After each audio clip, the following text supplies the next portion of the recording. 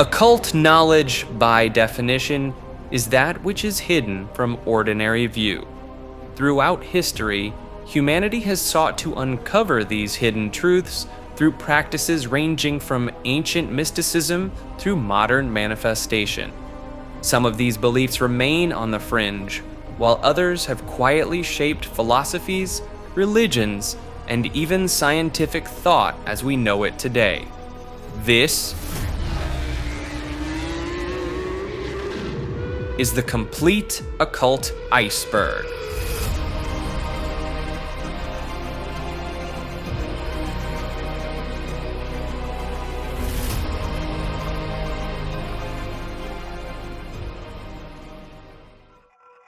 Pop culture occultism. Television shows, music videos, and Hollywood blockbusters have become unexpected laboratories for occult symbolism and ritual practices. What started as aesthetic choices by creative directors has evolved into something far more complex, blurring the lines between entertainment and esoteric tradition. Musicians like Beyoncé, Jay-Z, and Lady Gaga regularly incorporate imagery straight from ceremonial magic textbooks. Beyoncé's 2011 video for Countdown features hand gestures identical to those found in Golden Dawn ritual manuals from the 1800s. Jay-Z's use of pyramid symbolism and references to Aleister Crowley's Thelemic philosophy span multiple albums and public appearances. The Netflix series Chilling Adventures of Sabrina didn't just reference witchcraft for dramatic effect. The show's creators consulted practicing Wiccans and ceremonial magicians to ensure accuracy in their depiction of spellcasting, altar construction, and seasonal celebrations. Several episodes featured actual Latin incantations taken directly from medieval grimoires. Marvel's Doctor Strange films introduced millions of viewers to concepts like astral projection, chakra manipulation, and dimensional magic.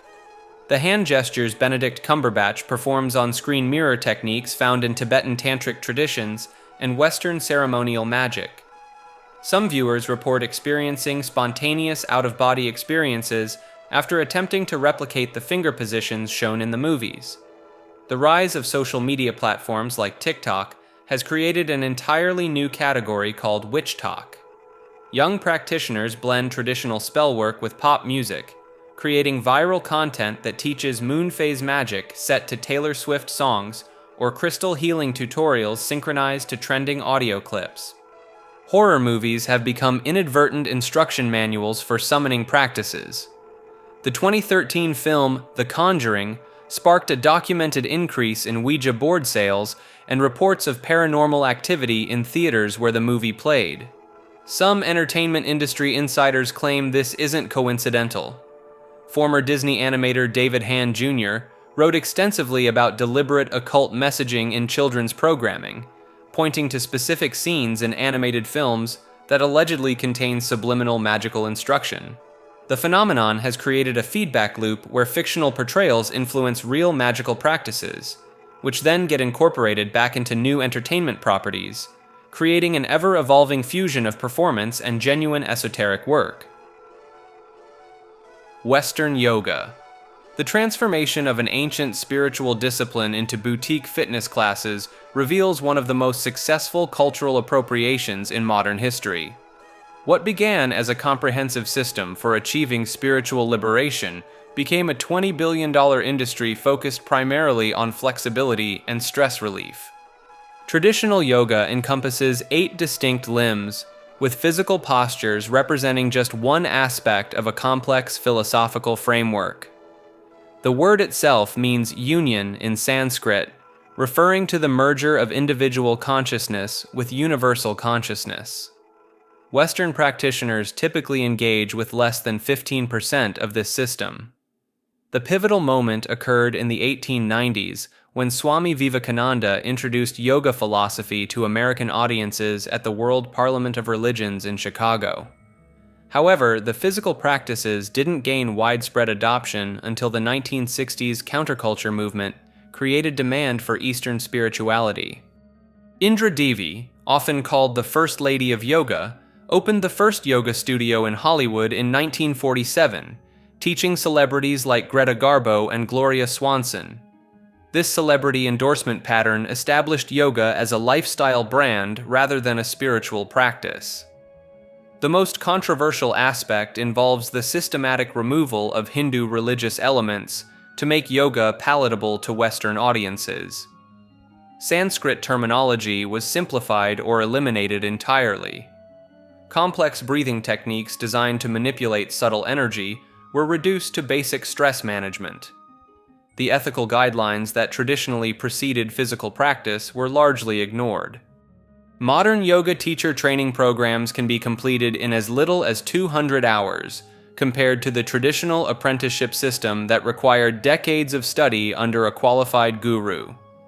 This has created what some critics call spiritual fast food, a superficial engagement with profound transformative practices. The billion-dollar yoga industry now includes everything from designer yoga pants costing over $100 to luxury retreats in Bali. Meanwhile, many yoga studios in India struggle financially, unable to compete with the commercialized Western version of their own cultural heritage. Like this video and subscribe to Maker. Tarot. This 78-card system transforms a simple deck into what believers call a window into past, present, and future events. The cards split into two main groups: 22 major arcana cards depicting archetypal figures like Death, the Fool, and the Hanged Man, alongside 56 minor arcana cards resembling a standard playing deck with 4 suits. The practice originated in 15th century Italy as a card game called tarocchi, but somewhere along the way, people began using the imagery for divination.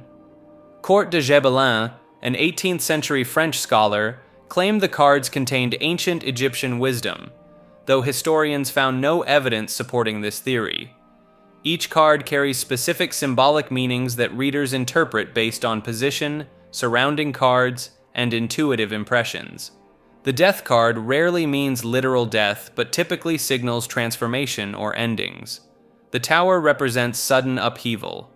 The Wheel of Fortune suggests changing circumstances beyond personal control.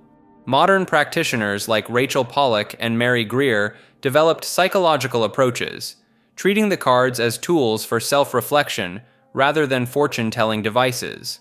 This reframing helped tarot gain acceptance among people uncomfortable with supernatural claims.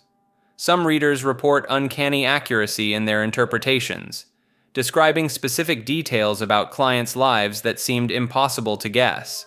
Skeptics attribute these hits to cold reading techniques, confirmation bias, and the Barnum effect, where vague statements feel personally meaningful. The Rider-Waite-Smith deck, created by Arthur Edward Waite and illustrated by Pamela Coleman Smith in 1909, remains the most recognizable version. Smith's detailed imagery on every card revolutionized tarot reading, moving beyond the simple pip cards of earlier decks. Today, thousands of different tarot decks exist, from traditional designs to modern artistic interpretations, featuring everything from cats to cosmic themes. Law of Attraction. This concept claims that focused thoughts and emotions can directly influence physical reality, drawing desired outcomes into your life through mental energy alone. The basic premise suggests that positive thoughts attract positive experiences, while negative thoughts bring unwanted circumstances. The idea gained massive mainstream attention through Rhonda Byrne's book and film, The Secret, in 2006, which presented testimonials of people claiming to manifest everything from parking spaces to million-dollar fortunes. Byrne compiled teachings from dozens of self-help authors who insisted that visualization techniques could reshape reality itself. Napoleon Hill laid much of the groundwork in his 1937 book, Think and Grow Rich, where he interviewed 500 wealthy individuals and concluded that focused desire combined with faith could transmute thoughts into their physical equivalent. Hill claimed that thoughts possess a vibrational frequency that resonates with similar energies in the universe. Modern practitioners describe elaborate visualization rituals where individuals spend hours daily imagining their desired outcomes in vivid detail. They claim the universe responds to these mental images by rearranging circumstances to make them reality. Some adherents create vision boards covered with images of cars, houses, and relationships they want to attract. The concept extends beyond simple positive thinking into quantum physics territory, with proponents arguing that consciousness directly affects subatomic particles. They point to the observer effect in quantum mechanics as evidence that human awareness can influence physical matter at the fundamental level. Critics note that confirmation bias explains most success stories, as people naturally remember hits while forgetting misses. The approach has also drawn criticism for suggesting that victims of tragedy somehow attracted their misfortune through negative thinking. Despite scientific skepticism, the law of attraction has spawned an entire industry of coaches, seminars, and guided meditations promising to unlock the universe's hidden mechanisms for manifestation. Wicca. This modern religion masquerades as an ancient practice, but its true origins trace back to just the 1950s. Gerald Gardner, a retired British civil servant with a fascination for folklore and nudist colonies, cobbled together what would become the fastest-growing pagan religion in the Western world. Gardner claimed he was initiated into an ancient witch cult that had survived centuries of persecution. The reality proves far more mundane. He borrowed heavily from ceremonial magic texts, Aleister Crowley's writings, and Margaret Murray's now debunked theories about medieval witch cults. The religion centers around the worship of a triple goddess and her consort, the Horned God. Practitioners cast circles using consecrated tools like the athame, a ritual knife that never cuts anything physical, and the pentacle, a disc inscribed with a 5-pointed star. Wiccans follow the Wheel of the Year, celebrating 8 Sabbats that mark seasonal transitions. Samhain, Beltane, Imbolc, and Lughnasadh represent the cross-quarter days, while the solstices and equinoxes round out the cycle. The religion's ethical framework revolves around the threefold law, which states that whatever energy you put out returns to you 3 times over. This concept appears nowhere in historical witchcraft, but serves as Wicca's primary moral guideline. Many covens practice skyclad, meaning ritual nudity, though this remains optional in most traditions. Gardner insisted this ancient practice enhanced magical power, though critics suggest it reflected his personal interests more than spiritual necessity. From Gardner's initial handful of followers, Wicca has exploded to encompass hundreds of thousands of practitioners worldwide, spawning countless traditions, solitary practitioners, and an entire industry of spellbooks and ritual supplies. Brothers Grimm. The famous fairy tale collectors Jacob and Wilhelm Grimm weren't just preserving children's stories. They were documenting a vast collection of European folk magic, witchcraft practices, and occult rituals that had been passed down through oral tradition for centuries. When the Grimm brothers traveled through German-speaking regions in the early 1800s, they encountered storytellers who were actually preserving ancient magical knowledge.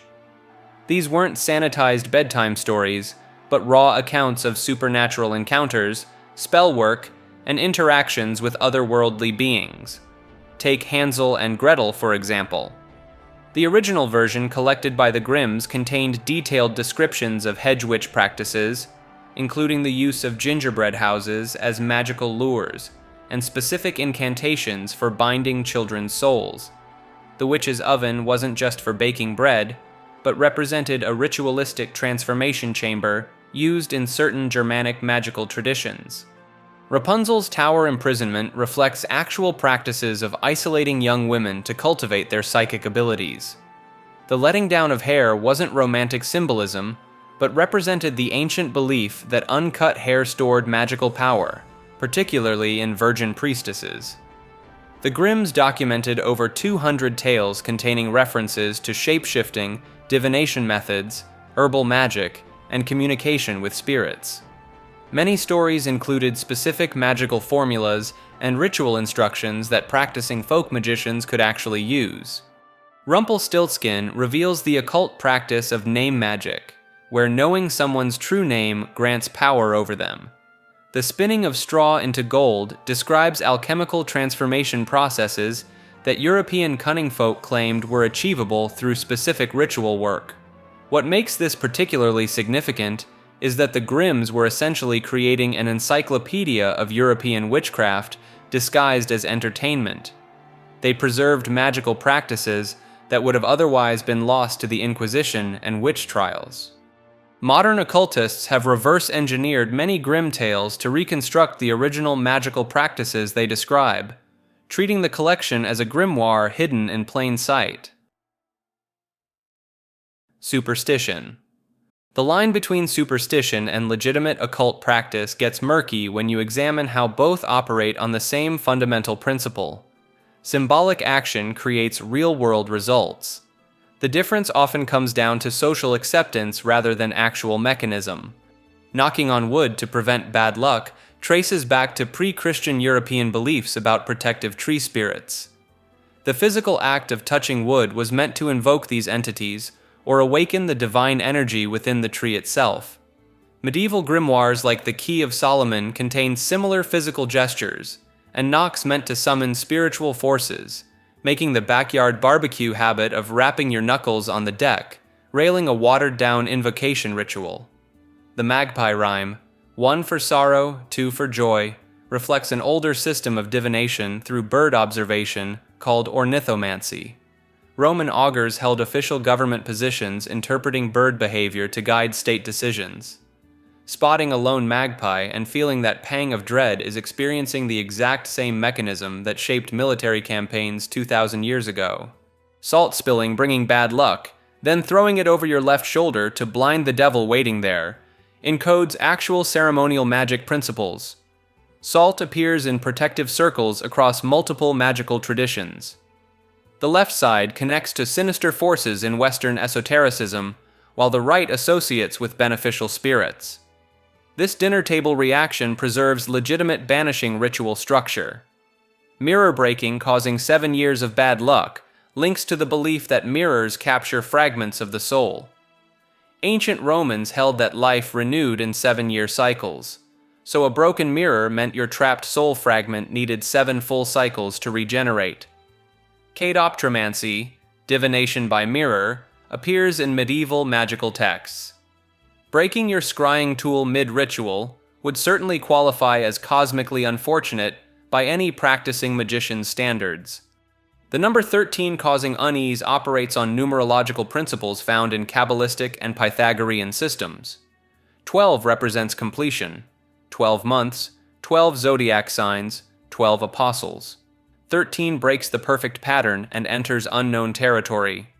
The Knights Templar mass arrest on Friday the 13th, October 1707, layered historical trauma onto existing numerical anxiety. What makes superstition fascinating from an occult perspective is how it functions as folk magic that survived by hiding in plain sight. Step on a crack, break your mother's back. Children chanting sympathetic magic formulas on playgrounds without knowing they're practicing the same as above, so below correspondences that fill Hermetic texts. German folk tales. The Grimm brothers didn't just collect children's stories. Jacob and Wilhelm Grimm documented a vast network of folklore from the early 1800s that preserved centuries of magical belief systems, warnings about supernatural entities, and instructions for dealing with the otherworldly. The original versions contain significantly more occult content than what made it into modern adaptations. Hansel and Gretel features a witch who practices cannibalism as a form of power absorption, consuming children to maintain her magical abilities. The gingerbread house itself functions as a glamour spell, an illusion designed to lure victims through their base desires. Rumpelstiltskin operates on the fundamental principle of true name magic, found across multiple occult traditions. The entity can only be banished once his true name is spoken, a concept that appears in ceremonial magic texts and grimoires. The deal he strikes, spinning straw into gold in exchange for a firstborn child, mirrors documented pacts with demonic entities, where material gain comes at the cost of something deeply personal. The juniper tree, one of the darkest tales in the collection, involves murder, dismemberment, cooking, and eventual resurrection through supernatural means. The stepmother kills her stepson, serves him as food to his father, and his sister buries his bones beneath a juniper tree, where he transforms into a bird before returning to exact revenge. This tale preserves beliefs about trees as conduits for spirits, and the concept of the soul transforming after violent death. The forest in these tales functions as a threshold space between the mundane and supernatural worlds. It's where humans encounter witches, talking animals, demonic bargains, and enchanted objects. This mirrors the role of wilderness in European paganism, where sacred groves and deep woods served as locations for ritual practice. Many tales include specific magical operations. Rapunzel involves a sorceress who cultivates a magical garden and uses hair as a tool of power. Snow White features a queen skilled in transformation magic and potion making, creating a poison apple that induces a death-like state. The 12 dancing princesses wear down their shoes each night, traveling to an underground realm, suggesting astral projection or trance journeying. The number 3 appears repeatedly in these tales, carrying significance from both Christian Trinity symbolism and older pagan traditions. 3 wishes, 3 tasks, 3 brothers, 3 knights. This numerical pattern reinforces magical thinking, where certain numbers hold inherent power. Several scholars note that these tales preserved folk magic practices that the common people used but couldn't openly discuss during periods of witch persecution.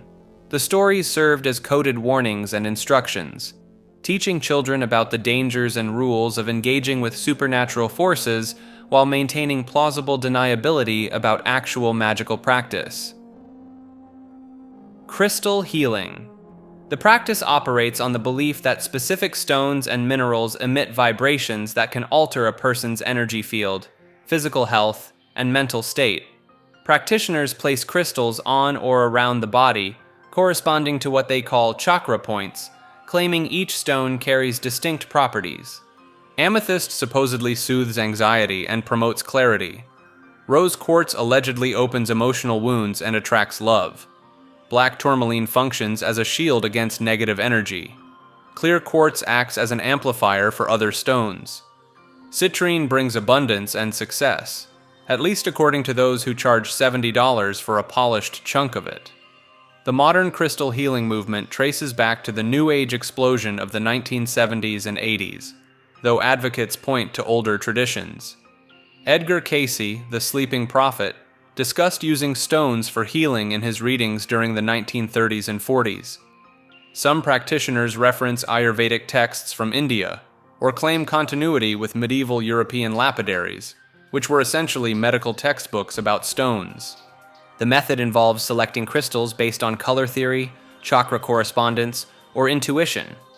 A practitioner might place a green aventurine over the heart chakra, or hold a selenite wand to cleanse someone's aura. Some soak crystals in moon water. Others arrange them in geometric grids around a room or person. No peer-reviewed scientific studies support the mechanisms crystal healers describe. The energy fields, vibrations, and chakras remain undetectable by any instrument. Controlled experiments show effects consistent with placebo, where believers experience benefits regardless of which stone they receive. The minerals themselves possess no special properties beyond their physical and chemical composition. The industry generates hundreds of millions in annual revenue. Instagram influencers display elaborate crystal collections. Gwyneth Paltrow's Goop sells jade eggs for internal use, which medical professionals strongly advise against. The trend has created ethical concerns about mining practices in countries like Madagascar and the Democratic Republic of Congo, where crystals are extracted under questionable labor conditions. The appeal endures because the practice feels tangible. Unlike abstract meditation or invisible prayer, you hold something physical. The stones are genuinely beautiful, and if someone feels better afterward, the reason why matters less to them than the result. Manifestation techniques. The practice of bringing desires into physical reality through focused mental and emotional energy.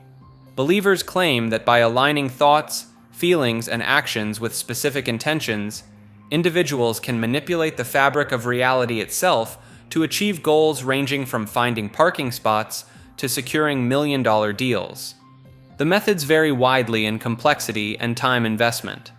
The 5-5-5 technique requires writing your desired outcome 5 times for 5 consecutive days, creating what practitioners call a vibrational frequency match with your goal. Scripting involves writing detailed narratives in present tense, as if your desires have already materialized, describing not just the outcome, but the specific emotions, sensations, and circumstances surrounding it. Vision boards became mainstream in the late 2000s, after Rhonda Byrne's book and film, The Secret, introduced law of attraction principles to millions. The technique involves creating collages of images representing desired outcomes, which supposedly activates the reticular activating system in the brain to notice opportunities aligned with those goals. More advanced practitioners employ techniques like the 2-cup method, where water is poured from a cup labeled with current reality into one labeled with past reality with desired reality, then consumed as a symbolic act of transformation. The pillow method involves sleeping with written affirmations under your pillow for extended periods. Critics point to confirmation bias and selective memory, noting that practitioners remember successful manifestations while forgetting countless failed attempts. Neuroscientists suggest any real effects come from increased motivation and attention rather than metaphysical reality bending. The 2010s saw manifestation techniques explode on social media platforms, with users sharing alleged successes ranging from minor coincidences to life-changing windfalls. Astral projection. The claimed ability to separate your consciousness from your physical body and travel through space, time, and other dimensions. Practitioners describe lying down, entering a deep meditative state, and then experiencing a sensation of floating or vibrating before suddenly finding themselves hovering above their own body, looking down at themselves sleeping. The most consistent detail across accounts is the silver cord. This supposedly appears as a glowing elastic tether connecting the astral body to the physical one. According to the belief, this cord can stretch infinitely and allows the traveler to snap back to their body instantly if threatened. The fear, of course, is that severing this cord would mean permanent separation from the physical form. Robert Monroe documented his experiences starting in 1958, eventually founding the Monroe Institute in Virginia to study what he called out-of-body experiences. Monroe claimed to have cataloged different focus levels, numbering them 10 through 49, each representing different planes of consciousness. Focus 10 was described as mind awake, body asleep.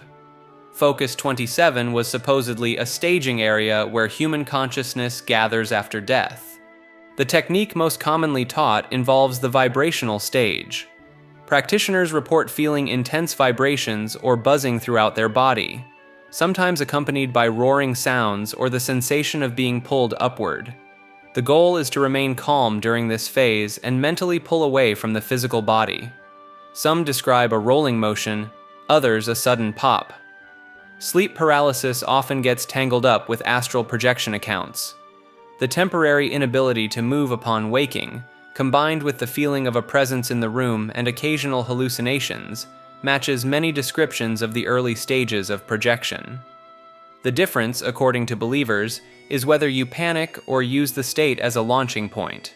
Sylvan Muldoon published The Projection of the Astral Body in 1929, claiming he had been accidentally projecting since childhood. His accounts included visiting neighbors' houses and later confirming details he couldn't have known.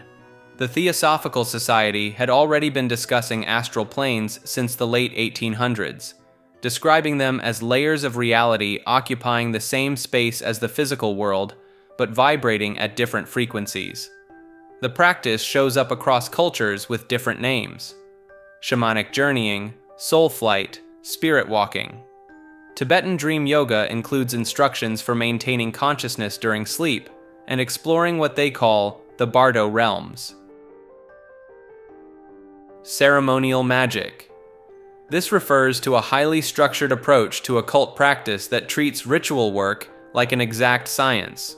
Where folk magic might involve lighting a candle and speaking a wish, ceremonial magic requires precise timing based on planetary hours, specific robes color-coded to different operations, consecrated tools that took weeks to prepare, and invocations spoken in languages the practitioner may not even understand. The modern framework traces back to grimoires like the Key of Solomon and the Lesser Key of Solomon, medieval texts that provided detailed instructions for summoning spirits into physical manifestation. These books outlined everything from the exact measurements of the magic circle to the specific perfumes that needed to be burning during each type of working.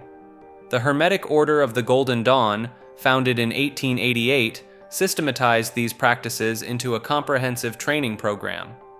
Members like Aleister Crowley and Arthur Edward Waite spent years mastering increasingly complex rituals, progressing through grades that each unlocked new techniques.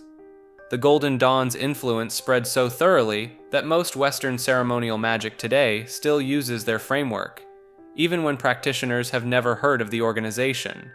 The rituals themselves can take hours to perform correctly.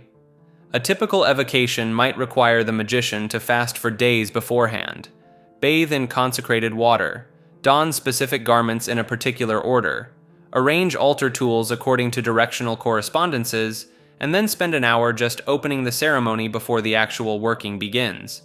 One misplaced word or gesture supposedly renders the entire operation void, or worse, dangerous. The tools carry specific symbolic weight. The wand directs will. The sword commands and banishes. The chalice receives.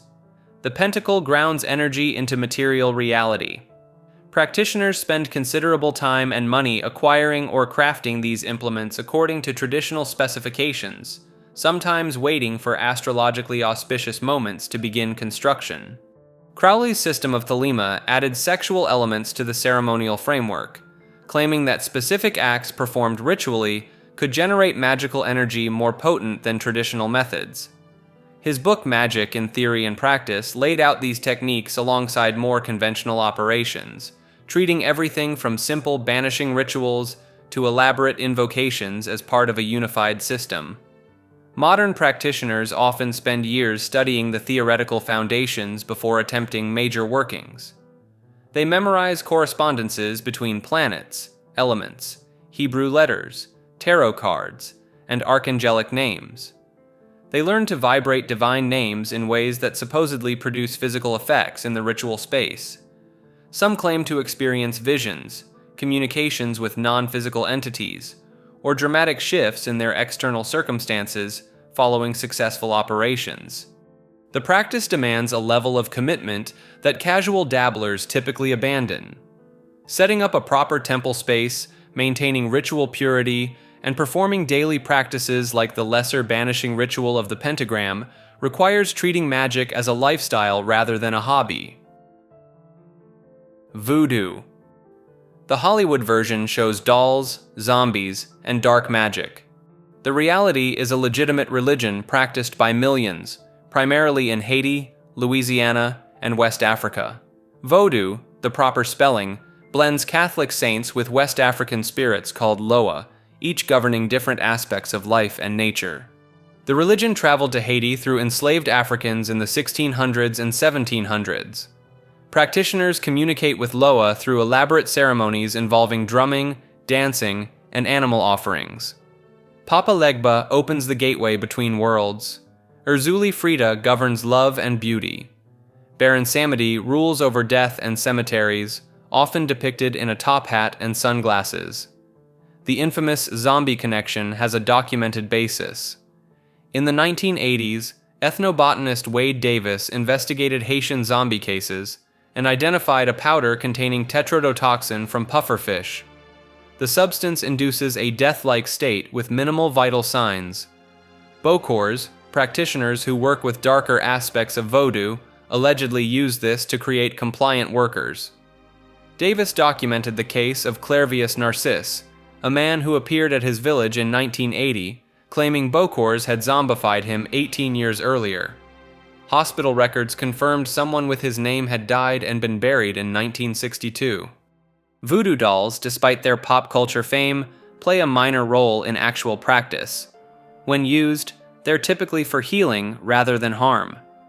The pins mark areas needing spiritual attention, not torture points. The religion faced brutal suppression throughout history.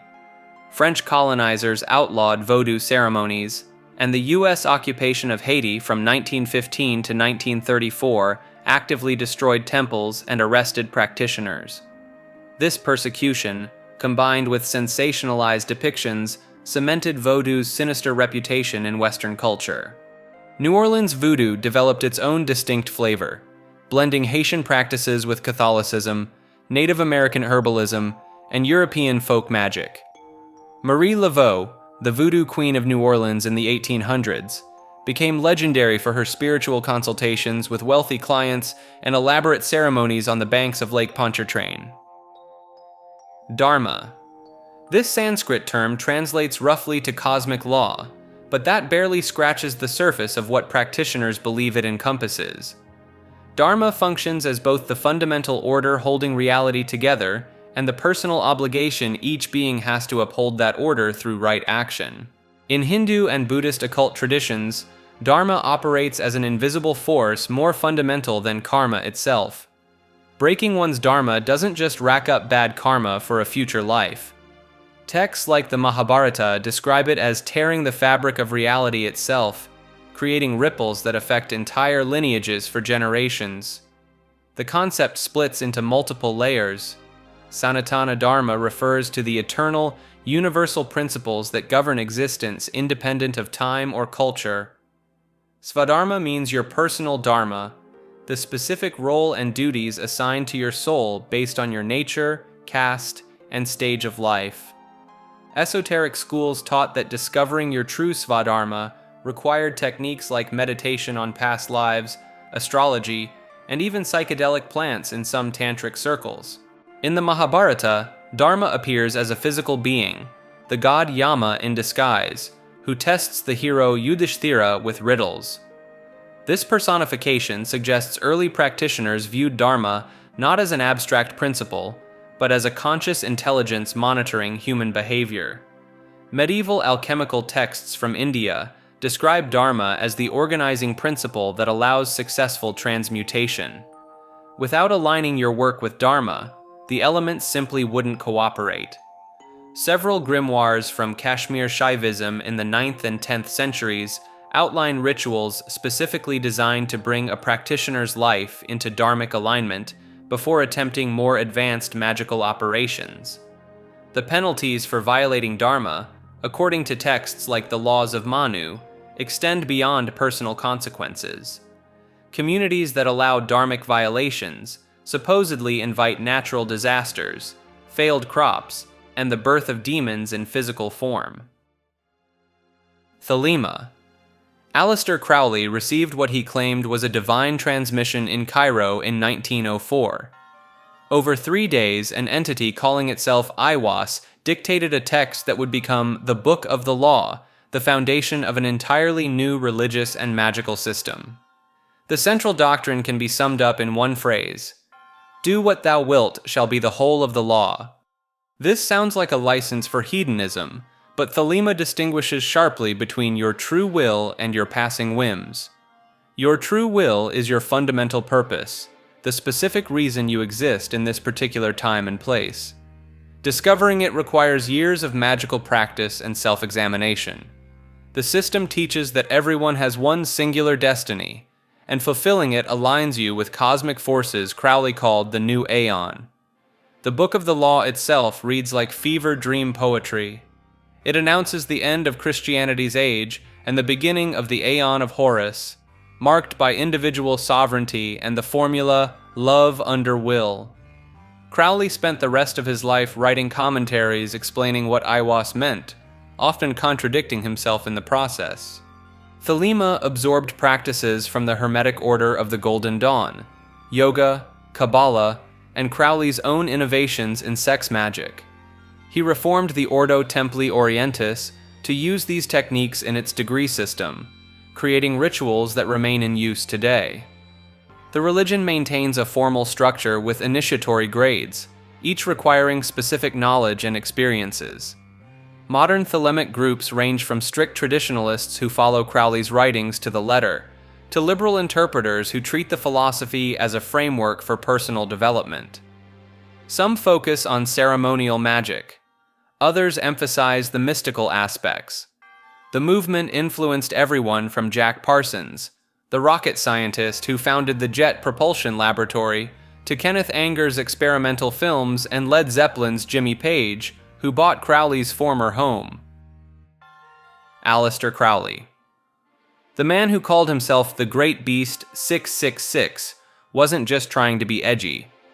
Born in 1875 to wealthy English parents, Edward Alexander Crowley rejected his strict Christian upbringing to become arguably the most influential occultist of the 20th century. His philosophy of Thelema, summarized in the phrase, "Do what thou wilt shall be the whole of the law," shaped modern occultism more than any single figure since the Renaissance. Crowley didn't just study magic. He traveled to Egypt in 1904, where he claimed a non-physical entity named Aiwass dictated the Book of the Law to him over 3 days. This text became the foundation of Thelema, a religious and philosophical system that frames human will as the ultimate cosmic force. The book contains specific instructions for rituals, ethical frameworks, and prophecies that Crowley spent the rest of his life interpreting and expanding. His magical practices went beyond meditation and symbolism.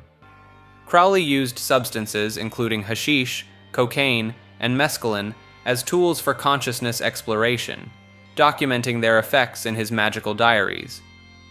He practiced what he called sex magic, using intimate acts as ritualized methods to manifest will and contact non-physical intelligences. These weren't casual experiments, but structured practices with specific gestures, words, and timing meant to produce tangible results.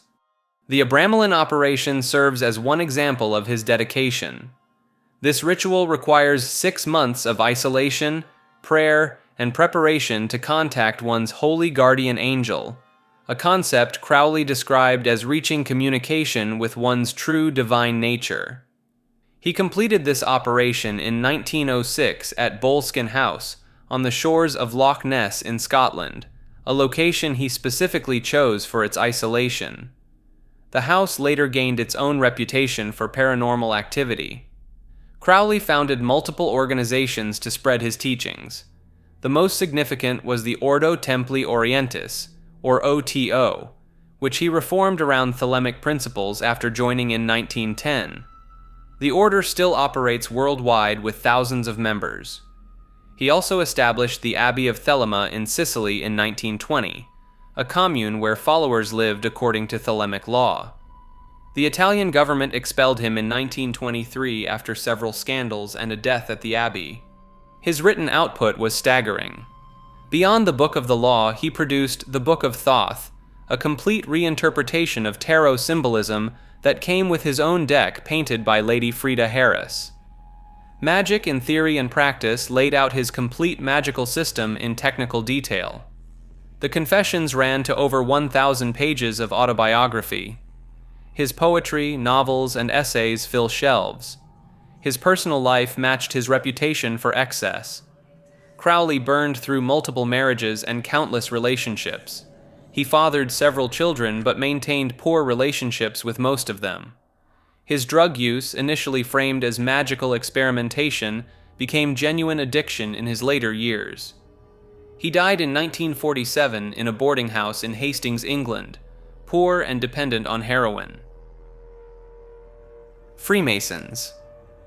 The world's largest and oldest fraternal organization operates through a system of secret rituals, coded handshakes, and 33 degrees of initiation. Members meet in temples called lodges, where they perform ceremonies involving blindfolds, nooses, and symbolic deaths and rebirths. Each degree reveals new passwords, grips, and esoteric knowledge that lower-ranking members never learn. The basic structure divides into 3 core degrees: Entered Apprentice, Fellow Craft, and Master Mason. Beyond these sit 30 additional degrees in the Scottish Rite, with names like Knight of the Rose Cross and Grand Inspector General. Members swear oaths of secrecy with increasingly severe symbolic punishments for breaking them, from having their throat cut to being split in half. Their primary symbols include the square and compass, representing morality and boundaries, often displayed with the letter G in the center. Members identify each other through specific handshakes called grips. The Master Mason grip involves pressing the thumb between the second and third knuckles, while accompanying it with the phrase Tubal Cain, or Shibboleth. The organization claims descent from medieval stonemason guilds who built Europe's great cathedrals. These craftsmen used secret signs to prove their skill level when traveling between job sites. Modern Freemasonry emerged in 1717 when the Grand Lodge of England formed in London, transforming from an operative craft guild into a speculative philosophical society. 14 of the 39 men who signed the United States Constitution were Masons. George Washington, Benjamin Franklin, and Paul Revere all belonged to lodges. The Great Seal of the United States features the all-seeing eye atop a pyramid, a symbol that appears in Masonic iconography, though the connection remains disputed. The street layout of Washington, D.C. allegedly forms Masonic symbols when viewed from above, including squares, compasses, and pentagrams, though city planners have never confirmed this intentional design. Conspiracy theories position Freemasons as puppet masters, controlling governments, banks, and major historical events. Some claim they orchestrated the French Revolution, founded the Illuminati, or currently manipulate global economics. The Jack the Ripper murders in 1888 spawned theories that the killer was a Mason conducting ritual killings, or that the organization covered up crimes committed by a royal member. The Catholic Church officially prohibited Catholics from joining in 1738, calling it incompatible with Christian doctrine. This ban remained in effect until it was slightly relaxed in 1983, though joining is still strongly discouraged. Islamic scholars have issued similar prohibitions, viewing the organization's secrecy and oath-taking as contradictory to religious law. Modern Freemasons primarily engage in charitable work, operating hospitals like the Shriners Children's Network, and providing scholarships and disaster relief. The organization has seen declining membership since the 1960s, with average member age now exceeding 60. Many lodges struggle to maintain their historic buildings, as younger generations show less interest in joining fraternal organizations. Notable 20th and 21st century members include astronaut Buzz Aldrin, who carried a Masonic flag to the moon, Prime Minister Winston Churchill, automobile manufacturer Henry Ford, and musicians Duke Ellington and Nat King Cole. Shaquille O'Neal joined Prince Hall Freemasonry, the historically black branch of the organization, in 2011. Ritualistic Dancing.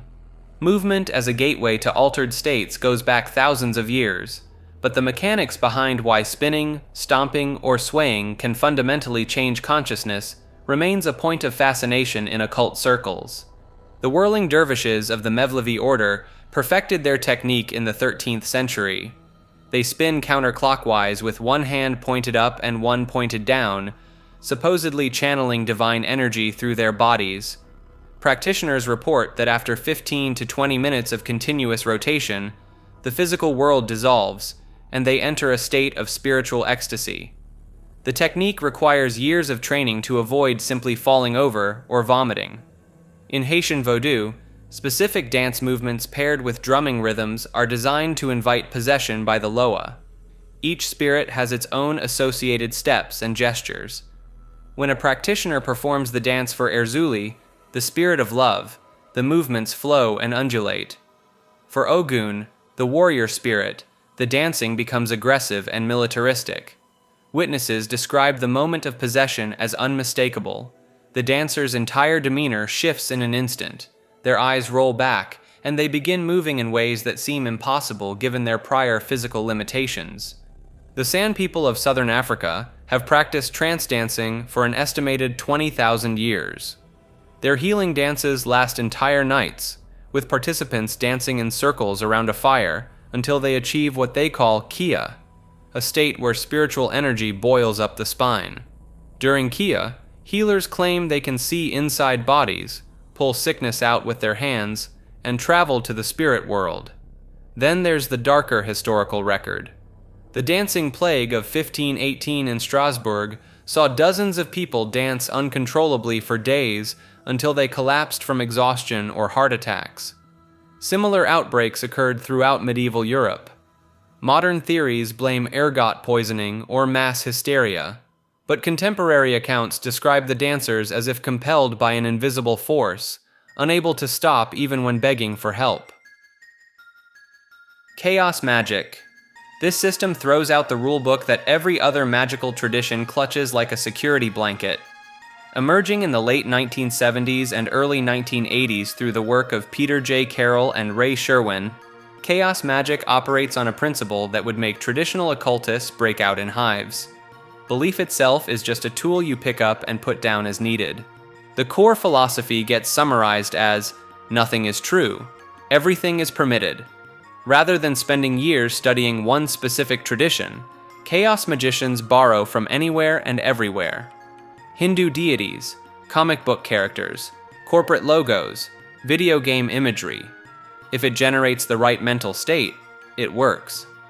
The technique most associated with chaos magic is sigil creation, refined from artist Austin Osman Spare's methods. You write out your desire, strip away duplicate letters, mash the remaining ones into a symbol, charge it through intense focus or other methods to reach gnosis, then deliberately forget it. The idea being that your conscious mind interferes with magic, so you need to smuggle intentions past your own awareness. Carroll and Sherwin founded the Illuminates of Thanateros, often called the IOT, as a magical order specifically for chaos practitioners. But even this had a deliberately anti-hierarchical structure, because permanent rigid organizations contradicted the whole point. What makes chaos magic distinct is paradigm shifting. A practitioner might work as a devout Catholic on Monday, an atheist psychologist on Wednesday, and a Norse pagan on Friday, treating each worldview as equally valid tools rather than competing truths. The results matter, not the theology behind them. Charles Fort. A man spent nearly 3 decades sitting in libraries, filling shoebox after shoebox with newspaper clippings about reigns of frogs, mysterious disappearances, and objects that defied the laws of physics. Charles Fort, working primarily between the 1890s and early 1930s, became obsessed with collecting what he called the damned, facts that science refused to acknowledge because they didn't fit established theories. Fort gathered over 40,000 notes documenting bizarre phenomena from newspapers and scientific journals worldwide. Fish falling from clear skies in Louisiana, blood raining down on Calabria, Italy, a farmer in Tennessee watching a massive chunk of ice crash into his field on a summer day, ships vanishing without a trace in calm seas, mysterious lights performing impossible maneuvers decades before aircraft existed. What made Fort different from typical paranormal enthusiasts was his acidic skepticism toward everyone. He mocked scientists for ignoring inconvenient data, but he also ridiculed people who jumped to supernatural conclusions. When meteorologists claimed fish fell from the sky because waterspouts carried them from lakes, Fort would point out cases where the fish were still frozen solid, or were species that didn't exist anywhere nearby. His first major work, The Book of the Damned, published in 1919, compiled hundreds of these rejected phenomena. The book caught fire among readers tired of scientific certainty. Fort suggested playfully absurd theories. Maybe we're property and something owns us. Maybe there's a Super Sargasso Sea in the sky where things go before falling back to Earth. He wasn't serious about these explanations. He wanted to show how easily anyone could create theories to fit the facts. Fort coined the term teleportation decades before it appeared in science fiction. He documented cases of objects and people seemingly moving instantly from one location to another, stones appearing inside locked rooms, people vanishing from their beds and appearing miles away with no memory of travel. His influence spread wider than most realize. Science fiction writers like H.P. Lovecraft and Robert Heinlein referenced his work. The Fortean Society formed in New York in 1931 to continue his research, counting members like Theodore Dreiser, Booth Tarkington, and Ben Hecht. Today, Fortean Times magazine carries on his tradition of documenting the unexplained without jumping to conclusions. Fort died in 1932, leaving behind thousands of documented cases that mainstream science still struggles to explain. His legacy wasn't believing in the paranormal. It was questioning the people who claim to have all the answers. Kabbalah, the Jewish mystical tradition that maps the structure of divine reality itself. At its core sits the Tree of Life, a diagram of 10 interconnected spheres called Sephirot that describe how the infinite unknowable source, Ein Sof, manifests into the physical world. Each Sephira handles a different aspect of existence, from Keter at the crown representing pure divine will, down through Chesed for mercy, and Gevurah for severity, ending at Malkuth, the kingdom of material reality. The Zohar, written in the 13th century Spain by Moses de Leon, became the foundational text. Presented as ancient wisdom from Rabbi Shimon bar Yochai, it interprets the Torah through layers of hidden meaning, with each Hebrew letter containing worlds of significance. Medieval Kabbalists developed complex techniques, using gematria to calculate the numerical values of words, finding connections between concepts that share the same sum. Practical Kabbalah dealt with angel names, divine names like the 72-letter name of God, and combinations of Hebrew letters that could theoretically influence reality. Isaac Luria in 16th century Seift developed the concept of Tzimtzum, the idea that God contracted to create empty space for the universe to exist, and that divine vessels shattered during creation, scattering holy sparks throughout the material world that humans must gather through righteous acts.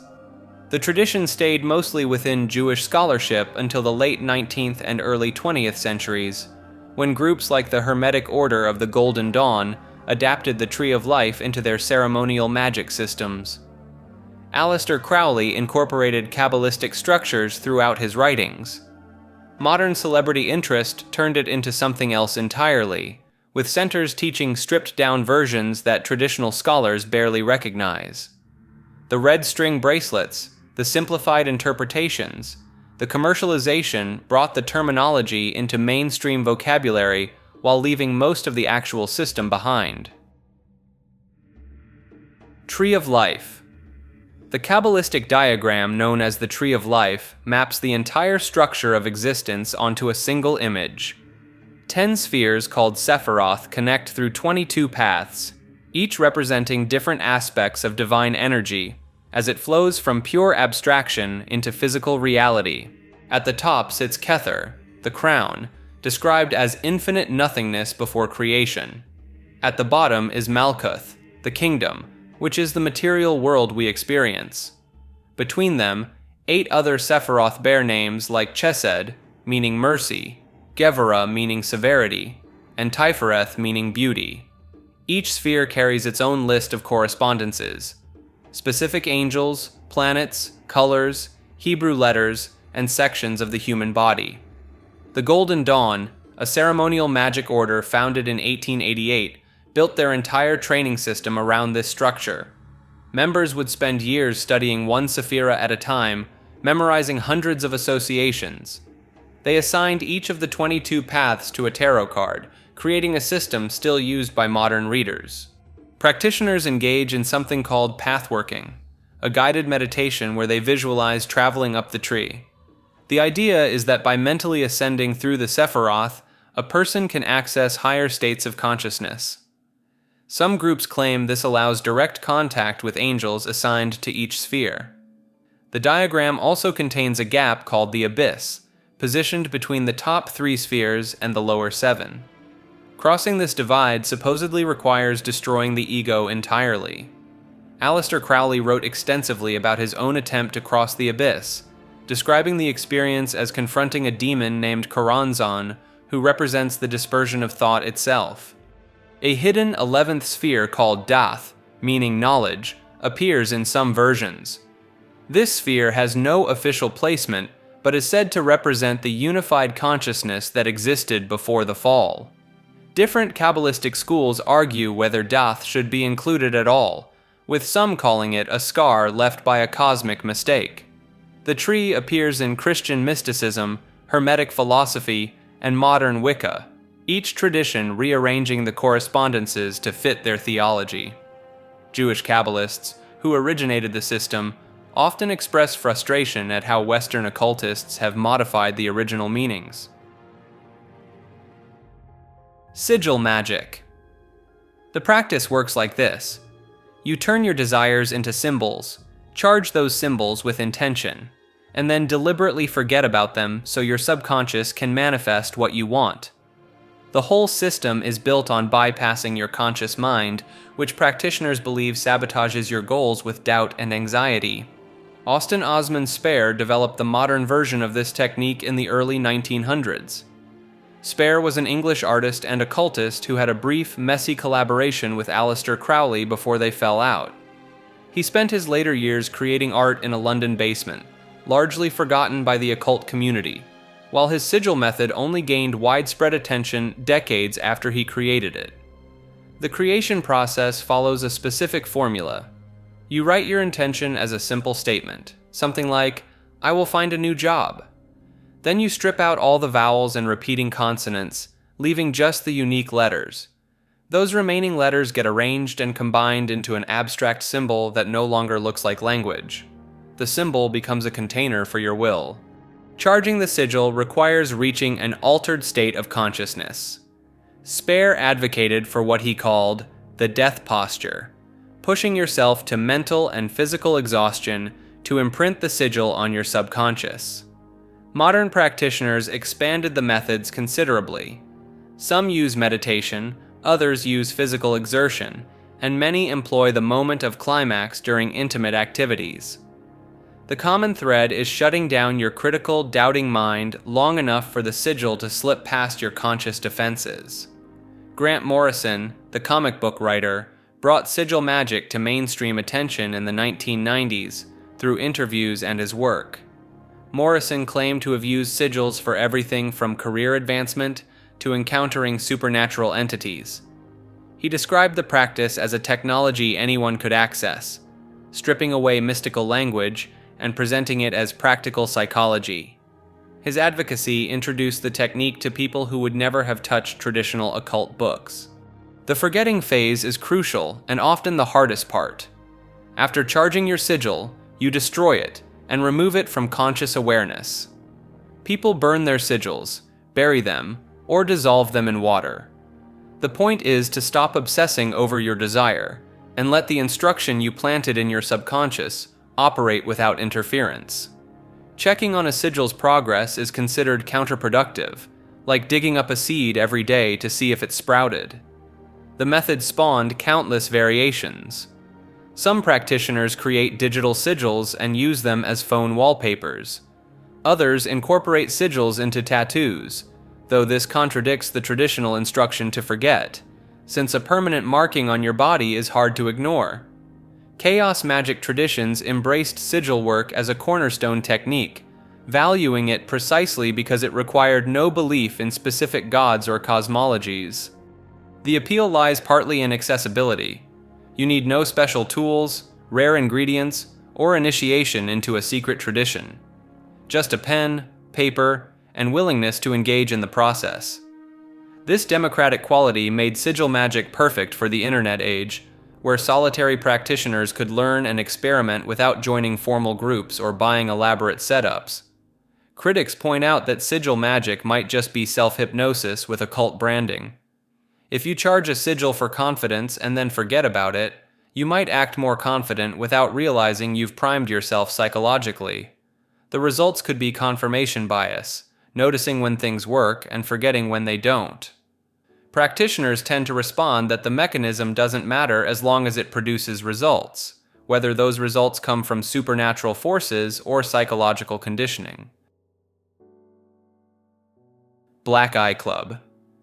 Photographs of politicians, business leaders, and celebrities sporting bruised left eyes have sparked one of the more visually striking conspiracy theories in occult circles.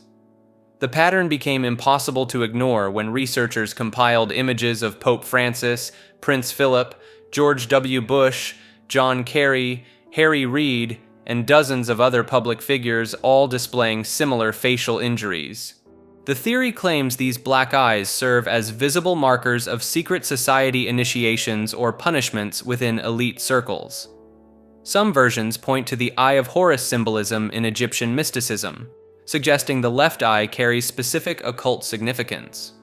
Others describe it as evidence of a violent ritual that high-ranking members must endure to maintain their positions of power. Pope Francis appeared with a bruised eye in 2017, which the Vatican attributed to an accident with the Pope-mobile. Prince Philip showed up to a public event with a black eye in 2013, explained away as a minor incident.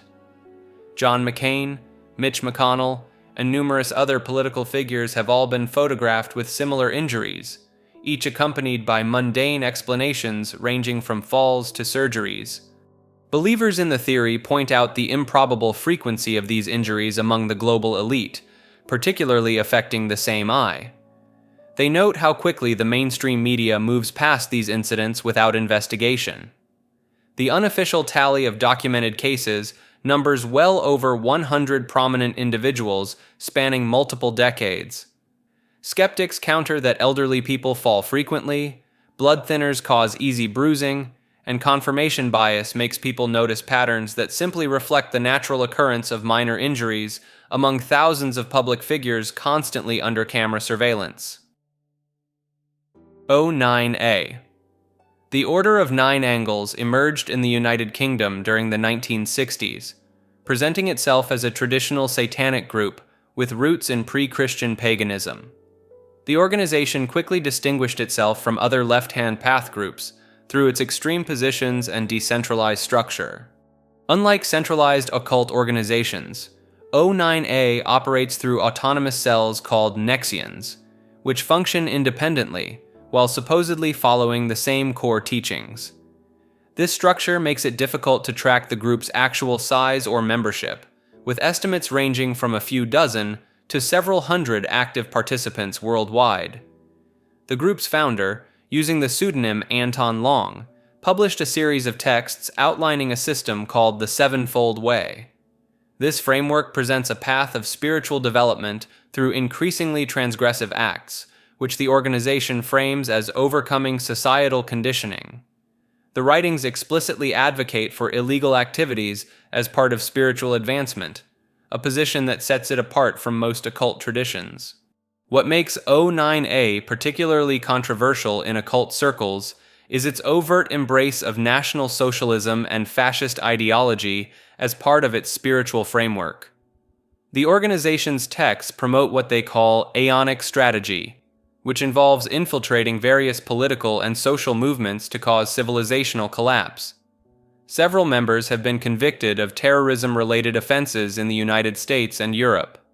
Security services in multiple countries have classified O9A as a concerning extremist organization. The group has been linked to at least 5 individuals convicted of planning or carrying out violent attacks between 2015 and 2023. This has led many traditional occult practitioners to explicitly distance themselves from O9A and its teachings. The organization remains active primarily through online forums and encrypted communications, continuing to publish materials and attract individuals drawn to its combination of occultism and extremist politics. Rosicrucian Order. In 1614 and 1615, 3 anonymous manifestos appeared in Germany, claiming the existence of a secret brotherhood of alchemists and sages. The Fama Fraternitatis, the Confessio Fraternitatis, and the chemical wedding of Christian Rosenkreuz promised that this mysterious order possessed hidden wisdom capable of transforming both metals and souls. The manifestos told the story of Christian Rosenkreuz, a German doctor who supposedly lived from 1378 to 1484. According to the texts, he traveled through the Middle East and North Africa, learning secret knowledge from mystics in Damascus, Egypt, and Fez. Upon returning to Europe, he founded a brotherhood limited to 8 members, who would meet once per year and heal the sick for free. The documents claimed that Rosenkreuz's tomb had been recently discovered, perfectly preserved with his body uncorrupted after 120 years. Inside the seven-sided vault, geometric symbols covered every surface, and mysterious objects including mirrors and bells surrounded his remains. No one ever came forward to claim authorship of the manifestos. No verifiable members of this Rose-Cross Brotherhood revealed themselves. The texts sparked a wave of interest across Europe, with hundreds of hopeful seekers writing open letters begging to be admitted to the order. All received silence in return. Modern scholarship attributes the manifestos to Lutheran theologian Johann Valentin Andreae, though he later distanced himself from the writings, calling them a ludibrium, a joke or game. Whether satirical commentary on Reformation politics or genuine mystical declaration, the Rosicrucian manifestos became foundational texts for Western esoteric traditions. Multiple organizations today claim direct lineage from the original Brotherhood. The ancient mystical order, Rosicrucis, founded by Harvey Spencer Lewis in 1915, operates as a correspondence course teaching degrees of illumination through mailable lessons. The Rosicrucian Fellowship, established by Max Heindel in 1909, focuses on Christian mysticism, blended with esoteric cosmology. These groups teach systems combining alchemy, Kabbalah, Hermeticism, and what they term spiritual science. Students progress through initiatory degrees, learning techniques for astral projection, understanding invisible planes of existence, and interpreting alchemical symbolism as maps of inner transformation. The actual existence of a continuous secret society from the 1600s remains historically unverified. What undeniably exists is the shadow the manifestos cast across occult philosophy, influencing Freemasonry, Golden Dawn ritual structure, and countless magical orders that followed.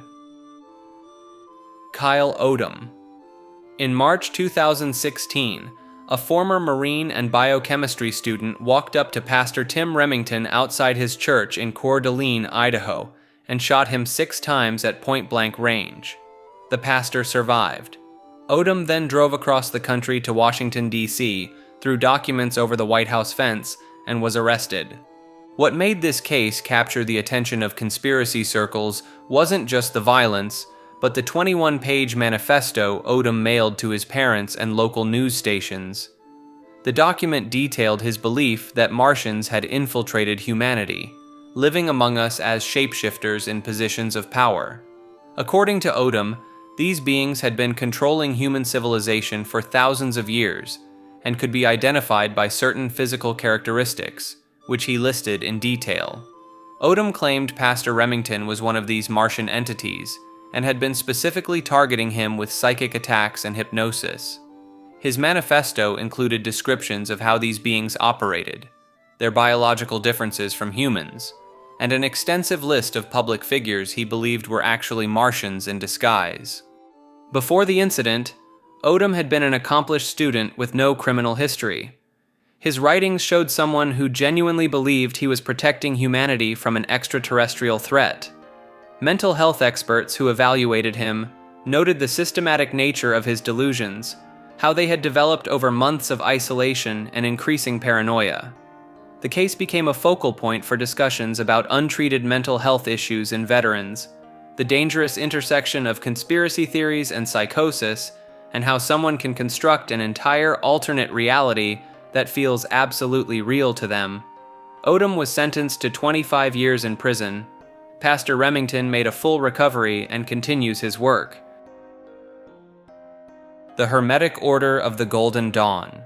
This secret society reshaped Western occultism more than any other organization in modern history. Founded in London in 1888 by 3 Freemasons, William Wynne Westcott, Samuel Little MacGregor Mathers, and William Robert Woodman, the Golden Dawn created an elaborate system of ceremonial magic that practitioners still use today. The order's origin story involves a set of encrypted manuscripts written in cipher, allegedly discovered by Westcott. These manuscripts outlined rituals and magical grades, Westcott claimed they came from a German adept named Anna Sprengel, though historians strongly suspect he forged them himself to give the order an air of ancient legitimacy. The Golden Dawn attracted an impressive roster of members. Poet William Butler Yeats joined and remained involved for years.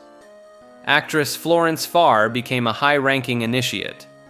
Horror writer Arthur Machen practiced their rituals. Occultist Dion Fortune later built her own magical system based on Golden Dawn teachings. The order used a 10-grade initiation system based on the Kabbalistic Tree of Life. Members progressed from neophyte through increasingly complex ceremonies, learning correspondences between Hebrew letters, tarot cards, astrological signs, and angelic hierarchies. The rituals combined Egyptian symbolism, Enochian magic, and Rosicrucian philosophy into an elaborate framework that took years to master. Things fell apart dramatically when Aleister Crowley entered the picture. After joining in 1898, Crowley advanced rapidly through the grades. When the London Temple refused to initiate him to the higher Second Order, he traveled to Paris where Mathers personally performed the ritual. This created a rift. Crowley attempted to forcibly take over the London Temple in 1900, showing up in full Highland dress and a black mask. Members physically threw him out. The order splintered into competing factions. Mathers and Westcott accused each other of fraud. Members chose sides. By 1930, the original Golden Dawn had fractured into multiple groups, each claiming to be the true continuation. Despite its collapse, the Golden Dawn's influence spread everywhere in 20th century occultism. The Rider-Waite Tarot deck, the most popular tarot design ever created, incorporates Golden Dawn symbolism throughout. Wicca borrowed heavily from their ritual structure. Modern chaos magic traces roots back to their techniques. The Order's grade papers, ritual scripts, and magical correspondences eventually leaked to the public. Israel Regardie, once Crowley's secretary, published the complete Golden Dawn curriculum in 1937, breaking decades of secrecy. What was once restricted to initiated members became available to anyone willing to study. Vedas and Bhagavad-Gita. The Vedas rank among the oldest surviving religious texts on Earth, with the Rig Veda dating back somewhere between 1500 and 1200 BCE. These four collections contain hymns, rituals, and philosophical discussions that form the foundation of Hindu spiritual practice. But they also detail techniques for accessing altered states of consciousness and describe supernatural abilities called siddhis. The texts outline an 8-limbed path of yoga that goes far beyond physical exercise. The deeper stages involve withdrawing the senses from external stimuli, holding concentration on a single point for extended periods, and ultimately achieving samadhi, a state where the practitioner's individual consciousness allegedly merges with universal consciousness. The Yoga Sutras of Patanjali, compiled around 400 CE, systematically catalog these practices alongside the siddhis they supposedly unlock, including levitation, invisibility, and knowledge of past lives. The Bhagavad Gita takes a different approach as a dialogue between the warrior Arjuna and the god Krishna disguised as his chariot driver. Right before a massive battle, Krishna reveals himself in his true cosmic form and explains concepts that would later fascinate Western occultists. The text describes reality as Maya, an illusion that veils the true nature of existence, and introduces the idea of reaching enlightenment while still living in a physical body. These texts hit Western esoteric circles like a bomb in the late 1800s. Helena Blavatsky, founder of the Theosophical Society, heavily incorporated Vedic concepts into her teachings, though scholars have noted she often misinterpreted or freely adapted them.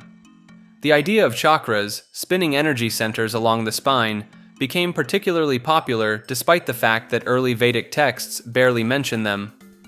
Later, tantric traditions developed the 7-chakra system that modern practitioners recognize. The practice of mantra recitation adds another layer to the occult interpretation. Practitioners believe specific Sanskrit syllables create vibrations that affect both consciousness and physical reality. The mantra Om, written as AUM, supposedly contains the fundamental vibration of the universe itself. Tantric traditions pushed this further, assigning specific sounds to deities and body parts, creating elaborate systems for awakening Kundalini, visualized as a serpent of energy coiled at the base of the spine.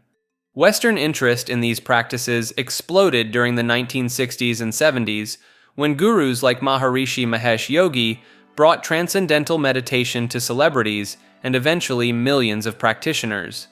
The movement stripped away much of the religious context, repackaging meditation as a scientifically validated technique for reducing stress, though researchers later questioned the quality of many supporting studies. The texts describe a cosmology spanning vast timescales that dwarf human history. A single day of Brahma, the creator deity, lasts 4.32 billion years.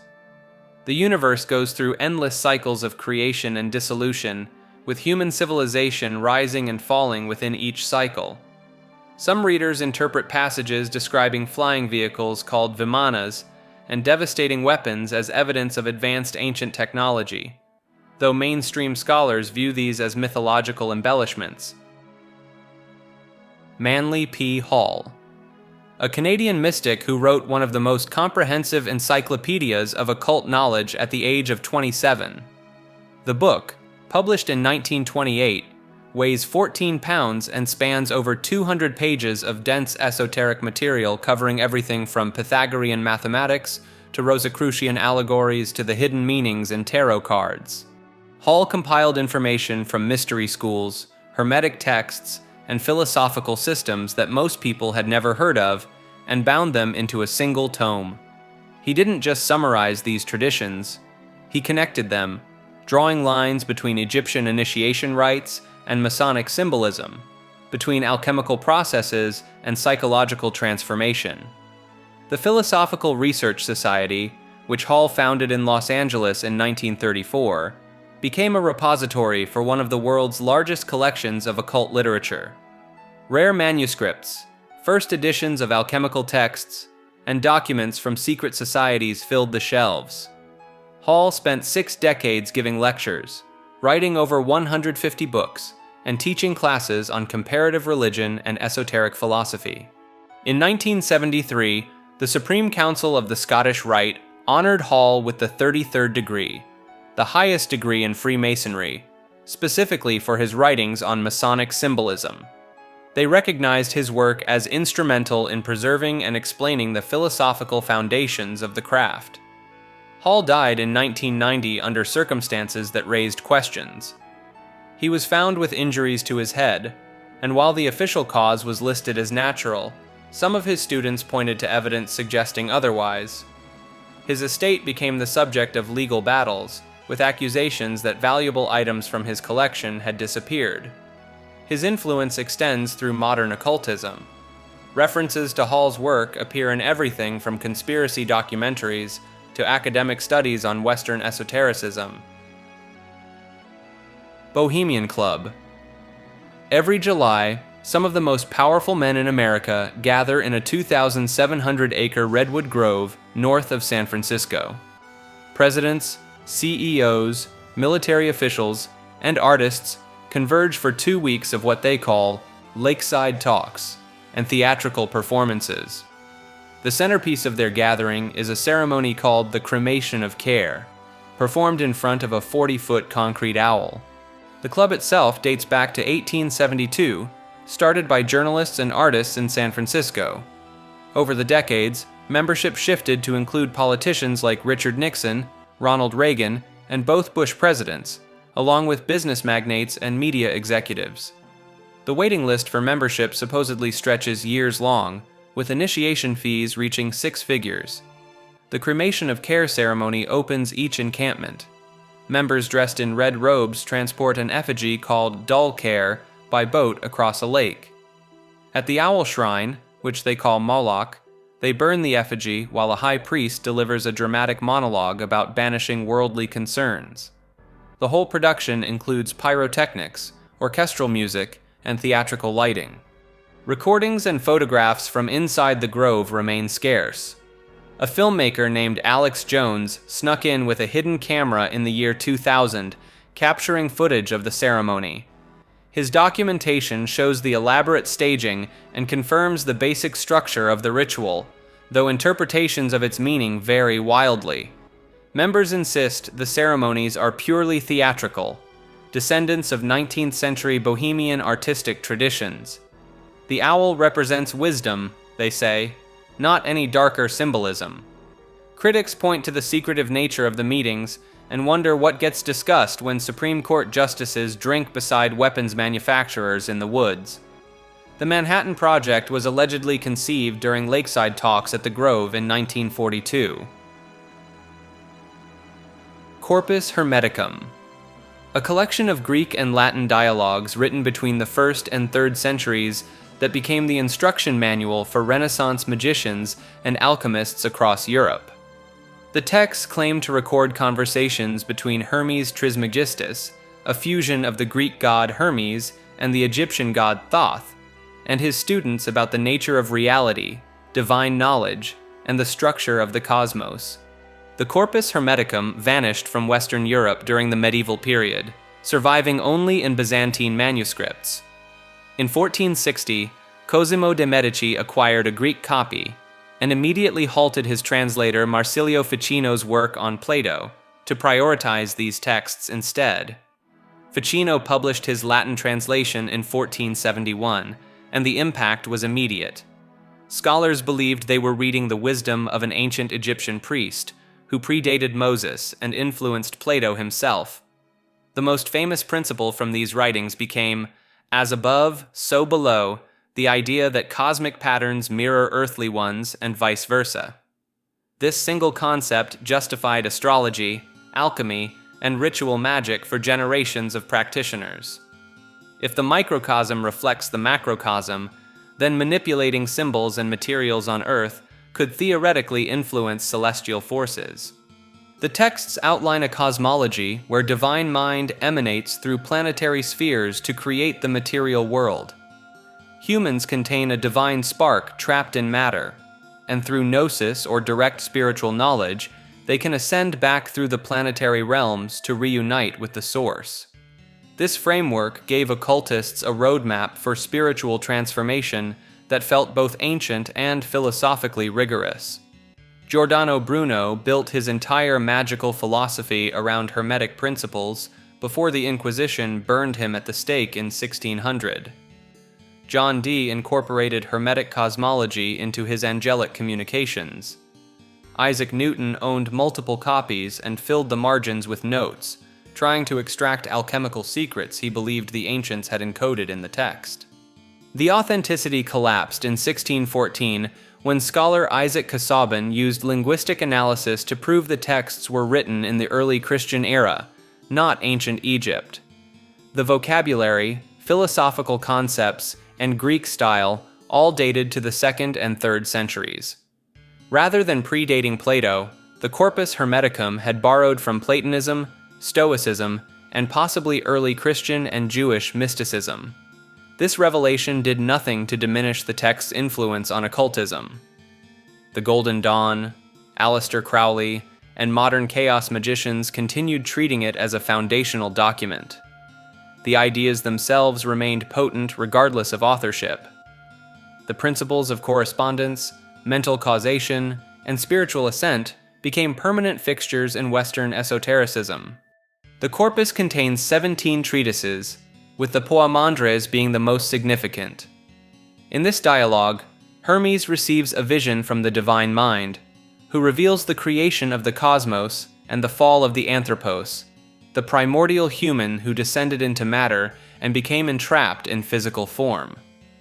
Other treatises discuss topics ranging from the nature of fate and free will to practical instructions for achieving mystical union with the divine. The text's emphasis on direct spiritual experience over institutional religion made it attractive to those seeking alternatives to Orthodox Christianity. Hermetic lodges and societies flourished in the 18th and 19th centuries, each claiming to preserve the authentic tradition. The Kybalion, published in 1908 by 3 anonymous authors calling themselves the Three Initiates, repackaged Hermetic principles for modern readers, and became wildly popular in New Age circles, though serious scholars consider it a loose interpretation at best. Plato. The Greek philosopher who lived from 428 to 348 BCE left behind more than just dusty philosophy textbooks. His writings contain some of the earliest detailed descriptions of esoteric knowledge systems that would influence Western occultism for over 2,000 years. Plato studied under Socrates, but also spent significant time in Egypt and possibly with the Pythagorean mystery schools in Italy. The Pythagoreans practiced a blend of mathematics, music theory, and spiritual discipline that treated numbers as living forces rather than abstract concepts.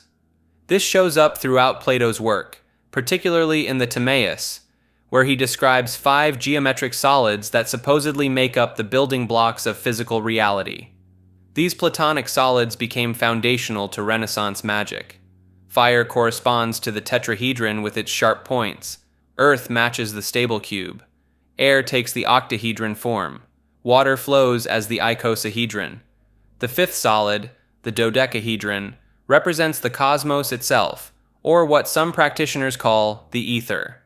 John Dee, the court magician to Queen Elizabeth I, used these shapes extensively in his angelic communication systems during the 1500s. The real occult weight comes from Plato's theory of forms. He proposed that physical reality is merely a shadow of a higher realm, where perfect, eternal templates exist for every concept and object. A chair in your house is just an imperfect copy of the ideal form of chairness that exists in this upper realm. Most modern readers treat this as metaphor. Esoteric traditions took it literally. Neoplatonists like Plotinus in the 200s, CE, and Iamblichus in the 300s CE built entire magical systems around accessing these forms through the urgi, a type of ritual work designed to elevate the soul through the celestial spheres. Each sphere corresponds to a planetary force, and the magician climbs this ladder by embodying specific virtues and performing precise invocations. The structure comes directly from Plato's description of reality as layered between the physical world, the realm of soul, and the realm of pure intellect. His dialogue called the Symposium introduces the concept of the daemon, an intermediary spirit between humans and gods. Socrates claims a daemon guided him throughout his life, warning him away from harmful choices. This wasn't possession or channeling in the dramatic sense. The daemon functioned more like an inner genius or higher self that could be cultivated through philosophical practice. The Golden Dawn and other ceremonial magic orders in the 1800s revived this idea as the holy guardian angel, making contact with it the primary goal of the magical path. Then there's Atlantis. Plato describes this advanced civilization in the Timaeus and Critias dialogues, claiming it existed 9,000 years before his time and sank after trying to conquer Athens. He presents it as a cautionary tale about hubris and moral decay. Every occult movement from theosophy to Nazi mysticism has tried to claim Atlantis as the source of secret knowledge. Madame Blavatsky taught that Atlanteans were the 4th root race of humanity, with psychic powers far beyond ours. Ignatius Donnelly's book, Atlantis, the Antediluvian World, from 1882, convinced many readers that Plato had recorded actual history. The allegory of the cave from the Republic gets used constantly in occult teaching. Prisoners chained in a cave see only shadows on the wall and mistake them for reality. One prisoner breaks free, exits the cave, sees the sun, and understands that everything before was illusion. He returns to free the others, but they reject him because the truth is too painful. Every mystery tradition uses some version of this. The unawakened masses live in darkness. The initiate sees true reality. The master attempts to guide others toward the light. Plato's influence runs so deep through Western esotericism that it's almost invisible. The Hermetic texts that emerged in Egypt during the first few centuries, CE read like Platonic philosophy mixed with Egyptian god names. Gnostic Christianity borrowed his cosmology of emanations descending from a perfect source. Islamic philosophers like Al-Farabi preserved and expanded his ideas during the medieval period when Europe had mostly forgotten him. When his complete works returned to Western Europe in the 1400s, they sparked the Renaissance interest in magic as a serious intellectual pursuit. The Cambridge Platonists in the 1600s tried to reconcile his philosophy with Christianity by arguing that Plato had received divine revelation similar to the biblical prophets. Marsilio Ficino, who translated Plato's complete works into Latin for the first time in 1469, also practiced astrological magic and wrote grimoires for drawing down celestial influences. He saw no contradiction between Platonic philosophy and practical sorcery. Modern chaos magicians still use the theory of forms without calling it that. When a sigil is charged and sent into the unconscious to manifest a desired outcome, the magician is essentially trying to impress a pattern onto the malleable substrate of reality. The sigil is the form. The physical result is the shadow it casts into the material world. Séance and medium. A séance is a gathering where participants attempt to communicate with spirits of the dead, typically led by a medium who claims to act as a bridge between the living and the deceased. The practice exploded in popularity during the mid-1800s, particularly after the Fox sisters from upstate New York reported hearing mysterious rappings in their home in 1848. These knocking sounds, which the sisters claimed were messages from a murdered peddler, sparked what became known as the spiritualist movement. Mediums employed various techniques to demonstrate their abilities. Table tipping involved participants placing their hands on a table that would allegedly move or levitate in response to spirit presence. Automatic writing had the medium's hand supposedly guided by unseen forces to write messages. Spirit photography captured ghostly figures on film, though many of these were later exposed as double exposures. Ectoplasm, a substance that mediums like Helen Duncan claimed to produce from their bodies during trances, often turned out to be cheesecloth or other fabric when investigated. The spiritualist movement attracted millions of followers during its peak in the late 1800s and early 1900s. Grief-stricken families who lost loved ones, particularly after the Civil War and World War I, desperately sought contact with the deceased. This made séances incredibly profitable for skilled performers. Arthur Conan Doyle, creator of Sherlock Holmes, became one of spiritualism's most vocal defenders after losing his son in World War I. He attended numerous séances and publicly feuded with Harry Houdini over the legitimacy of mediums. Houdini, who initially investigated séances hoping to contact his deceased mother, instead dedicated years to exposing fraudulent mediums. He could replicate nearly every spirit phenomenon using stage magic techniques. The medium Eusapia Palladino baffled investigators in the early 1900s with apparent psychokinetic abilities. Multiple scientists observed tables levitating and objects moving during her séances. However, she was also caught cheating on several occasions, using her foot to manipulate objects while investigators watched her hands. This pattern of partial fraud mixed with unexplained phenomena made her case particularly contentious. Leonora Piper, a Boston medium, underwent extensive testing by the Society for Psychical Research starting in 1885.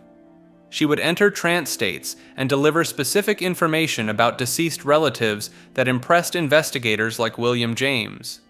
Skeptics argued she employed cold reading techniques and had accomplices who gathered information about sitters beforehand, though no definitive proof of fraud was ever established in her case.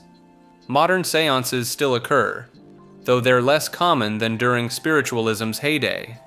Some paranormal investigators use devices like spirit boxes or EVP recorders, claiming these technologies can capture voices of the dead. The basic structure remains similar. A group gathers, attempts to create contact, and interprets ambiguous signals as messages from beyond. The scientific consensus treats séance phenomena as products of suggestion, grief, wishful thinking, and in many cases, deliberate fraud. The combination of dim lighting, emotional vulnerability, and group dynamics can create powerful subjective experiences that participants interpret as genuine spirit contact. chat. In occult circles, this French word for cat carries weight far beyond its simple translation. The black cat specifically became intertwined with European witchcraft trials, where thousands of women faced accusations partly based on their ownership of these animals. Prosecutors claimed the cats served as familiars, spirit entities that witches could command or transform into at will. The transformation element runs deep. Folklore from France and its colonial territories describes practitioners who could shed their human skin and take feline form during specific moon phases. These shapeshifters allegedly gathered in groups, terrorizing rural communities throughout the 1700s and 1800s. Witnesses reported seeing cats walking on hind legs or displaying human-like intelligence before vanishing into the night. Paris saw the rise of Le Chat Noir in 1881, a cabaret that became ground zero for occult revival in the arts. The establishment's owner, Rudolph Steiner, decorated the interior with esoteric symbols and hosted gatherings where members of magical orders rubbed shoulders with artists and writers. The venue's iconic black cat logo appeared on posters across Europe, becoming synonymous with the era's fascination with hidden knowledge and mysticism. Medieval grimoires detail specific rituals involving cat bones, particularly the skull, which practitioners believed granted invisibility when prepared correctly. One method required boiling a black cat alive at a crossroads during a new moon, then selecting the bone that floated, a practice documented in multiple magical texts from the 1500s. The animal's reputation as a witch's companion led to mass killings across Europe. Some historians argue this decimation of cat populations contributed to rat infestations that worsened plague outbreaks, creating an unintended consequence of superstition-driven fear. Carl Gustav Jung, the Swiss psychiatrist who built a bridge between psychology and the occult, whether he intended to or not. While his former mentor Sigmund Freud dismissed spirituality as mere neurosis, Jung took a different path after their bitter split in 1913. He didn't just study his patients' mystical experiences, he had his own. Jung's concept of synchronicity challenged the scientific establishment by suggesting that meaningful coincidences exist outside cause and effect. His most famous example involved a patient describing a dream about a golden scarab beetle. At that exact moment, a rare scarab-like insect tapped against his office window. Jung opened the window, caught it, and handed it to his stunned patient. He insisted these weren't random events, but evidence of an underlying connection between mind and matter. The collective unconscious became Jung's explanation for why symbols, myths, and archetypes appear across cultures that never contacted each other. He argued humanity shares a psychic inheritance, a reservoir of images and patterns passed down through generations. Critics called it mysticism dressed up as psychology. Jung called it empirical observation. His Red Book remained locked in a Swiss bank vault for decades after his death. When finally published in 2009, it revealed elaborate mandalas, strange visions, and conversations with entities Jung encountered during what he called his confrontation with the unconscious. He spent years deliberately inducing altered states to explore these inner realms, techniques he later sanitized as active imagination for his clinical work. Jung immersed himself in alchemy, Gnosticism, and Eastern philosophy. He threw the I Ching regularly and defended astrology as psychologically valid, claiming he'd seen too many accurate birth charts to dismiss it. He studied medieval grimoires with the same seriousness as clinical case files. For Jung, the occult wasn't superstition, but humanity's first attempt at psychology. His influence on modern occultism runs deep. Tarot readers use his archetypal framework. New Age teachers cite his collective unconscious. Chaos magicians adapted his active imagination techniques. Jung gave occultists something they desperately wanted: scientific credibility from a respected academic who took their experiences seriously, instead of pathologizing them. Maria Orsic, a Croatian medium with impossibly long hair who supposedly channeled extraterrestrial messages for Nazi Germany. or a complete fabrication invented decades after World War II. The historical record offers almost nothing concrete about her existence. The story goes that Orsic served as the leader of the Vril Society, an occult group in 1920s Munich that believed in a hidden energy force called Vril. According to these accounts, she and other female mediums held seances where they received technical diagrams and instructions from beings living near the star Aldebaran, located 65 light-years from Earth. These transmissions allegedly arrived in ancient Sumerian script, which Orsic could somehow translate. The Vril Society supposedly used these alien blueprints to develop advanced aircraft for the Third Reich. Believers in this narrative point to the Vril Society as the origin of Nazi flying saucer programs and anti-gravity technology. They claim Orsic and her fellow mediums wore their hair extremely long because they believed it acted as an antenna for receiving these cosmic messages. The problem is that contemporary evidence for Maria Orsic simply does not exist. No photographs have been verified as authentic. No documents from the 1920s or 30s mention her by name. The Vril Society itself lacks solid historical documentation from the actual Nazi era. Most references to Orsic trace back to a single 1990s book by Ralph Edel and Norbert Jürgen Rathofer, decades after anyone could verify the claims. Some researchers believe the entire Orsic narrative was constructed in neo-Nazi occult circles during the 1960s through 1990s to mythologize the Third Reich's supposed supernatural connections. The legend states that Orsic vanished in March 1945, just before Germany's defeat, with some versions claiming she escaped to Aldebaran in one of the Vril crafts. Whether she represents historical reality or modern mythology, her story has become inseparable from contemporary Nazi occultism conspiracies. Enochian Magic. In the 1580s, John Dee sat down with a crystal ball and his associate Edward Kelly to have a conversation with angels. Dee was not some wandering mystic. He served as an advisor to Queen Elizabeth I, worked as a mathematician, and owned one of the largest libraries in England. What came out of those scrying sessions would become one of the most complex magical systems ever recorded. Kelly claimed to see angels in the crystal while Dee took notes. The angels allegedly dictated an entire language, complete with its own alphabet, grammar, and syntax. They called it the language of Adam, the original tongue spoken before the Tower of Babel. Dee recorded 19 keys, or calls, lengthy invocations written in this angelic language that supposedly open pathways to different spiritual realms. The system maps out an elaborate cosmology. 4 watchtowers guard the cardinal directions, each divided into smaller squares containing 3-letter names of angels and spirits. 30 ethers, or Aries, function as concentric spheres of spiritual reality, with the outermost being accessible to humans and the innermost reserved for the highest angels. Every element has intricate correspondences, every call has a specific pronunciation, and the whole structure operates like a kind of spiritual mathematics.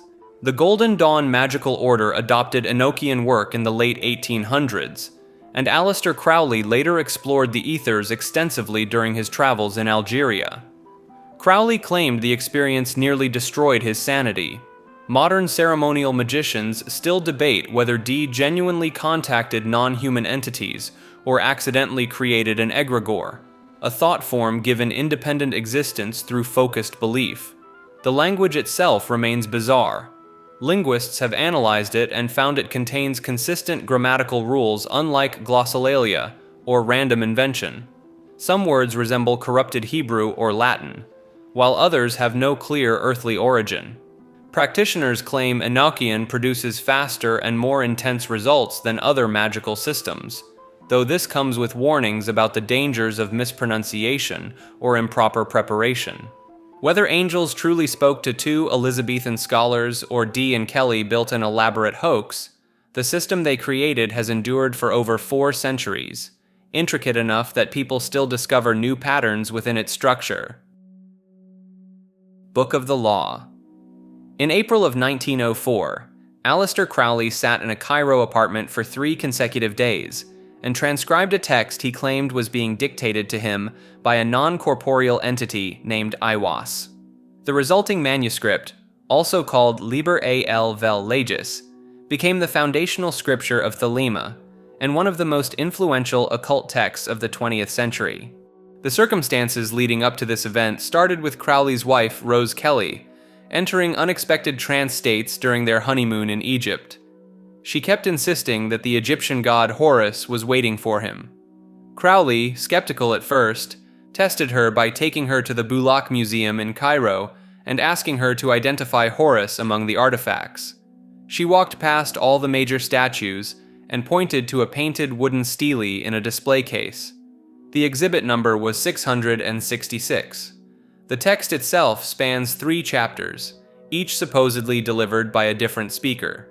The first chapter comes from Nuit, the goddess of infinite space. The second from Hadit, her consort representing the infinitely small point. The third from Ra-Hor-Khuit, the god of war and vengeance. The writing style shifts dramatically between sections, moving from poetic mysticism to violent declarations to cryptic numerical puzzles. The most famous line declares, "Do what thou wilt shall be the whole of the law," which generations of occultists have debated and interpreted. Contrary to popular assumption, Crowley insisted this wasn't a call for hedonistic chaos, but a directive to discover and follow one's true purpose, what Thelemites call true will. The manuscript contains several elements that Crowley himself found disturbing. He initially disliked the book and shelved it for years. The third chapter calls for blood sacrifice and contains passages celebrating warfare that clashed with his aesthetic sensibilities at the time. He only began seriously promoting it after additional mystical experiences convinced him of its importance. Thelemites also obsess over what they call the comment, a short directive at the end telling readers not to discuss the book's contents. Crowley later added his own commentary anyway, creating the kind of contradiction that defines much of his work. Various orders and practitioners now argue over which interpretations count as legitimate and which violate the text's own instructions. The book includes unsolved ciphers and mathematical puzzles that cryptographers still work on today.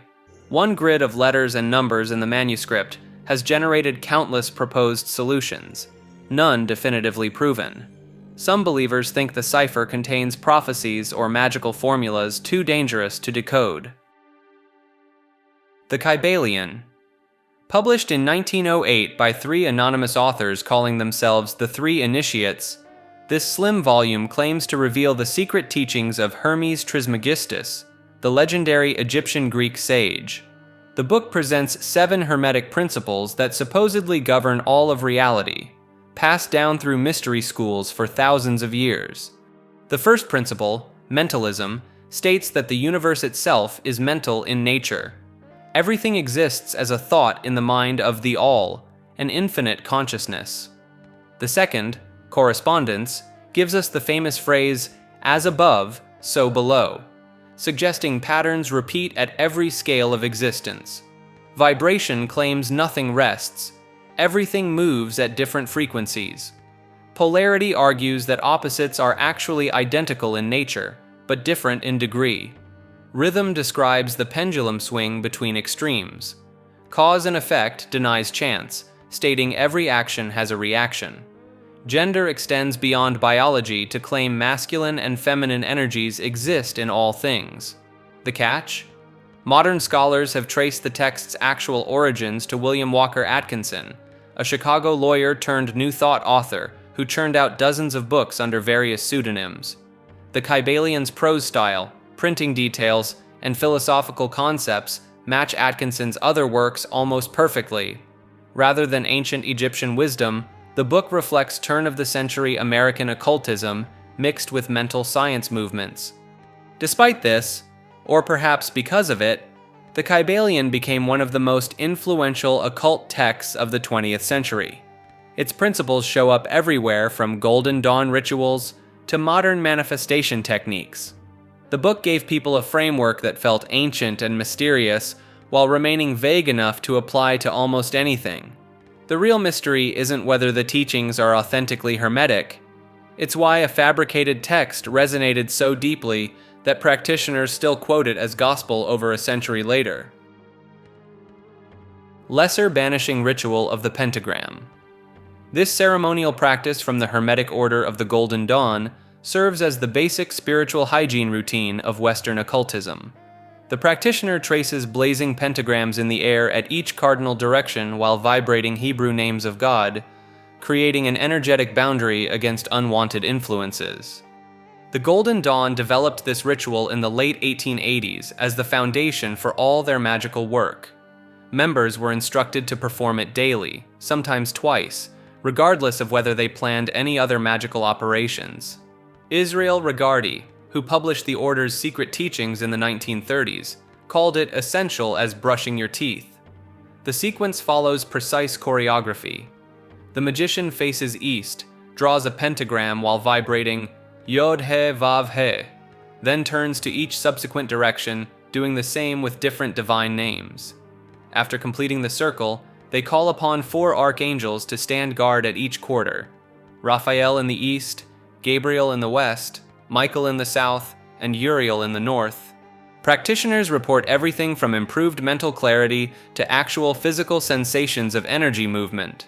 Aleister Crowley performed it thousands of times throughout his life. Modern chaos magicians have created punk rock versions that replace Hebrew with pop culture references, claiming the psychological effect matters more than the specific words. The ritual takes about 5 minutes, but remains the most widely practiced ceremonial technique in contemporary occultism. Online forums overflow with debates about pronunciation, whether hand gestures matter, and if you can do it mentally on the subway without looking suspicious. Julius Evola, an Italian baron who tried to summon supernatural forces in 1945 and ended up paralyzed from the waist down. That single incident captures the trajectory of a man who spent his life attempting to merge ancient occult practices with his vision of spiritual hierarchy. Born in 1898, Evola began as a Dadaist painter before diving deep into esoteric traditions. He wrote extensively on Hermeticism, alchemy, Tantra, and Buddhism, but always through his particular lens. His books, The Hermetic Tradition and The Yoga of Power, presented these systems not as historical curiosities, but as active methods for spiritual transformation. Evola believed in what he called tradition with a capital T, a perennial wisdom supposedly running through all authentic ancient civilizations. He claimed certain individuals could transcend ordinary human limitations through rigorous spiritual discipline, achieving states he called being versus mere becoming. His interpretation of alchemy focused less on laboratory work and more on internal transformation of consciousness. The man conducted actual magical operations. In the final days of World War II, while Vienna fell to Soviet forces, Evola allegedly performed a ritual evocation. The specifics remain disputed, but he was found in his apartment after an artillery strike, spine shattered, legs permanently unusable. He claimed the paralysis resulted from spiritual forces, not shrapnel. His occult philosophy divided humanity into distinct spiritual castes: warriors, priests, merchants, and laborers, each with different metaphysical capacities. He argued modern society had inverted this natural order, celebrating material success over spiritual realization. Evola translated and commented on texts ranging from the Tibetan Book of the Dead to Hermetic manuscripts. His book, The Mystery of the Grail, reinterpreted Arthurian legends as encoded teachings about inner awakening. He saw medieval chivalry as a Western parallel to Eastern warrior mysticism. His political views were extreme and remain controversial. He influenced various post-war movements in Europe, though he himself claimed to be beyond conventional politics. He spent his later years confined to a wheelchair in Rome, still writing, still insisting that spiritual aristocracy represented humanity's only path forward. Evola died in 1974. His books continue circulating in occult circles, valued by some for their synthesis of esoteric traditions, criticized by others for their elitism and historical associations. Sufism. The mystical branch of Islam focuses on direct personal experience of the divine through practices that would make most religious scholars uncomfortable. Sufi orders, known as tariqas, developed techniques for achieving altered states of consciousness that predate many modern ceremonial magic systems. The whirling dervishes of the Mevlevi order spin for extended periods, sometimes over an hour, entering trance states they describe as union with God. This practice, called sema, combines specific breathing patterns with rotation speeds, calculated to induce particular mystical experiences. Practitioners report out-of-body sensations, visions, and what they term fana, the complete dissolution of individual ego. Sufi masters employ a system called dhikr, repetitive recitation of divine names that shares striking similarities with mantra yoga and chaos magic sigil work. The Baghdad school documented 99 names of God, each associated with specific spiritual effects. Repeating al-Kahar supposedly grants authority over spiritual forces, while al-Latif develops subtle perception. The tradition preserves pre-Islamic magical practices under theological cover.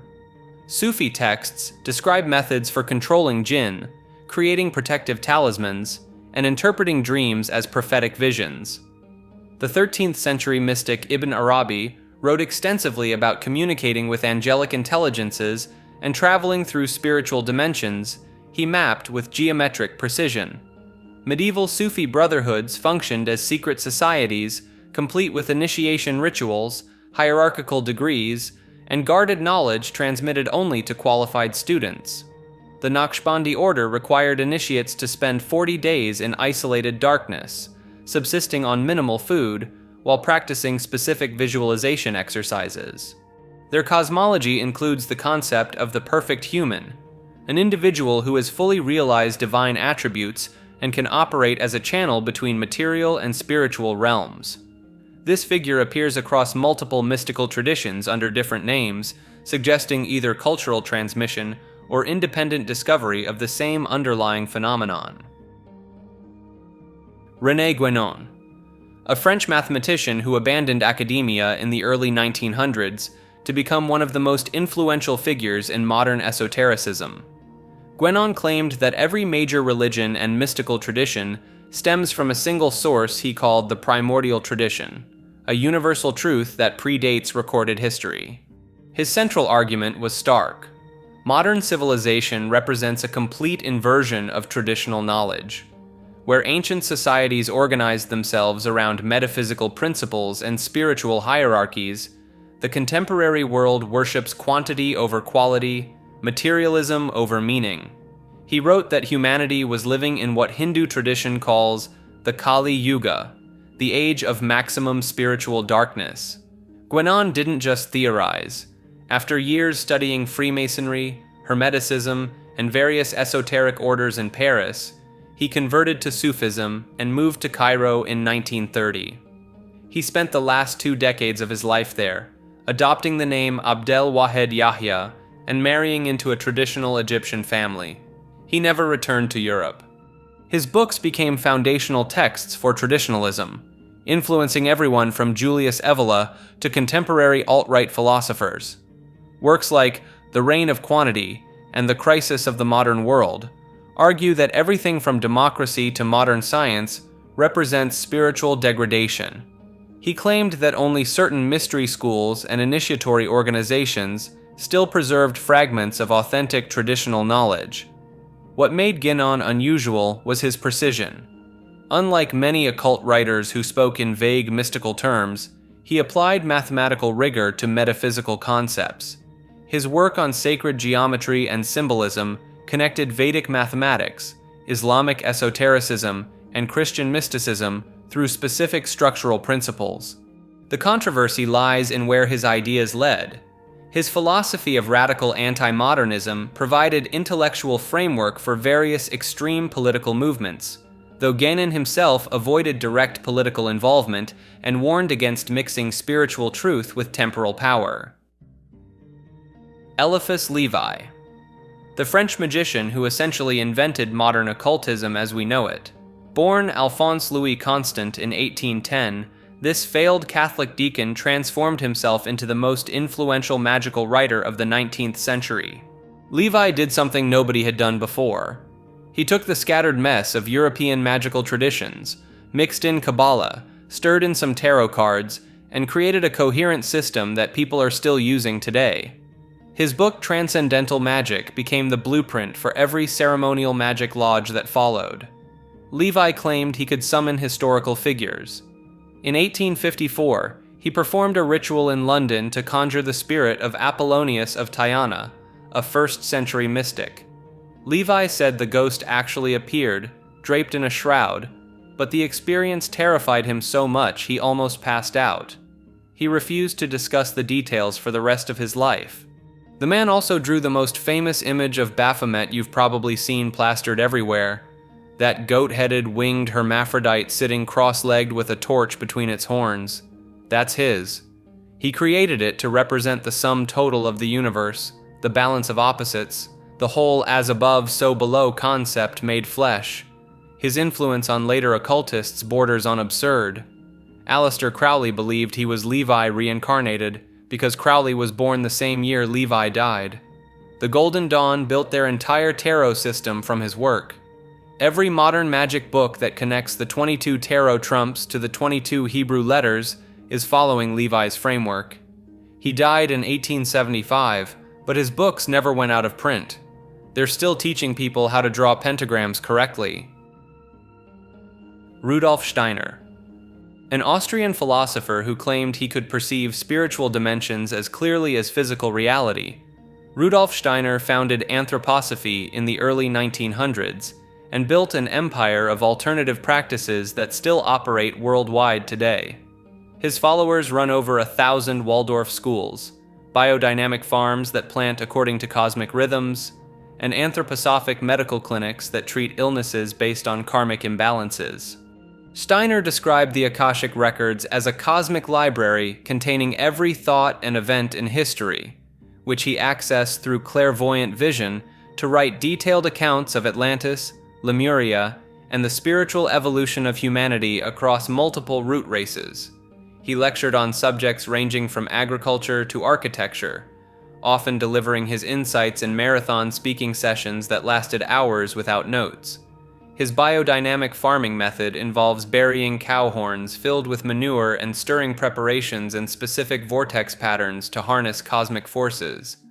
Farmers still follow his instructions to spray diluted solutions on fields during particular lunar phases, claiming it enhances crop vitality through spiritual means rather than chemistry alone.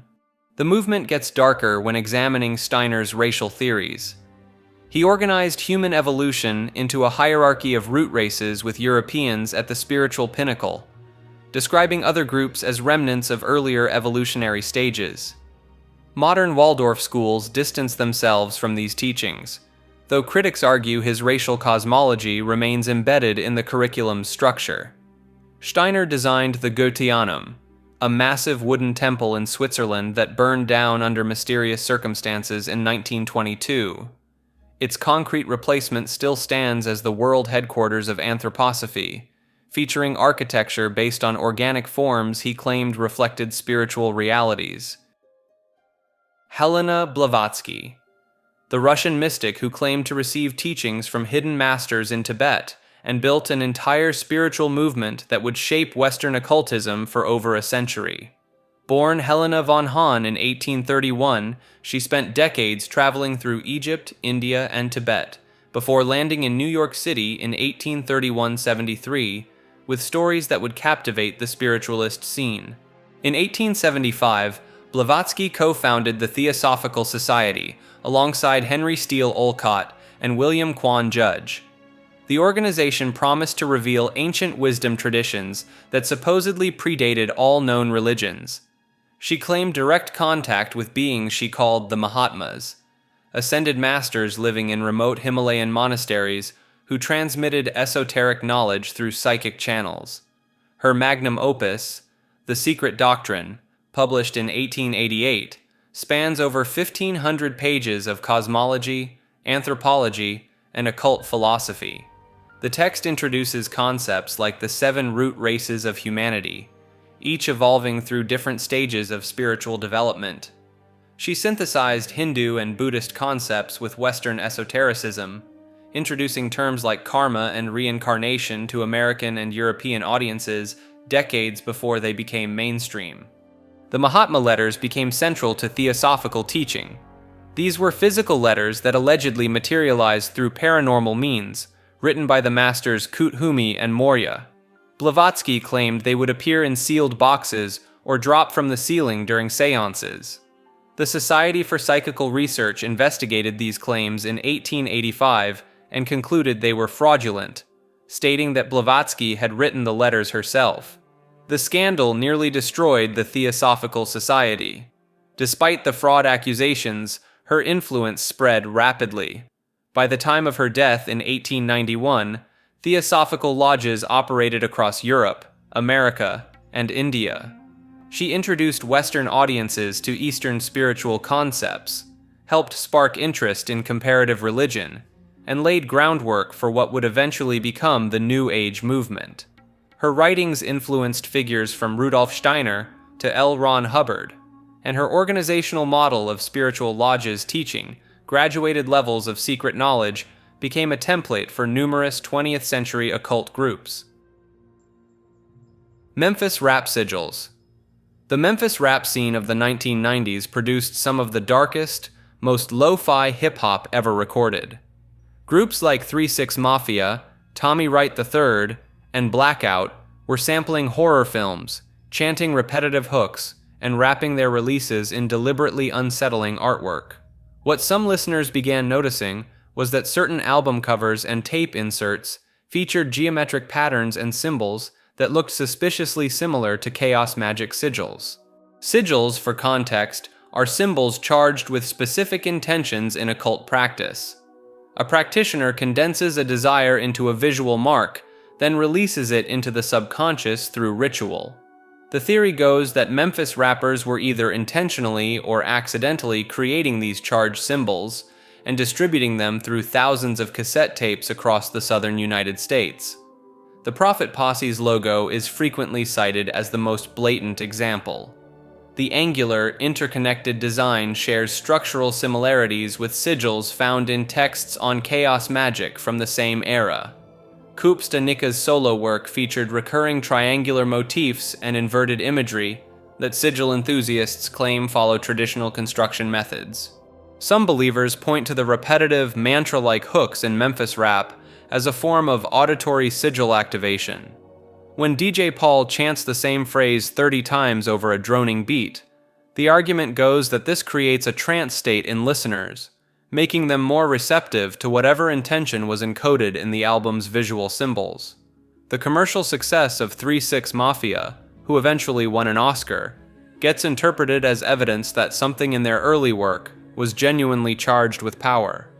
Skeptics note that angular logos were simply part of the aggressive aesthetic these artists cultivated, and any resemblance to occult symbols is coincidental. What makes this theory stick around is the documented interest some Memphis rappers had in horror, mysticism, and deliberately provocative imagery. Whether they were practicing chaos magicians or just teenagers making scary-looking tape covers in their cousin's basement remains an open question. Servitor, a thought form created by a magician to carry out specific tasks. Think of it as a psychic assistant programmed with a single purpose, whether that's protection, gathering information, or influencing events from behind the scenes. The concept gained serious traction in chaos magic circles during the 1980s and 1990s. Practitioners claim the creation process is surprisingly straightforward. First, define exactly what the servitor needs to do. Make it specific. Then visualize its form, giving it a shape, name, and personality traits aligned with its function. The final step involves charging it with energy through intense focus, meditation, or ritual until it feels separate from your own thoughts. What makes servitors distinct from other thought forms is their temporary nature. Unlike tulpas, which develop independence and permanence, servitors are designed with built-in expiration dates. Once their task is complete, the creator is supposed to dissolve them by withdrawing the energy that sustains them. Letting them linger too long supposedly risks them developing autonomy beyond their original programming. Chaos magicians describe servitors as tools rather than entities. Some claim they've used them for everything from finding lost objects to influencing job interviews. The more skeptical explanation frames the whole process as psychological, a way of directing subconscious resources toward a goal by externalizing it. The practice raises an interesting question about where imagination ends and something else begins, assuming there's a line at all. Music industry. The idea that major record labels and entertainment executives engage in occult practices to manufacture success has circulated since the 1960s. Believers point to recurring symbols in music videos, album covers that appear to reference esoteric traditions, and the frequency with which certain hand gestures show up in promotional materials. The theory gained momentum with claims about backward masking, where messages allegedly appear when tracks are played in reverse. Led Zeppelin's Stairway to Heaven became the poster child for this, with listeners insisting they could hear phrases praising darker forces when the song ran backwards. The band denied any intentional placement. Then there's the 27 Club, a term for musicians who died at that exact age. Brian Jones, Jimi Hendrix, Janis Joplin, Jim Morrison, Kurt Cobain, and Amy Winehouse all share this number. Some theorists suggest this represents a payment coming due, though statisticians note 27 falls within the typical age range for substance-related deaths and risky behavior. Crossroads mythology adds another layer. Robert Johnson's supposed meeting at a Mississippi intersection, where he allegedly traded his soul for musical talent, became a template that theorists apply to modern artists. They examine sudden rises to fame, dramatic style changes, or public breakdowns as evidence of similar arrangements. Music video analysis forms its own subset. Theorists catalog pyramids, all-seeing eyes, checkered floors, and specific color combinations that appear across different artists and labels. They argue this reveals industry-wide coordination rather than coincidental aesthetic choices or simple trend following. The theory extends to award shows, where stage designs and performances get scrutinized for ritualistic elements. Choreography, lighting schemes, and even the timing of certain moments get interpreted as ceremonies broadcast to millions of unsuspecting viewers. Egregore. An egregore is a thought entity brought into existence through the concentrated belief and energy of a group. The term comes from the Greek word for watcher, and the concept suggests that when enough people focus their attention on the same idea, symbol, or purpose, they create something that takes on a life of its own. The mechanics supposedly work like this. A group repeatedly directs their mental energy toward a shared concept through ritual, meditation, or simple focused attention. Over time, this collective psychic investment builds up until the egregore becomes autonomous, influencing the thoughts and behaviors of both its creators and others who encounter it. Occult orders and secret societies have allegedly used this technique for centuries, creating egregores to protect their lodges, advance their goals, or serve as spiritual guardians. The Philip experiment in the 1970s provides one of the most documented attempts to create an egregore under controlled conditions. A group of Canadian researchers deliberately invented a fictional ghost named Philip Aylesford, complete with a detailed backstory. Through regular séance sessions, the group focused on bringing Philip into existence. They reported genuine poltergeist activity, including table movements and knocking sounds that responded to questions about Philip's fabricated life.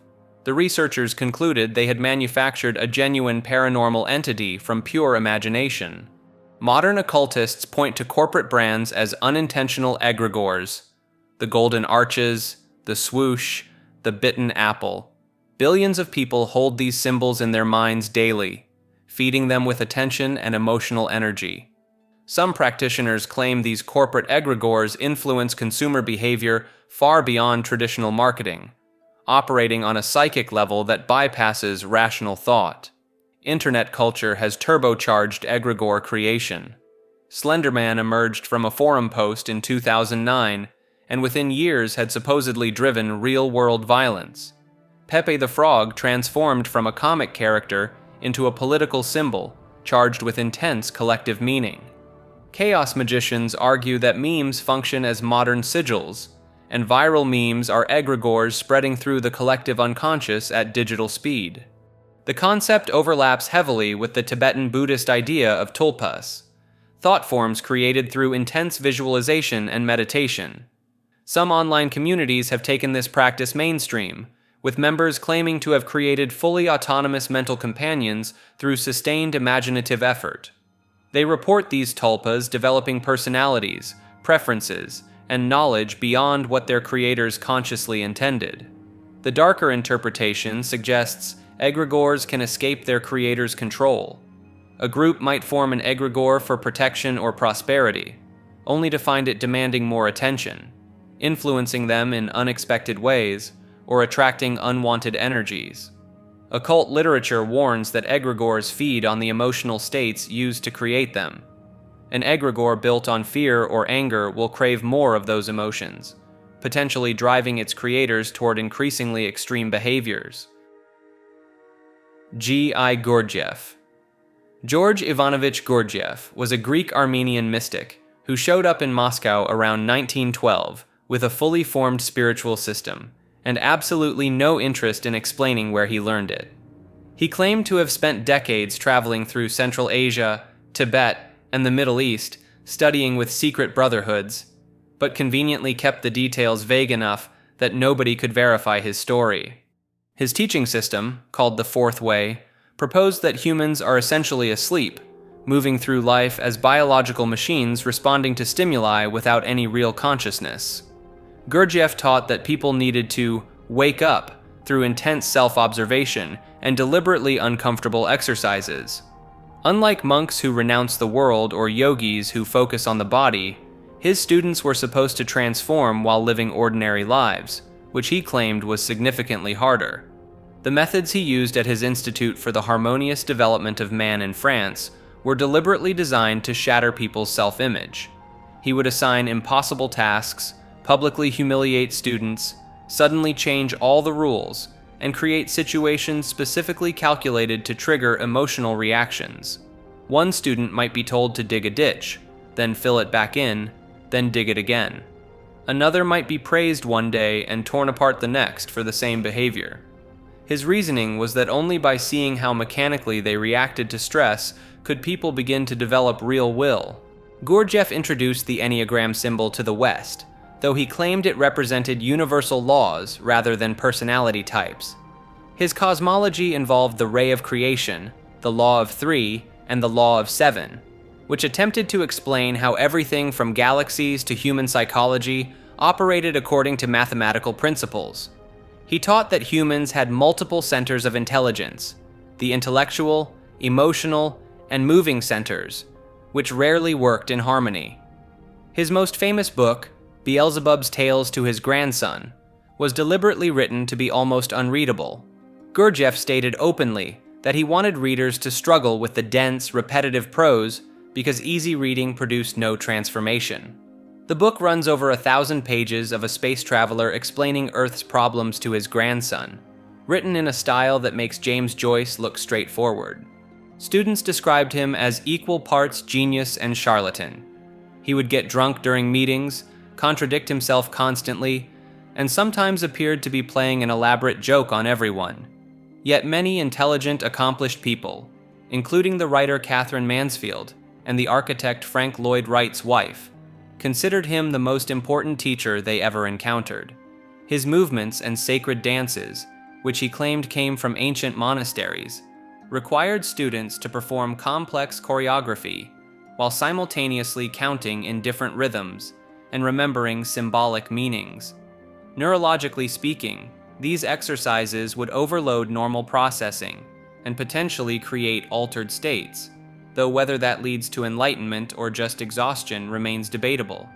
Gurdjieff died in 1949, but his ideas splintered into dozens of groups, some maintaining his methods faithfully and others softening the harsh edges.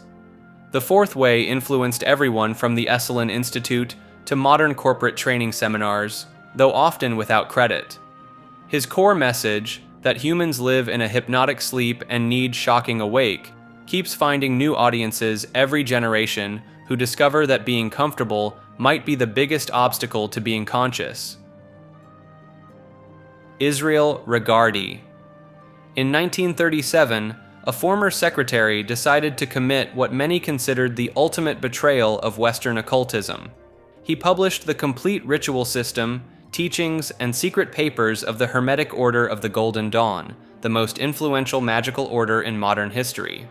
Israel Regardie had spent his early 20s as Aleister Crowley's personal secretary in Paris, cataloging rituals and absorbing magical theory.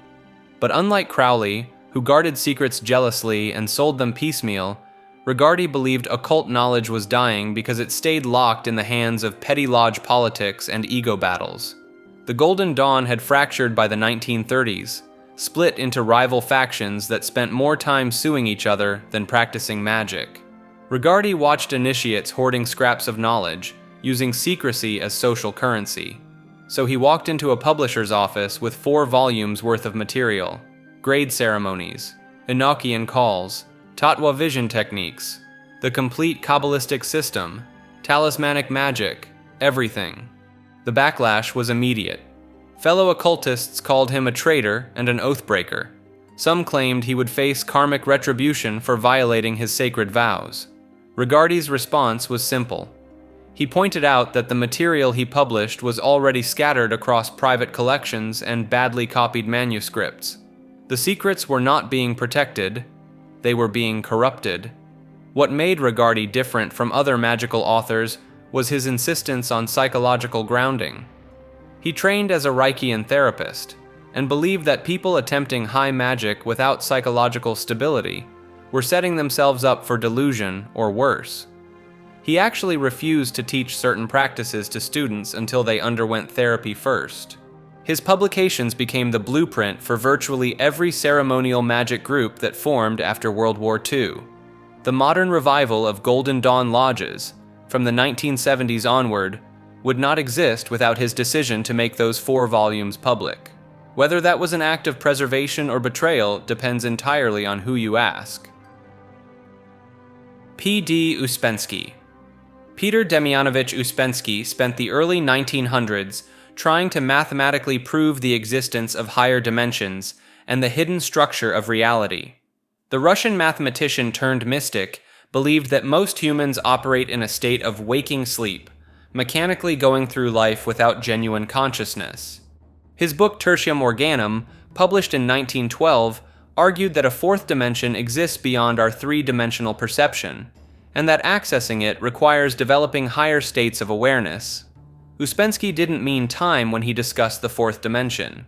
He meant an actual spatial dimension that our limited consciousness prevents us from perceiving directly. In 1915, Ouspensky met the Greek-Armenian mystic G.I Gurdjieff, and everything changed. He spent the next years documenting Gurdjieff's teachings about the mechanical nature of human behavior and methods for escaping it. His book, In Search of the Miraculous, became the primary record of Gurdjieff's system, detailing techniques like self-remembering, the practice of maintaining continuous awareness of one's own existence throughout daily activities. The system taught that humans have multiple centers of intelligence: the intellectual center, emotional center, moving center, and instinctive center, and that most people operate with these centers wildly out of balance or actively interfering with each other. A person might try to think through an emotional problem, or feel their way through a mathematical equation, using the wrong tool for the job. Ouspensky eventually broke with Gurdjieff in 1924, finding his teacher's methods too harsh and unpredictable. He continued teaching his own interpretation of the system in London until his death in 1947, insisting that the work required sustained effort over years to produce any real transformation in consciousness. Kenneth Grant. This British occultist took the teachings of Aleister Crowley and steered them into territories even darker than his mentor had explored. Grant studied directly under Crowley in the 1940s, becoming one of the last people to receive personal instruction from the beast himself before his death in 1947. But Grant didn't just preserve Crowley's legacy. he twisted it into something entirely different. Grant founded the Typhonian Ordo Templi Orientis after splitting from the mainstream OTO in the 1950s. His version focused obsessively on what he called the night side of the Tree of Life, the shadowy reverse of the Kabbalistic diagram that most occultists prefer to ignore. This realm, known as the Qliphoth, deals with forces considered too dangerous or chaotic for standard magical practice. What made Grant truly unique was his insistence that the entities described in H.P. Lovecraft's fiction were actually real. He treated the Cthulhu mythos not as horror stories, but as a legitimate magical current that could be tapped through ritual. Grant claimed these old ones existed in dimensions accessible through specific sexual and dream-based practices, creating a bizarre fusion of Thelema and cosmic horror. His 9-book Typhonian trilogies delve into topics like the importance of menstrual blood in ritual, communication with non-human intelligences, and the magical significance of dreams. Grant documented his wife Steffi's role as a priestess who channeled entities during their workings, providing detailed accounts of contact with beings he called the Mayatian current. The occult community remains split on Grant. Some view him as a visionary who expanded magical possibilities beyond Crowley's framework. Others dismiss him as someone who got lost in his own increasingly bizarre interpretations, mixing legitimate occult scholarship with unverifiable personal gnosis until the two became impossible to separate. Typhonian Order. Kenneth Grant broke away from the mainstream Ordo Templi Orientis in the 1970s to establish his own magical current, one that would make Aleister Crowley's already controversial teachings look downright conventional by comparison. Grant took Thelemic magic and merged it with something nobody saw coming: the cosmic horror of H.P. Lovecraft's fiction. The Typhonian Order operates on the premise that Lovecraft wasn't just writing scary stories. Grant believed the author had unknowingly tapped into genuine extra-dimensional entities, the same beings that magicians throughout history had been contacting through ritual. He pointed to Crowley's entity Lamb, a being with an enlarged head and large eyes that Crowley drew in 1919, claiming this was proof of extraterrestrial contact decades before the modern UFO phenomenon. Grant's system focuses heavily on what he called the Ophidian current, a magical force associated with the serpent and the dragon. The order works with the night side of the Tree of Life, the Qliphoth, treating these traditionally negative or demonic spheres as gateways to alien dimensions. Grant termed this boundary area the Mauve Zone, a kind of membrane between our reality and whatever lies beyond it. The rituals combine tantric sexual practices with Egyptian mythology, specifically the worship of Typhon and Set, darker deities associated with chaos and the desert. Grant published this material in dense, often difficult books like Night Side of Eden and Outside the Circles of Time, works that read more like magical grimoires than typical occult literature. His wife Steffi Grant served as high priestess and co-developed much of the order's practical work. The group remained intentionally small and secretive, never seeking the public presence of other magical organizations. Grant insisted that dreams and the unconscious mind were the true vehicles for contacting these entities, making the order's work as much about altered states and vision as formal ritual. Giuliano Cremerz. Born Tiro Formisano in 1861, this Italian occultist abandoned his birth name entirely to establish one of the most systematic approaches to magical healing ever developed in Western esotericism. His pen name allegedly came from a mysterious teacher named Giuliano Campanella, though whether this mentor actually existed remains disputed among researchers. In 1896, Cremerz founded the Fratellanza Terapeutico Magica di Miriam, the Therapeutic and Magical Brotherhood of Miriam. The organization's core premise separated it from other occult orders of the time. While groups like the Golden Dawn focused on ceremonial magic and spiritual attainment, Cremerz insisted that true Hermetic knowledge should produce tangible medical results. Members learned to diagnose and treat physical ailments through what he called magnetic fluid manipulation and directed visualization techniques. The Brotherhood operated through a strict degree system. Outer Circle students studied Hermetic philosophy and basic energy work. Inner initiates practiced hands-on healing methods that blended ancient alchemical concepts with techniques resembling modern energy medicine. The highest degrees allegedly gained access to Kremmertz's writings on sexual magic and the creation of artificial elementals for healing purposes.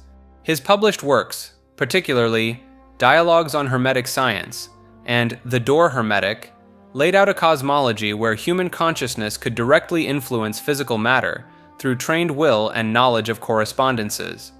Kremmertz taught that illness originated in the astral body before manifesting physically, meaning a skilled practitioner could intercept disease at its energetic source.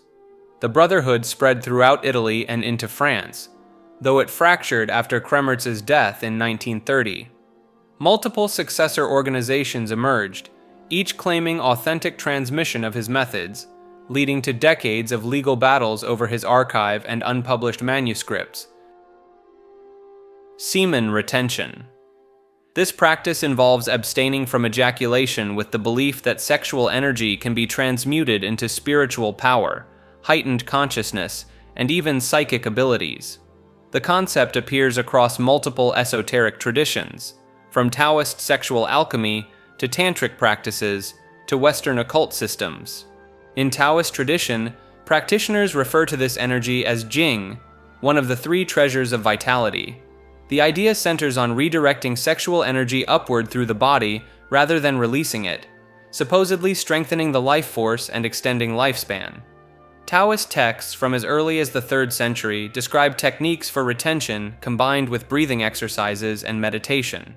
Tantric Buddhism includes similar practices called brahmacharya, where sexual energy gets channeled towards spiritual enlightenment rather than physical release. Some schools teach that this retained energy can be directed to activate the chakras, particularly moving it from the base of the spine up to the crown of the head. Western occultists adopted these concepts in the late 1800s and early 1900s. Figures like Pascal Beverly Randolph incorporated sexual magic into their systems, teaching that retained sexual energy could be used to manifest desires and achieve altered states of consciousness. Aleister Crowley later developed his own sex magic practices, though his approach often involved controlled release rather than complete retention. Modern practitioners claim benefits ranging from increased testosterone and muscle growth to enhanced charisma and what they call sexual magnetism. Online communities dedicated to the practice report experiences of heightened confidence, improved mental focus, and something they describe as a noticeable shift in how others respond to their presence. The more extreme claims enter firmly occult territory. Some practitioners report lucid dreaming becoming effortless after extended periods of retention. Others describe spontaneous out-of-body experiences or the ability to influence events through focused intention powered by accumulated sexual energy. The practice connects to the broader occult concept that sexual energy represents one of the most potent forces available to humans, and that most people waste this power through unconscious release. Whether viewed as conserving Jing, raising Kundalini, or charging the astral body, the underlying principle remains consistent across traditions. Humiliation rituals.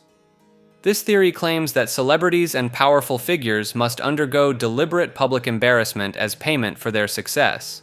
These calculated moments of shame supposedly serve as initiation rites or ongoing tributes to the elite groups that control entertainment and politics. The pattern appears everywhere once you start looking. Male celebrities suddenly wearing dresses in films or on magazine covers. Politicians caught in bizarre scandals that seem staged. Athletes having emotional breakdowns at precisely the wrong moment. Each incident follows a specific formula according to believers in this theory. The target reaches a certain level of fame or influence. They resist some directive from their handlers. Then comes the public spectacle designed to humble them and remind them who holds the real power. Dave Chappelle spoke about being pressured to wear a dress for a film role, listing other blackmail comedians who went through the same thing: Martin Lawrence, Eddie Murphy, Tyler Perry, Kevin Hart. Each one eventually appeared in drag despite initial resistance. The ritual serves multiple purposes in this framework. It breaks down the individual's ego and self-image. It creates blackmail material for future control. Most importantly, it signals to other initiates that this person has paid their dues and belongs to the club. Some point to specific award shows and interviews where celebrities appear drugged, confused, or completely unlike themselves. Britney Spears' head-shaving incident in 2007, Kanye West's various public outbursts, and more recently, we've seen Will Smith's sad attempt to return to the music scene. These weren't mental health crises, the theory suggests, but orchestrated humiliations. The practice supposedly dates back to mystery schools and secret societies that required initiates to undergo degradation before receiving hidden knowledge. Modern versions just play out on TMZ instead of in underground temples. Plotinus, a 3rd century philosopher whose teachings became the blueprint for nearly every Western occult tradition that followed. Born around 204 CE in Roman Egypt, Plotinus spent his life developing a system that explained how divine power flows down from an ultimate source and how human souls could climb back up to reunite with it. The framework he created describes reality as a series of emanations cascading from something he called the One. Think of it like a fountain overflowing, where each level of water represents a different layer of existence. At the top sits the One, an incomprehensible source of everything that exists beyond thought itself. Below that comes the intellect, the realm of pure forms and divine mind. Then the soul, which bridges the gap between the divine and material worlds. Finally, the physical universe we inhabit, the furthest point from the source. This wasn't just abstract philosophy to Plotinus. His student Porphyry documented that his teacher achieved mystical union with the One at least 4 times during his life. These experiences of henosis, as he called them, involved the complete dissolution of individual consciousness into divine unity. What makes Plotinus crucial to occultism is how his ideas got recycled and repackaged for centuries. Medieval Kabbalists used his emanation model to describe the Sephiroth. Renaissance magicians like Marsilio Ficino translated his works and incorporated them into ceremonial magic systems. Hermetic philosophers saw their own teachings reflected in his writings about ascending through spiritual realms. Even modern chaos magicians unknowingly work with concepts he formalized 1700 years ago. His collected works, organized into 6 sets of 9 treatises called the Enneads, read less like a magical grimoire and more like a cosmic instruction manual. He explains techniques for withdrawing consciousness from the body, methods for contemplating higher realities, and the philosophical framework that justifies why magical operations might actually function. The irony is that Plotinus himself reportedly opposed ceremonial magic, considering it a distraction from pure philosophical contemplation. Yet his metaphysical architecture provided the theoretical foundation that made Western ritual magic coherent. Hyperborea. Greek writers described a paradise beyond the north wind where the sun never set, and an advanced race lived in perfect harmony. The geographer Pindar placed this land somewhere past the Danube, while Herodotus suggested it lay even further north, beyond the lands of the Scythians. The inhabitants supposedly lived for 1,000 years, free from disease, war, and labor. The concept gained new life in the 1800s when Helena Blavatsky wove it into theosophical teachings. She claimed Hyperborea was the second of 7 root races that populated Earth, a civilization that existed before Atlantis and Lemuria. According to her writings, these beings were giants who reproduced through budding rather than conventional means, and they possessed psychic abilities that modern humans have lost. Julius Evola and other esoteric fascists in the 1930s latched onto Hyperborea as the supposed birthplace of an Aryan master race. The Thule Society, which influenced early National Socialist ideology, built elaborate mythologies around this northern homeland. They combined Greek legends with Norse mythology and fringe archaeology to justify racial hierarchies, claiming descendants of Hyperboreans retained superior spiritual and genetic traits. Modern occultists continue adding layers to the mythology. Some place Hyperborea in the Arctic before the poles shifted. Others connect it to underground civilizations or dimensional rifts. The Italian esotericist Miguel Serrano went so far as to claim Adolf Hitler escaped to subterranean Hyperborean cities at the South Pole, where he joined immortal supermen piloting flying saucers. The concept serves as a blank canvas where people project ideas about lost golden ages and human potential, though its modern iterations remain inseparable from the darker ideologies that adopted it. Mudras. Hand positions that channel energy through the body. Hindu and Buddhist traditions have cataloged hundreds of these specific finger and palm arrangements, each designed to redirect the flow of prana through invisible pathways called nadiyas. The Gyan Mudra places the tip of the index finger against the thumb tip while the other three fingers extend straight. Practitioners claim this single gesture enhances memory, concentration, and prevents insomnia. Yoga instructors worldwide teach this as the foundational mudra for meditation. The prana mudra connects the thumb with both the ring finger and pinky finger, supposedly activating dormant energy in the body. Traditional texts state holding this position for 15 minutes can improve eyesight and reduce fatigue. Some modern practitioners report feeling warmth or tingling in their palms within minutes of forming the gesture. The Shuni mudra, which touches the middle finger to the thumb, allegedly improves intuition and discipline. Buddhist monks photographed in meditation often display this exact hand position. The theory operates on acupressure principles. Each finger corresponds to a different element. The thumb connects to fire, the index to air, middle to ether, ring to earth, and pinky to water. Pressing specific fingers together supposedly balances these elemental forces within the nervous system. Medical researchers in India conducted studies in the 2010s measuring the physiological effects of mudras. Their findings showed changes in brainwave patterns and heart rate variability in subjects performing specific gestures, though the studies faced criticism for small sample sizes. The Apana mudra joins the thumb with the middle and ring fingers. Ayurvedic practitioners prescribe this for digestive issues and claim it helps the body eliminate toxins. Instructions specify holding the position for 45 minutes daily for maximum effect. John Dee. Queen Elizabeth I's personal astrologer, mathematician, and occultist maintained one of the largest libraries in England while simultaneously claiming to speak with angels through a crystal ball. Dee wasn't some fringe mystic hiding in the shadows. He was a legitimate scholar who calculated navigational routes for English explorers and advised the Queen on matters of state, all while conducting elaborate rituals to contact celestial beings. His library at Mortlake contained over 3,000 books and 1,000 manuscripts at a time when Cambridge University's library held fewer volumes. Dee studied everything from mathematics and astronomy to alchemy and Hermetic philosophy, treating them all as interconnected branches of knowledge rather than separate disciplines.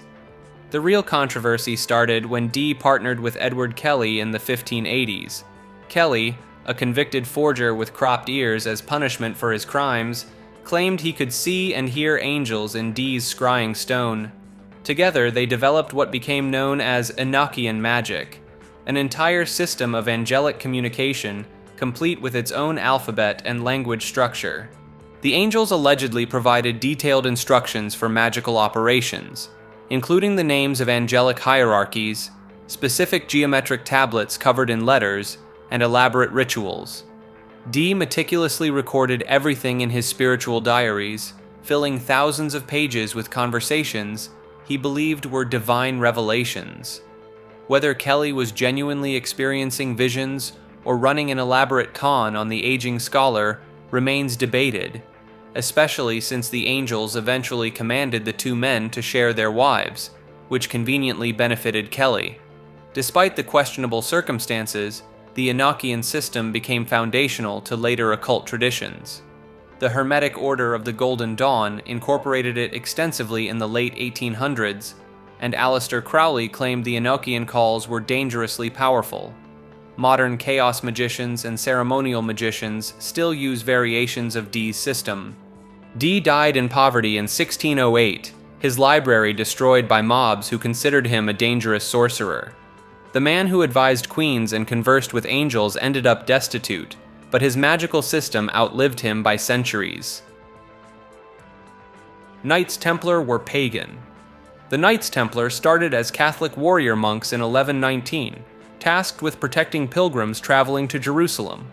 Within decades, they became one of the wealthiest and most powerful organizations in medieval Europe. This meteoric rise sparked speculation that continues today about what they really discovered beneath Temple Mount.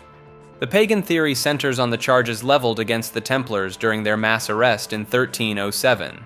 King Philip IV of France accused them of worshipping an idol called Baphomet, spitting on the cross during initiation ceremonies, and engaging in rituals that had nothing to do with Christianity. Under torture, some Templars confessed to these acts, though historians debate whether these confessions hold any truth. Baphomet itself became central to the allegations. Described variously as a head, a cat, or a bearded figure, this entity supposedly represented knowledge the Templars gained during their time in the Holy Land. Some researchers point to potential Gnostic influences, arguing the Templars encountered dualistic belief systems that predated Christianity and incorporated these into their secret practices. The order's symbolism adds fuel to the theory. Their use of the Red Cross, their architectural choices in churches and castles, and their documented interest in sacred geometry all suggest influences beyond standard Catholic doctrine. Several Templar churches were built in circular designs, mimicking the Church of the Holy Sepulchre, but also resembling pre-Christian sacred spaces. Whether the Templars actually practiced pagan rites or simply became victims of political maneuvering remains contested ground in historical circles. Yantra. These geometric diagrams function as visual meditation tools in Hindu and Buddhist Tantra, designed to focus the mind and channel specific energies.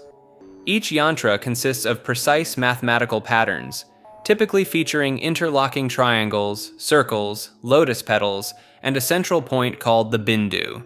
The Sri Yantra stands as the most recognizable example.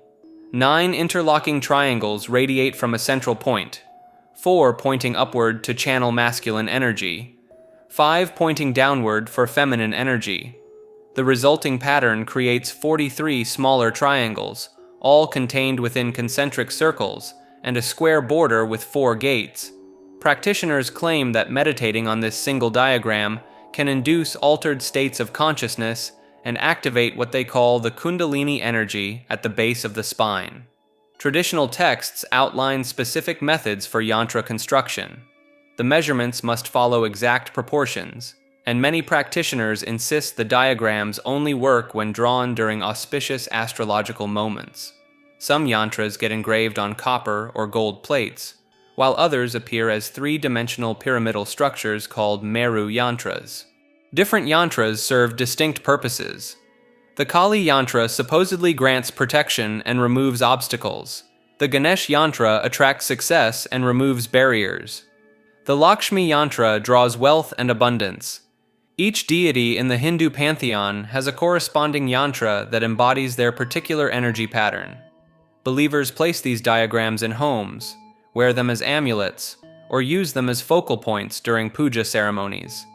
The practice involves gazing at the yantra while reciting specific mantras, with the geometric patterns supposedly guiding consciousness toward transcendent states. Whether the effects come from the geometry itself or the meditative focus remains a matter of interpretation. Actual and Raja Yoga.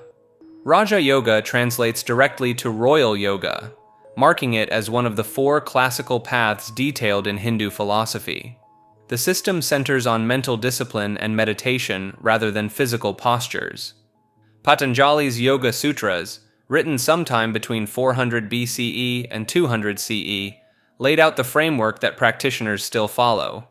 The term actual became attached to distinguish genuine traditional practice from westernized fitness yoga. True Raja Yoga operates through 8 distinct limbs. The first 2 deal with ethical restraints and observances. The third introduces physical posture, but only as preparation for what comes next. Breath control forms the 4th limb, followed by sense withdrawal, concentration, meditation, and finally samadhi, or complete absorption. The controversial element arrives with the siddhis, supernatural powers that supposedly develop as side effects of advanced practice.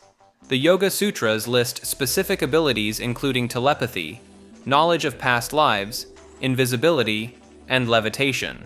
Patanjali warned students to ignore these powers entirely, calling them distractions from the ultimate goal of liberation. Many practitioners who claim to achieve siddhis throughout history faced accusations of fraud or delusion. The practice demands years of sustained effort. Students typically spend months on concentration alone, training the mind to focus on a single object without wavering. The sense withdrawal stage requires cutting off external stimuli so completely that practitioners become unaware of their physical surroundings.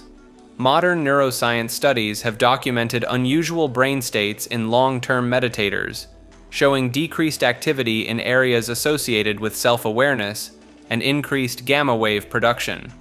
The distinction between actual and popular yoga emerged strongly during the 1970s when Western interest exploded, but often stripped away the philosophical and occult elements.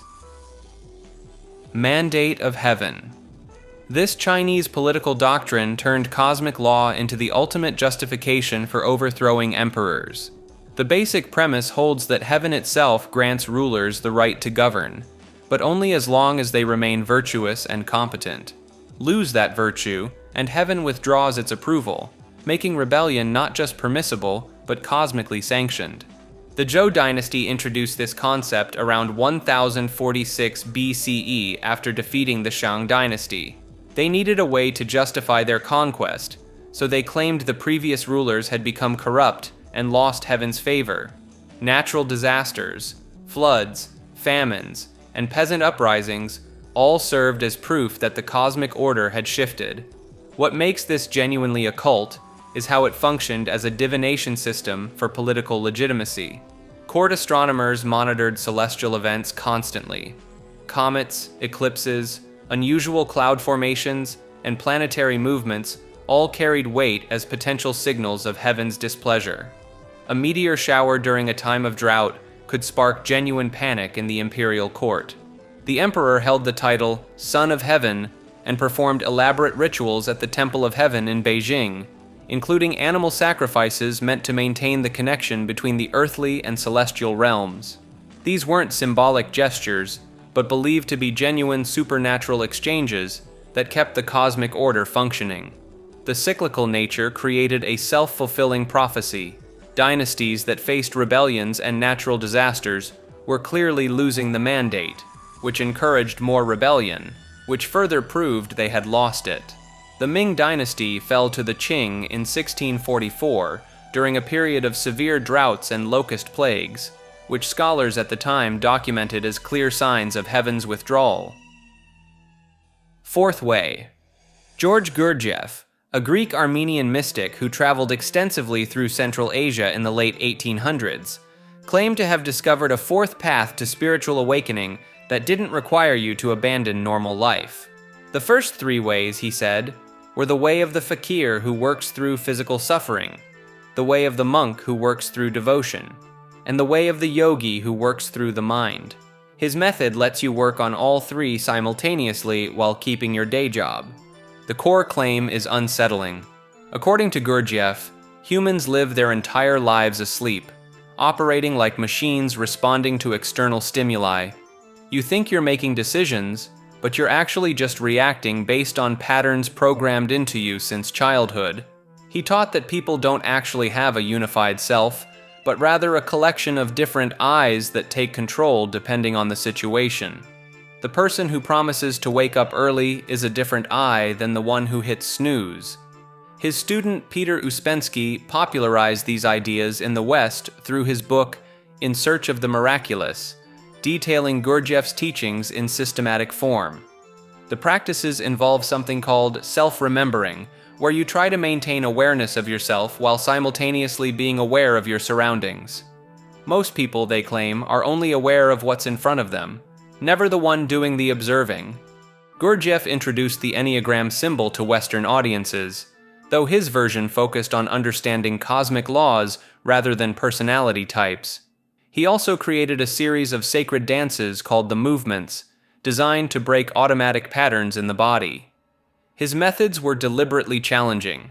He would treat students harshly, change teachings without warning, and create uncomfortable situations, all claiming this friction was necessary to wake people from their sleep. The teaching still has active groups worldwide, often meeting privately and rarely advertising. Some ex-members describe cult-like dynamics, while devoted practitioners insist the difficulty is the point. Gurdjieff himself remains an enigma, mixing legitimate spiritual insights with showmanship and deliberate obscurity. Pythagoras. Most people remember this name from geometry class and that one theorem about triangles. The occult version of Pythagoras tells a much stranger story. The Greek mathematician ran what was essentially a religious cult in the 6th century BCE. His followers lived in communes, shared all their possessions, and adhered to bizarre dietary restrictions. They could eat meat, but beans were absolutely forbidden. The specific reason remains disputed, with theories ranging from concerns about flatulence disrupting meditation to beliefs that beans contained the souls of the dead. Pythagoras claimed he could remember his past lives in detail. He told his students he had lived at least 4 previous lifetimes, including one as a warrior during the Trojan War. This wasn't casual spiritual talk. He built an entire philosophy around metempsychosis, the transmigration of souls through different bodies over time, including animal bodies. His school operated in secrecy with multiple levels of initiation. New members spent 5 years in complete silence, just listening. They couldn't see Pythagoras during this period. He lectured from behind a curtain. Only after proving themselves worthy did students gain access to the inner circle and the deeper mathematical mysteries. The mathematics itself was mystical practice. Pythagoras taught that numbers were the fundamental reality of the universe, not just tools for counting. The number 1 represented unity and the divine. 2 represented duality and the material world. 10 was the perfect number, containing all others within it. His followers arranged pebbles into triangular patterns to meditate on numerical relationships. He discovered the mathematical ratios behind musical harmony, then claimed these same ratios governed planetary motion. The celestial spheres produced music as they moved, a cosmic symphony only he could hear because his soul had been purified through reincarnation. The Pythagorean Brotherhood developed hand signals and symbols to recognize each other. They marked buildings with the pentagram, which they considered a symbol of health and perfection. Breaking the oath of secrecy meant death. One member, Hippasus, supposedly proved that the square root of 2 was irrational, breaking the Pythagorean belief that all numbers could be expressed as ratios. The Brotherhood allegedly drowned him at sea for revealing this. Modern occultism draws heavily from Pythagorean concepts. These all trace back to the guy with the triangle theorem and his secretive cult of number-worshipping vegetarians who feared legumes. Ramana Maharishi. At 16 years old in 1896, a teenager from South India named Venkataraman Iyer experienced what he believed was his own death. Lying on the floor of his uncle's house, he felt an overwhelming fear of dying and decided to simulate the process. He stiffened his body, held his breath, and mentally enacted his own funeral. What happened next shaped an entire branch of 20th century mysticism. During this self-induced death experience, Venkataraman claimed he discovered something he called the pure I or self, distinct from the body and mind. He emerged from the experience completely transformed. Within weeks, he abandoned his family, left school, and traveled to Arunachala, a mountain in Tamil Nadu considered sacred in Hindu tradition. He would spend the rest of his life there. The young man took the name Ramana Maharishi and developed a teaching method that stripped mystical practice down to a single question. Who am I? This self-inquiry technique, called Atma Vichara, instructs practitioners to trace every thought back to its source by repeatedly asking where the sense of I comes from. Maharishi taught that all thoughts arise from a primary I thought. and by investigating this root thought, one could dissolve the illusion of individual selfhood entirely. What made Maharishi unusual among spiritual teachers was his emphasis on silence. He often sat with visitors for hours without speaking, believing that transmission of understanding occurred beyond words. His written works are minimal, mostly compiled from notes taken by disciples during rare verbal teachings. The core text, Who Am I?, runs only a few pages. Maharishi's approach attracted Western seekers throughout the 1930s and 40s.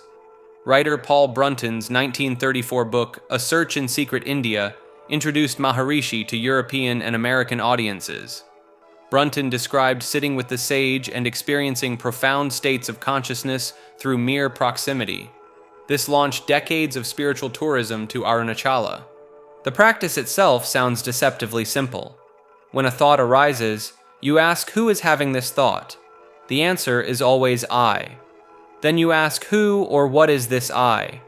You keep drilling down, rejecting every answer, until supposedly the questioner disappears and only pure awareness remains. Maharishi claimed this could happen instantaneously or take years of practice. His devotees reported various phenomena during intense self-inquiry. Some described the sense of individual identity flickering like a candle flame before extinguishing. Others experienced what they called the heart on the right side of the chest, which Maharishi identified as the true location of the self, not the physical heart on the left. He drew diagrams showing how awareness supposedly originates from this right side spiritual center. Maharishi died from cancer in 1950. His ashram at Arunachala continues to operate, drawing thousands of visitors annually. Modern teachers like Muji and Adyashanti trace their methods directly back to his self-inquiry technique. The question, who am I, has become shorthand in contemporary non-dual spirituality for a specific type of introspective practice that attempts to collapse the subject-object divide through relentless self-examination. J.G. Bennett. Bennett spent decades as one of Gurdjieff's most dedicated students, then went considerably further than his teacher ever intended. After Gurdjieff's death in 1949, Bennett didn't just preserve the Fourth Way teachings. He turned his estate at Sherborne House in England into what can only be described as an esoteric pressure cooker. The most famous phrase from the tablet reads, "As above, so below," suggesting that the macrocosm of the universe mirrors the microcosm of human existence. Alchemists interpreted this as meaning that spiritual transformation and physical transformation were fundamentally the same process. Turn lead into gold in your laboratory, and you were simultaneously purifying your soul. The earliest known version appears in an Arabic text from the 6th to 8th centuries, though the tablet itself was said to be discovered in a cave, clutched in the hands of Hermes Trismegistus's corpse. Some versions claim Sarah, the wife of Abraham, found it. Others say Alexander the Great stumbled upon it. The stories vary wildly because nobody has ever produced an actual emerald tablet. Medieval alchemists like Albertus Magnus and Roger Bacon referenced the tablet constantly in their writings. Isaac Newton himself translated it from Latin, clearly taking its contents seriously enough to spend time puzzling over its meaning. The text describes the prima materia, the original substance from which the philosopher's stone could be created, though it does so in maddeningly vague language about the father being the sun and the mother being the moon. The tablet's influence extended beyond alchemy into Renaissance magic, Rosicrucianism, and eventually modern occultism. Aleister Crowley wrote his own interpretation. The Freemasons incorporated its symbolism. New Age movements latched onto as above, so below with enthusiasm, often disconnected from the original alchemical context. Whether the Emerald Tablet was ever a real object or simply a teaching text attributed to a mythical figure remains unknown. What matters is that generations of seekers believed it contained the secret to transmutation, both literal and spiritual, encoded in just a handful of enigmatic scent. Hazrat Inayat Khan. An Indian classical musician arrived in the United States in 1910 with a mission that seemed impossible at the time. He planned to spread Sufi mysticism throughout the Western world using music as his primary tool. Inayat Khan wasn't just any musician. He came from a lineage of master musicians in Baroda, India, and had already achieved considerable fame in his homeland before leaving everything behind. His core teaching centered on something he called the mysticism of sound. Khan claimed that sound itself was the creative force of the universe, predating light and matter. Every vibration, from a spoken word to a musical note, carried spiritual power that could heal, transform, or destroy depending on its use. He taught that certain tones and rhythms could alter consciousness, balance the body's energy, and even influence events in the physical world. Khan founded the Sufi order in the West in 1914, creating a version of Sufism stripped of Islamic orthodoxy. He called it Universal Sufism, arguing that all religions stemmed from the same source and that music was the universal language connecting them all. This didn't sit well with traditional Sufis, but it attracted thousands of Western seekers looking for spiritual alternatives. His teachings went beyond theory. Khan gave specific practices for using sound in meditation, including techniques for chanting particular phrases and listening to silence between notes. He claimed that mastering these practices allowed students to perceive the underlying vibration of reality itself, what he called the unstruck sound. Khan died suddenly in 1927 in New Delhi at just 44 years old, leaving behind numerous books and a growing movement. His children and students continued spreading his teachings, influencing everyone from New Age musicians to academic scholars of mysticism. Sacred geometry. Certain geometric patterns show up everywhere. The spiral of a nautilus shell, the branching of trees, the structure of DNA, the formation of galaxies. Practitioners of sacred geometry believe these aren't coincidences. They see these shapes as the fundamental building blocks of reality itself, mathematical blueprints that consciousness and matter follow during creation. The most recognized pattern is the flower of life, a design of overlapping circles arranged in a hexagonal pattern. This symbol appears carved into the Temple of Osiris in Egypt, etched into manuscripts in medieval Europe, and woven into textiles across Asia. Each circle intersects with 6 others, creating a matrix that contains dozens of other geometric forms within it.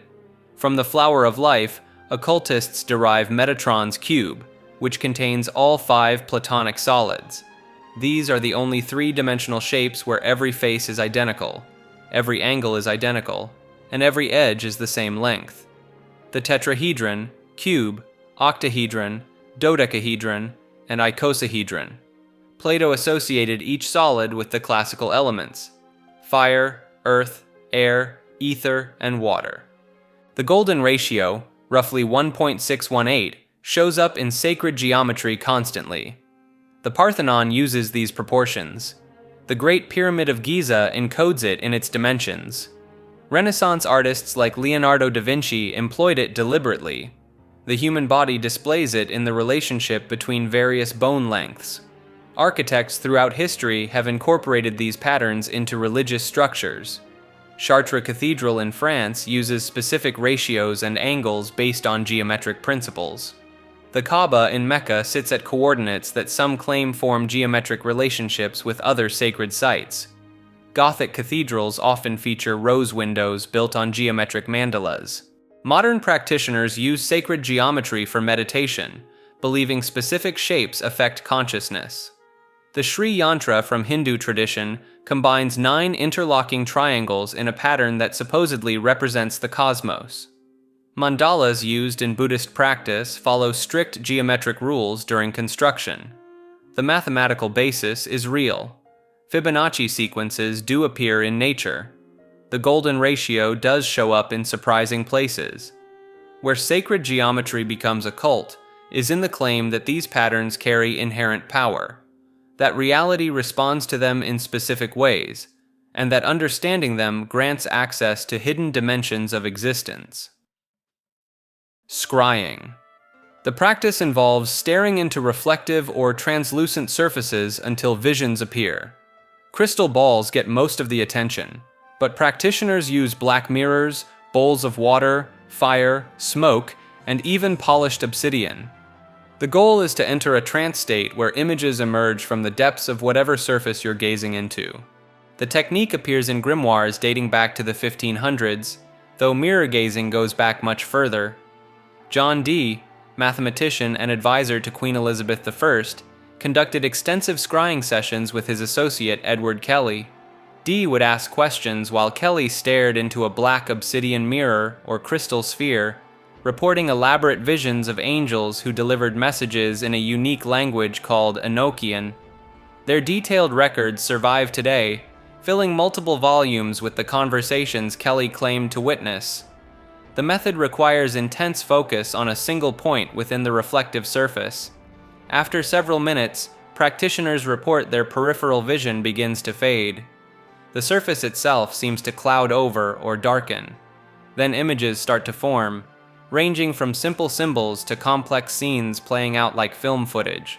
Nostradamus allegedly used a bowl of water on a brass tripod for his prophetic visions. He would stare into the water's surface by candlelight until his mind entered the necessary state. Whether the visions came from the water itself or from somewhere within his consciousness remains the central debate. Modern practitioners distinguish between different scrying methods. Catoptromancy uses mirrors. Hydromancy uses water. Crystallomancy uses transparent stones. Each supposedly provides different types of information, though the core technique remains identical across all variants. Pineal gland activation.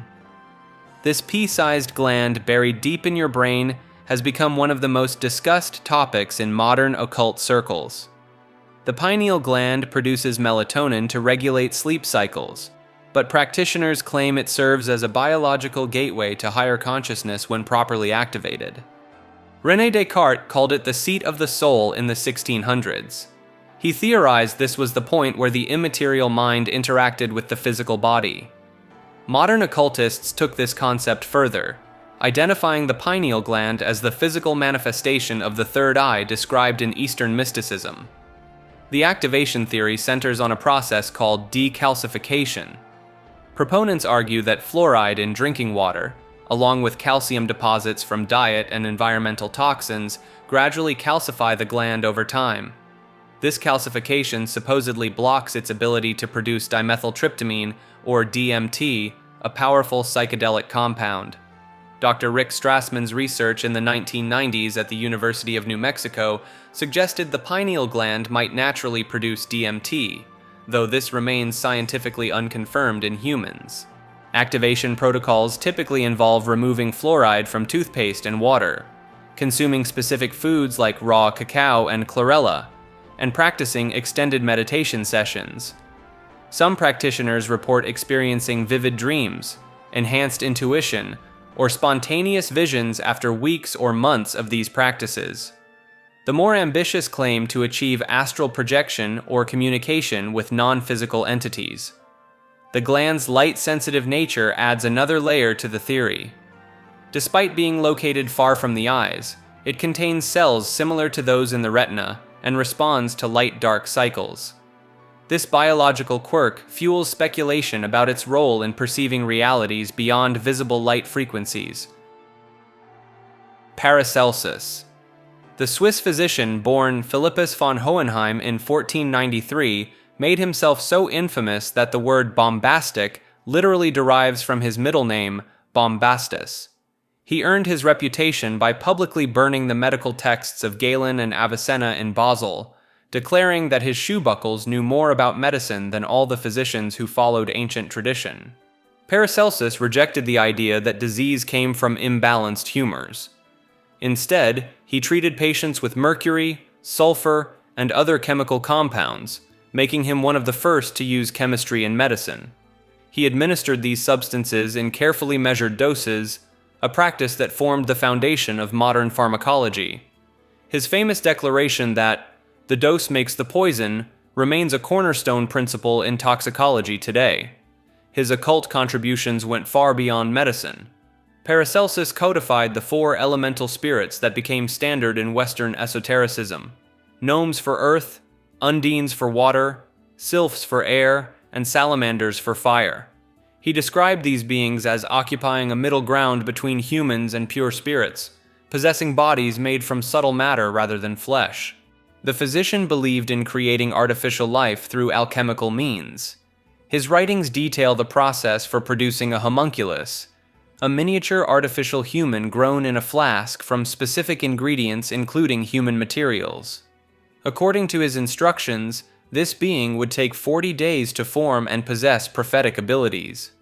Paracelsus connected astrology directly to medicine, teaching that each organ corresponded to a celestial body, and that physicians needed to time treatments according to planetary movements. He introduced the concept of the archeus, a vital force directing growth and healing within living organisms, which influenced vitalist theories for centuries afterward. His doctrine of signatures stated that plants resembling human body parts could treat ailments in those parts. A walnut, which looks like a brain, would cure headaches. Liverwort, shaped like a liver, would treat liver disease. This principle became fundamental to folk medicine across Europe. Despite dying at age 47 in 1541, possibly from mercury poisoning or injuries sustained in a tavern fight, Paracelsus left behind writings that influenced both scientific medicine and occult practice for the next 400 years. Nicolas Flamel. A real Parisian scribe who sold manuscripts for a living in the 1400s, somehow became history's most famous alchemist, despite zero evidence he ever practiced alchemy during his lifetime. The transformation from ordinary bookbinder to legendary immortal happened entirely after his death in 1418. The legend centers on a dream. Flamel claimed an angel appeared to him holding a mysterious book bound in copper. Years later, a stranger supposedly sold him this exact book, written in strange characters and attributed to Abraham the Jew. The text contained instructions for the magnum opus, the great work of alchemy, complete with illustrations showing serpents and roses devouring each other. Flamel spent 21 years decoding the manuscript with his wife Perenelle. According to the story, he successfully transmuted half a pound of mercury into pure silver on January 17, 1382. 3 months later, he performed the red work and created gold. The philosopher's stone was complete. What made people believe this tale was simple. Flamel suddenly had money. He funded the construction of 14 hospitals, 3 chapels, and 7 churches across Paris. For a manuscript seller married to a shopkeeper, this level of wealth demanded explanation. Gold transmutation provided one. The buildings still exist. You can visit the Flamel House at 51 Rue de Montmorency in Paris, built in 1407. It operates as a restaurant now. His tombstone once displayed alchemical symbols, though it vanished during renovations. Flamel wrote nothing about alchemy while alive. Every alchemical text bearing his name appeared centuries after his death. The Book of Hieroglyphic Figures, published in 1612, describes his alleged transmutation. The exposition of the hieroglyphical figures appeared even later. Scholars dismiss these as pseudepigrapha, false attributions meant to boost credibility by attaching a legendary name. The immortality angle developed gradually. If Flamel created the Philosopher's Stone and it granted eternal life, perhaps he faked his death. Supposed sightings placed him at the Paris Opera in 1761 and in India during the 1800s. Some claimed he orchestrated these appearances deliberately, revealing himself to select individuals across centuries. His wife Perenelle factors into the legend as his partner in the great work. Alchemical tradition held that the work required both masculine and feminine principles. Their joint tombstone featured symbols interpreted as alchemical allegories, though these same symbols appeared in standard Christian iconography of the period. The absence of contemporary accounts creates problems for believers.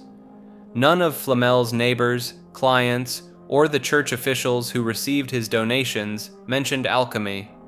His actual profession left extensive paper trails showing ordinary business transactions, property purchases, and commissioned copies of devotional texts. The profitable bookbinder explanation accounts for his wealth without requiring transmutation. Yet the legend persists, amplified by everyone from 17th century occultists to J.K. Rowling, who placed him in Harry Potter as a 665-year-old man. The fantasy always follows the same pattern. Evidence of wealth minus clear source equals hidden alchemical knowledge. The mundane reality of a successful medieval businessman selling the right manuscripts to the right clients never quite satisfies the imagination. Ungern-Sternberg. Baron Roman von Ungern-Sternberg earned the title of the Mad Baron through a combination of extreme violence and genuine occult conviction during the Russian Civil War.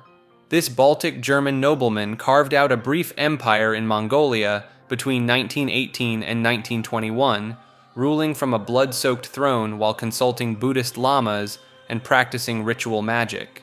Ungern believed himself to be the reincarnation of Genghis Khan, destined to restore the Mongol Empire and lead a holy war against modernity itself. He wasn't just playing at mysticism for political theater.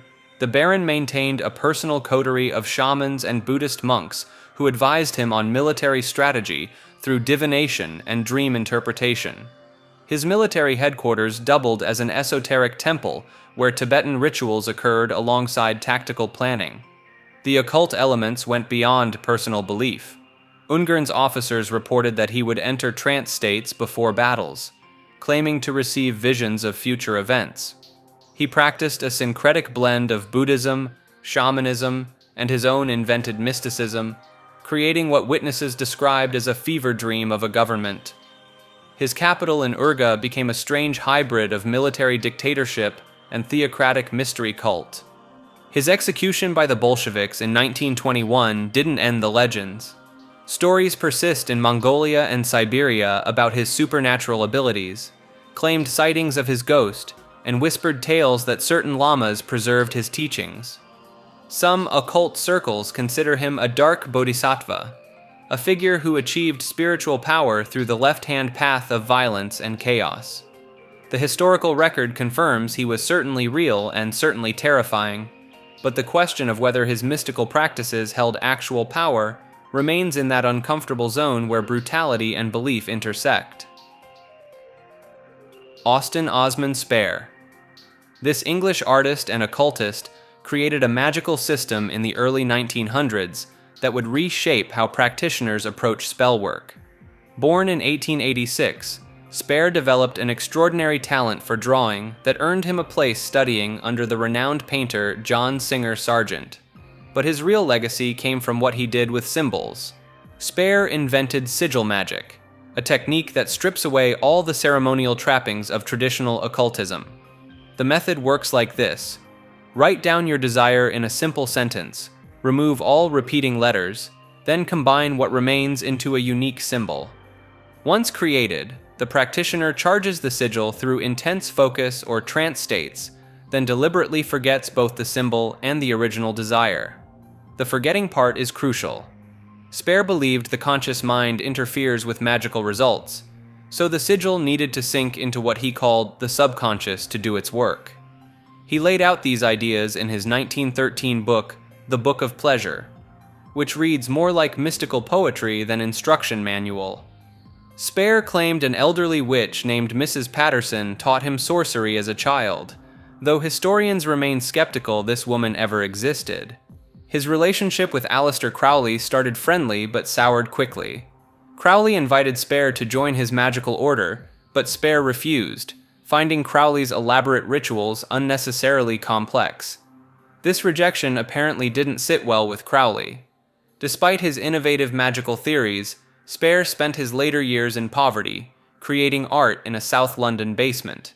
He died in 1956, largely forgotten. Decades later, chaos magicians rediscovered his work and made sigil magic one of their core practices. Today, you can find his technique discussed everywhere from occult forums to self-help blogs, usually without anyone mentioning where it came from.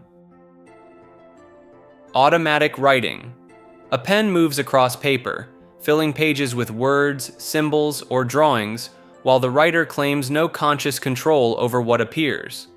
The hand writes on its own, supposedly guided by spirits, the subconscious mind, or other unseen forces.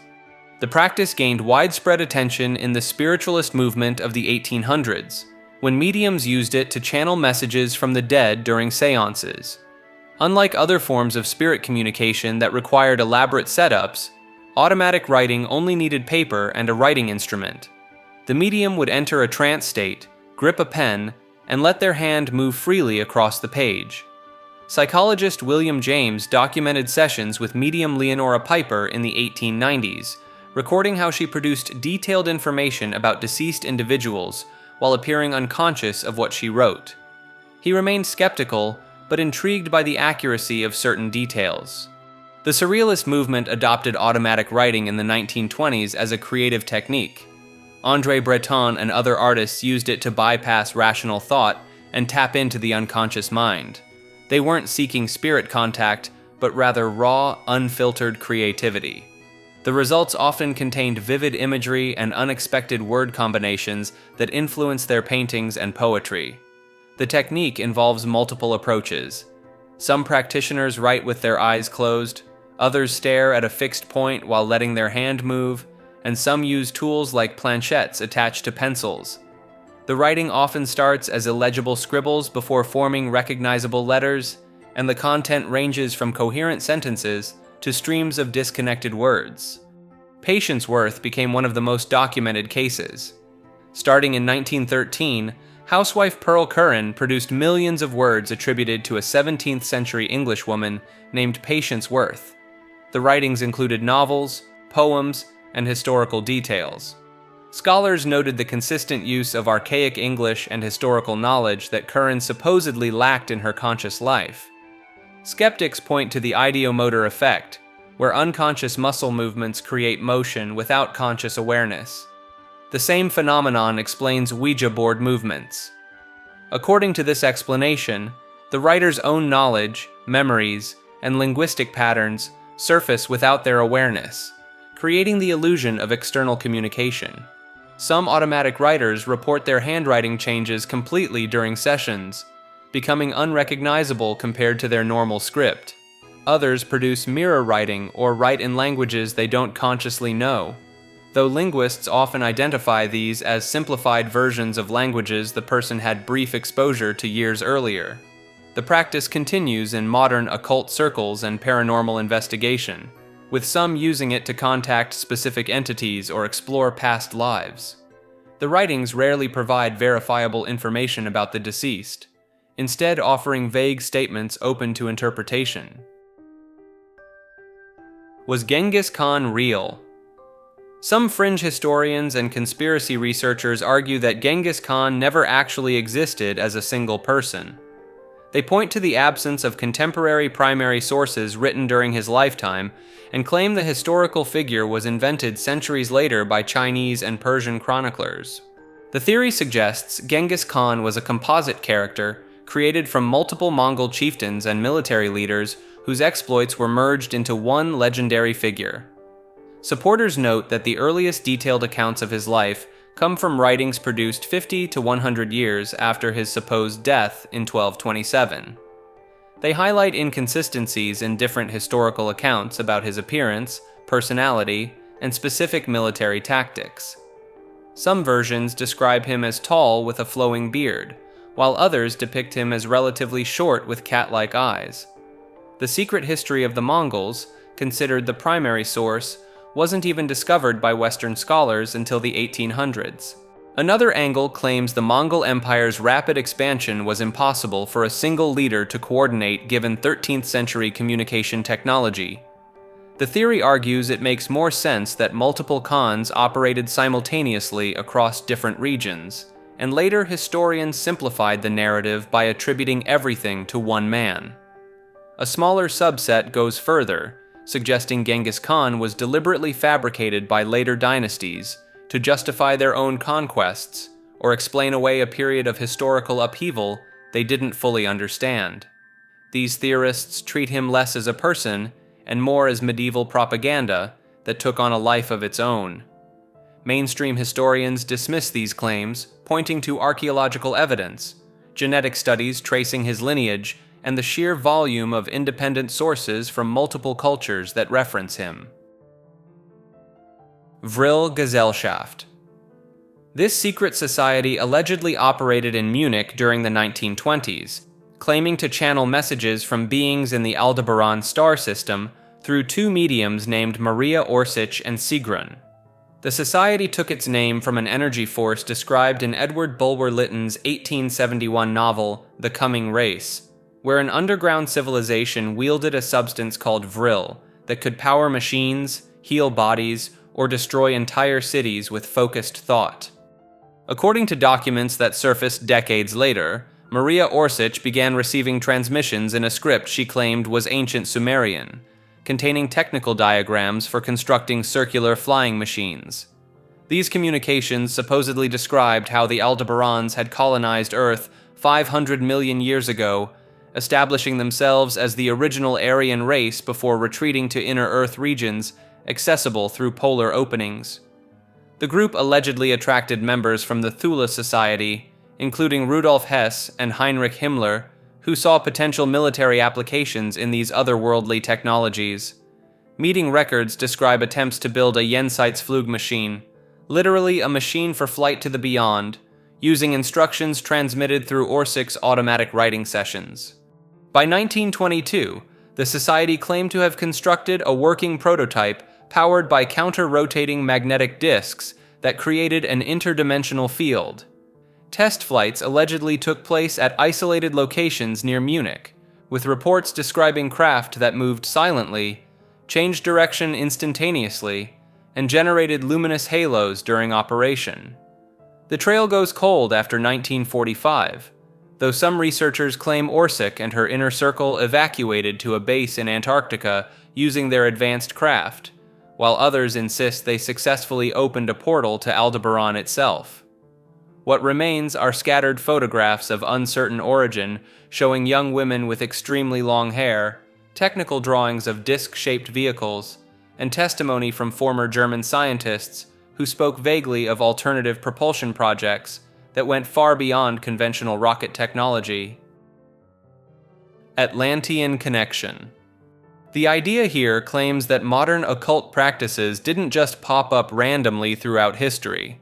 Instead, they trace back to a single source, the advanced civilization of Atlantis before it sank beneath the waves. Edgar Cayce, known as the Sleeping Prophet, described Atlantis in over 700 of his trance readings between the 1920s and 1940s. He talked about crystal-powered technologies, genetic experiments, and a priestly class that preserved secret knowledge before the final cataclysm around 10,000 BC. According to Cayce, these Atlantean priests scattered across the globe, founding mystery schools in Egypt, the Yucatan, and other locations to preserve their teachings. The Theosophical Society took this concept further. Helena Blavatsky wrote that Atlanteans were the fourth root race in human evolution, possessing both advanced technology and psychic abilities that modern humans have lost. Her successor, Annie Besant, claimed that certain meditation techniques and ritual practices used in occult lodges were direct transmissions from Atlantean temple ceremonies. This connects to why various magical traditions around the world share similar elements like sacred geometry, chakra systems, and ceremonial structures. The explanation offered is parallel evolution or coincidence. The Atlantean connection suggests a common ancestor, a mother tradition that seeded these practices across continents.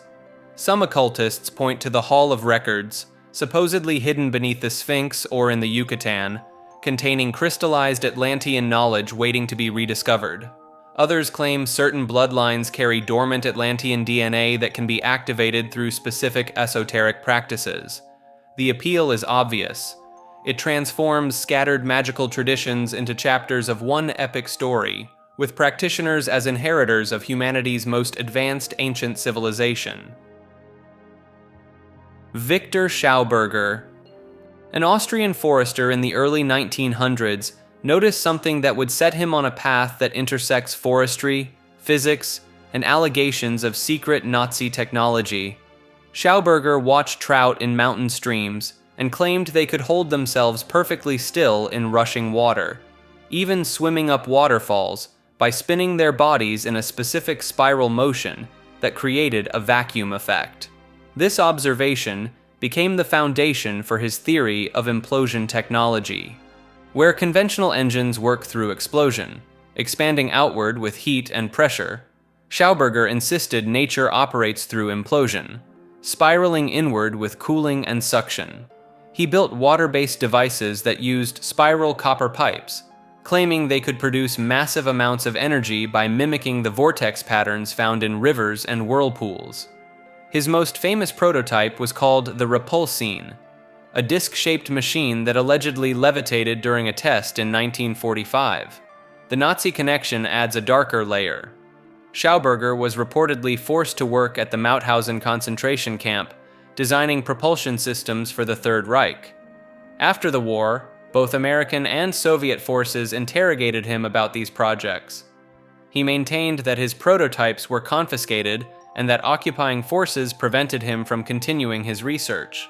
In 1958, a group of American businessmen convinced Schauberger to come to Texas, promising to fund his work. Instead, they allegedly pressured him to sign over all his patents and research. He returned to Austria days before his death, telling his son they had stolen everything.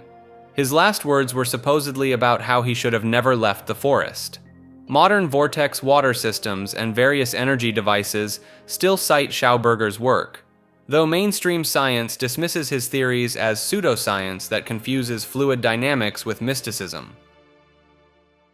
Reinhard Heydrich. The man known as the Butcher of Prague held a unique position in the Third Reich's hierarchy, serving directly under Heinrich Himmler in the SS. While Himmler obsessed over mysticism, runes, and ancient Germanic paganism, Heydrich took a different approach. He viewed the occult as a tool for control and intelligence gathering rather than spiritual enlightenment. Heydrich established the SD, the intelligence service that monitored and cataloged every occult group, secret society, and esoteric organization across occupied Europe. Freemasons, Theosophists, Rosicrucians, Anthroposophists, all were systematically tracked, infiltrated, and often eliminated. The Nazis didn't just suppress these groups for ideological reasons. They wanted their libraries, their artifacts, their secrets. The Ahnenerbe, the organization dedicated to researching ancestral heritage, operated under Himmler, but relied heavily on Heydrich's intelligence network. They sent expeditions to Tibet, searched for the Holy Grail, and sought out anything that could prove Aryan superiority through mystical means. Heydrich's men knew where to look because his files documented every rumored artifact and hidden collection across the continent. In 1942, Czech resistance fighters killed Heydrich in Prague during Operation Anthropoid. The aftermath saw the complete destruction of Litis and brutal reprisals. Some occult circles later claimed the operation succeeded because of ritual work performed by British ceremonial magicians, similar to claims made about the Battle of Britain. No evidence supports this, but the story persists in certain esoteric communities. The strangest detail, Heydrich was an accomplished violinist who reportedly played chamber music even while planning mass deportations.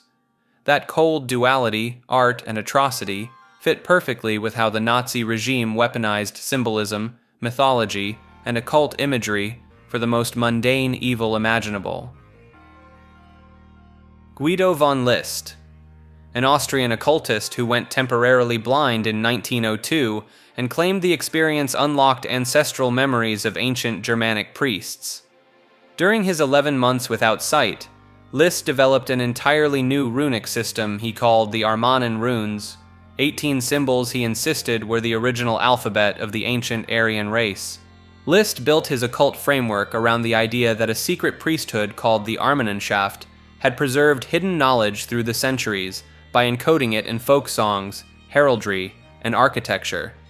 He spent decades analyzing medieval German texts and landscape features, finding coded messages he believed only initiates could decode. His 1908 book, The Secret of the Runes, laid out correspondences between his runes and astrology, tarot, and color symbolism that bore little resemblance to historical runic practices. the Guido von List Society, founded in 1908, attracted writers, industrialists, and nobility who funded his research into what he termed Wotanism, his reconstruction of pre-Christian Germanic religion. List claimed modern Austrians and Germans were descended from a master race whose spiritual practices had been suppressed by Christianity, and that reviving these practices would restore national greatness. His work directly influenced the Thule Society and other groups that shaped National Socialist ideology in the 1920s and 30s. The SS would later adopt variations of his rune interpretations for their symbolism. List died in 1919, but his fusion of nationalism, racial theory, and occult practice created a template that continued circulating in esoteric circles for decades afterward. Christianity is a weapon of mass destruction. This theory frames Christianity not as a faith system, but as a deliberate tool of empire. The argument points to specific colonial patterns where missionaries arrived before or alongside military forces, systematically dismantling indigenous belief systems and replacing them with European religious frameworks. The Spanish conquest of the Americas provides the clearest example. Catholic missionaries worked in coordination with conquistadors, destroying Aztec codices and Maya texts while establishing the encomienda system. Within a single generation, entire cosmologies vanished. The same pattern repeated across Africa, Asia, and the Pacific Islands throughout the 1500s to 1900s. Proponents of this view highlight the doctrine of discovery, a series of papal bulls issued in the 1400s that explicitly granted Christian European nations the right to claim lands inhabited by non-Christians. These weren't theological documents. They were legal justification for territorial expansion and forced conversion. The residential school systems in Canada, the United States, and Australia serve as more recent evidence. These institutions, many operated by Christian churches, forcibly removed indigenous children from their families with the stated goal of eliminating native cultures. The phrase, "kill the Indian, save the man," wasn't metaphorical. The theory argues that Christianity's emphasis on singular truth and rejection of other spiritual paths makes it uniquely effective for cultural destruction. Where syncretic religions might absorb local practices, Christian doctrine often demanded complete abandonment of previous beliefs. This created what some call cultural genocide, disguised as salvation. Critics of this perspective note that spiritual beliefs themselves aren't weapons, but acknowledge the historical misuse of religious institutions for imperial purposes. Kana. The Japanese writing systems of hiragana and katakana hold deep mystical significance in certain esoteric traditions. Each character is believed to contain spiritual power, with practitioners claiming that the very act of writing or pronouncing these symbols can influence reality itself. The 50 sounds of the Japanese syllabary correspond to specific vibrations in Shinto mysticism. The character A represents the beginning of creation, while N symbolizes completion and return to the void. Monks at Mount Koya have used specific kana combinations in meditation practices for over 1,000 years, believing certain sequences can open doorways to higher consciousness. In the 1920s, Morihei Ueshiba, founder of Aikido, taught that kana characters were living spirits. He claimed to receive martial arts techniques directly through visions of glowing kana floating in the air during his mountain training. His students documented instances where he would trace kana in the air before demonstrating seemingly impossible physical feats. The practice of kotatama treats these characters as vessels for word souls. Practitioners write specific kana sequences on paper talismans, then burn or bury them to manifest intentions. The character Su is considered particularly powerful, said to contain the essence of creation itself. Modern occultists combine kana with sigil magic, creating hybrid symbols that merge Western and Eastern esoteric systems. Some claim that typing kana on electronic devices maintains their spiritual potency, leading to digital grimoires written entirely in carefully selected character combinations. Hindu Tantra. Western culture turned this entire spiritual tradition into a punchline about exotic bedroom techniques, but the actual practice bears little resemblance to what most people imagine. Tantra emerged in India somewhere between the 5th and 9th centuries CE as a collection of esoteric practices designed to accelerate spiritual enlightenment through direct experience rather than renunciation. The core principle involves harnessing energy that most Hindu traditions tell practitioners to suppress or transcend. Tantric practitioners work with Kundalini, described as a coiled serpent of spiritual energy resting at the base of the spine. Through specific breathing techniques, mantras, and visualizations, they attempt to awaken this force and drive it upward through 7 energy centers called chakras, ultimately reaching the crown of the head, where union with divine consciousness supposedly occurs. The sexual practices that dominate Western understanding actually represent a small branch called left-hand tantra. These rituals, known as mithuna, use controlled sexual activity as a form of meditation, with the goal being total presence and energy awareness rather than pleasure. Practitioners had to master years of preliminary techniques before even attempting these practices. The majority of tantric schools, known as right-hand tantra, never incorporated sexual elements at all. The real controversy surrounds practices that deliberately violate Hindu taboos. Some tantric schools performed rituals in cremation grounds, used human skulls as ritual objects, and consumed substances normally forbidden to touch.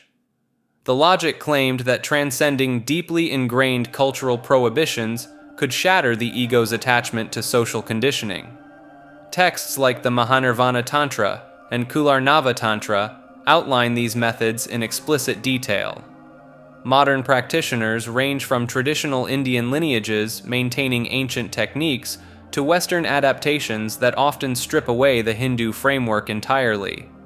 The gap between these approaches remains vast enough that many traditional tantrics refuse to acknowledge Western Tantra as legitimate at all. Monroe tapes. Robert Monroe was a radio broadcasting executive who started having spontaneous out-of-body experiences in 1958.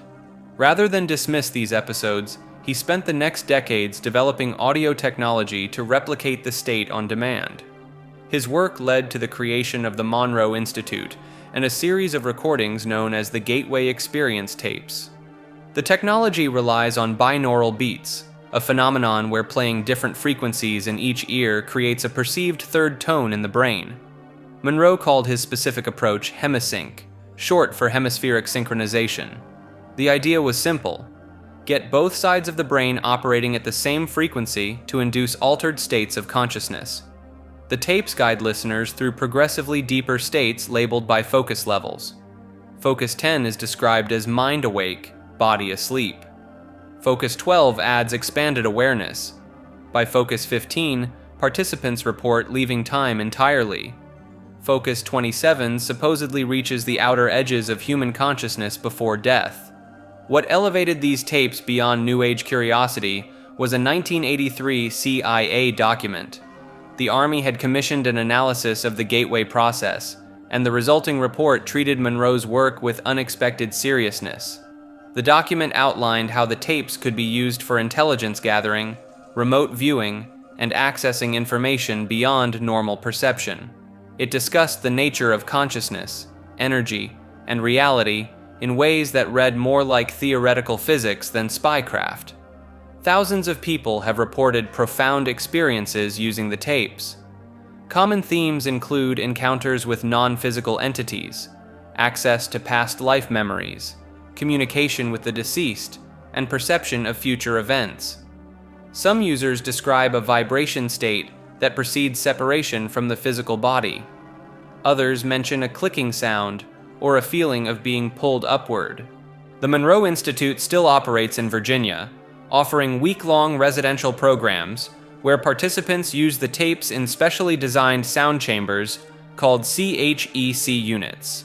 The organization maintains detailed records of participant experiences, creating what amounts to a database of consciousness, exploration spanning 5 decades. Stargate process. The United States government spent over $20 million and 2 decades training people to spy on foreign targets using nothing but their minds. This wasn't some fringe operation buried in a basement. The Central Intelligence Agency and Defense Intelligence Agency ran coordinated remote viewing programs from the early 1970s until 1995, attempting to develop psychic espionage capabilities that could penetrate any facility on Earth. Remote viewing works through a specific protocol. A viewer receives only geographic coordinates or a random number sequence, nothing else. They then enter a meditative state and describe or sketch whatever impressions come to mind. The target could be a building in Moscow, a submarine in the Pacific, or a hostage location in the Middle East. The viewer never knows what they're looking for until after the session ends. Physicist Ingo Swann developed the coordinate remote viewing technique that became the program's foundation. He claimed viewers could accurately describe distant locations, hidden objects, and even future events by accessing what he called the collective unconscious matrix. Pat Price, a former police commissioner, reportedly described the interior layout of a Soviet research facility in such detail that analysts initially thought he'd somehow obtained classified photographs. The program's most documented success involved Joseph McMoneagle, who received the Legion of Merit for his work. He allegedly located a crashed Soviet bomber in Africa and described a new class of submarine under construction months before satellite imagery confirmed its existence. The military assigned him over 200 missions during his 9-year tenure. Stanford Research Institute housed much of the early research, conducting thousands of trials under laboratory conditions. Their protocols required double-blind methodology, where neither the viewer nor the monitor knew the target. Published results in peer-reviewed journals claimed hit rates significantly above chance, though skeptics noted the studies had methodological issues and irreproducible results. When the CIA declassified Stargate documents in 1995, they released over 80,000 pages of session transcripts, training manuals, and operational reports. The final assessment concluded that remote viewing showed no consistent value for intelligence operations, despite decades of testing and millions in funding. The American Institutes for Research Evaluation stated the phenomenon lacked the reliability and accuracy required for practical application. Several Stargate veterans went public after declassification, offering training courses and writing books about their experiences. They maintained the program worked, but was shut down for political reasons rather than lack of results. The truth remains somewhere in those thousands of pages of transcripts, where detailed, accurate descriptions sit alongside complete misses and vague impressions that could match anything. Nagarjuna, Buddhist monk and philosopher from the 2nd century CE, who supposedly retrieved sacred texts from an underwater palace guarded by serpent beings. The legend claims these Nagas had been safeguarding the Prajnaparamita Sutras for centuries, waiting for someone worthy enough to bring them to the human world. Nagarjuna's name itself translates to noble snake, which either predicted his destiny or was adopted after the encounter, depending on which version you believe. His philosophical system deconstructed every concept down to its emptiness, arguing that nothing possesses inherent existence. This sounds abstract until you realize practitioners use these logical methods to dismantle their own perception of reality. The Madhyamaka school he founded taught students to see through the illusion of permanence in everything from objects to the self. Later traditions merged Nagarjuna with alchemical practices, crediting him with the transmutation of base metals into gold. Indian and Tibetan texts describe him creating an elixir of immortality that supposedly extended his life to between 300 and 600 years. Some accounts claim he only died because a jealous prince needed his head to fulfill a previous karmic obligation, and Nagarjuna willingly allowed himself to be beheaded. The confusion multiplies because at least 3 separate historical figures shared the name Nagarjuna, each practicing different arts. The philosopher, the alchemist, and the tantric master may have been distinct people whose legends eventually collapsed into one mythical biography. His influence on Tibetan Buddhism cannot be overstated. Every major school traces its philosophical lineage through him, and tantric practitioners invoke his name in rituals designed to manipulate reality's empty nature. Madame Jeanne de Salzmann. She lived to be 101 years old, spending over 40 of those years as the sole guardian of G.I Gurdjieff's teachings after his death in 1949. Born in Switzerland in 1889, de Salzmann became one of Gurdjieff's most devoted students in the 1920s, eventually becoming the only person he authorized to continue his work after he was gone. What makes her story particularly fascinating is the level of control she maintained over the Fourth Way teachings for nearly half a century. She established Gurdjieff foundations across Paris, New York, London, and Venezuela, functioning as the absolute authority on what constituted authentic transmission of the methods. No books about Gurdjieff's system could be published without her approval. No groups could claim legitimacy without her blessing. De Salzmann emphasized direct, experiential transmission over intellectual understanding. She conducted movements classes, demonstrations of Gurdjieff's sacred dances that supposedly encoded esoteric knowledge through specific postures and rhythms. Students describe her presence as simultaneously gentle and absolutely uncompromising. She could spot self-deception in a practitioner from across a room. The controversial aspect comes from the gatekeeping. Critics argue she created an unnecessarily exclusive system, limiting access to teachings that Gurdjieff himself had shared more openly. Her defenders counter that she preserved the work's integrity against dilution and misinterpretation during a period when anyone could claim to be teaching the authentic method.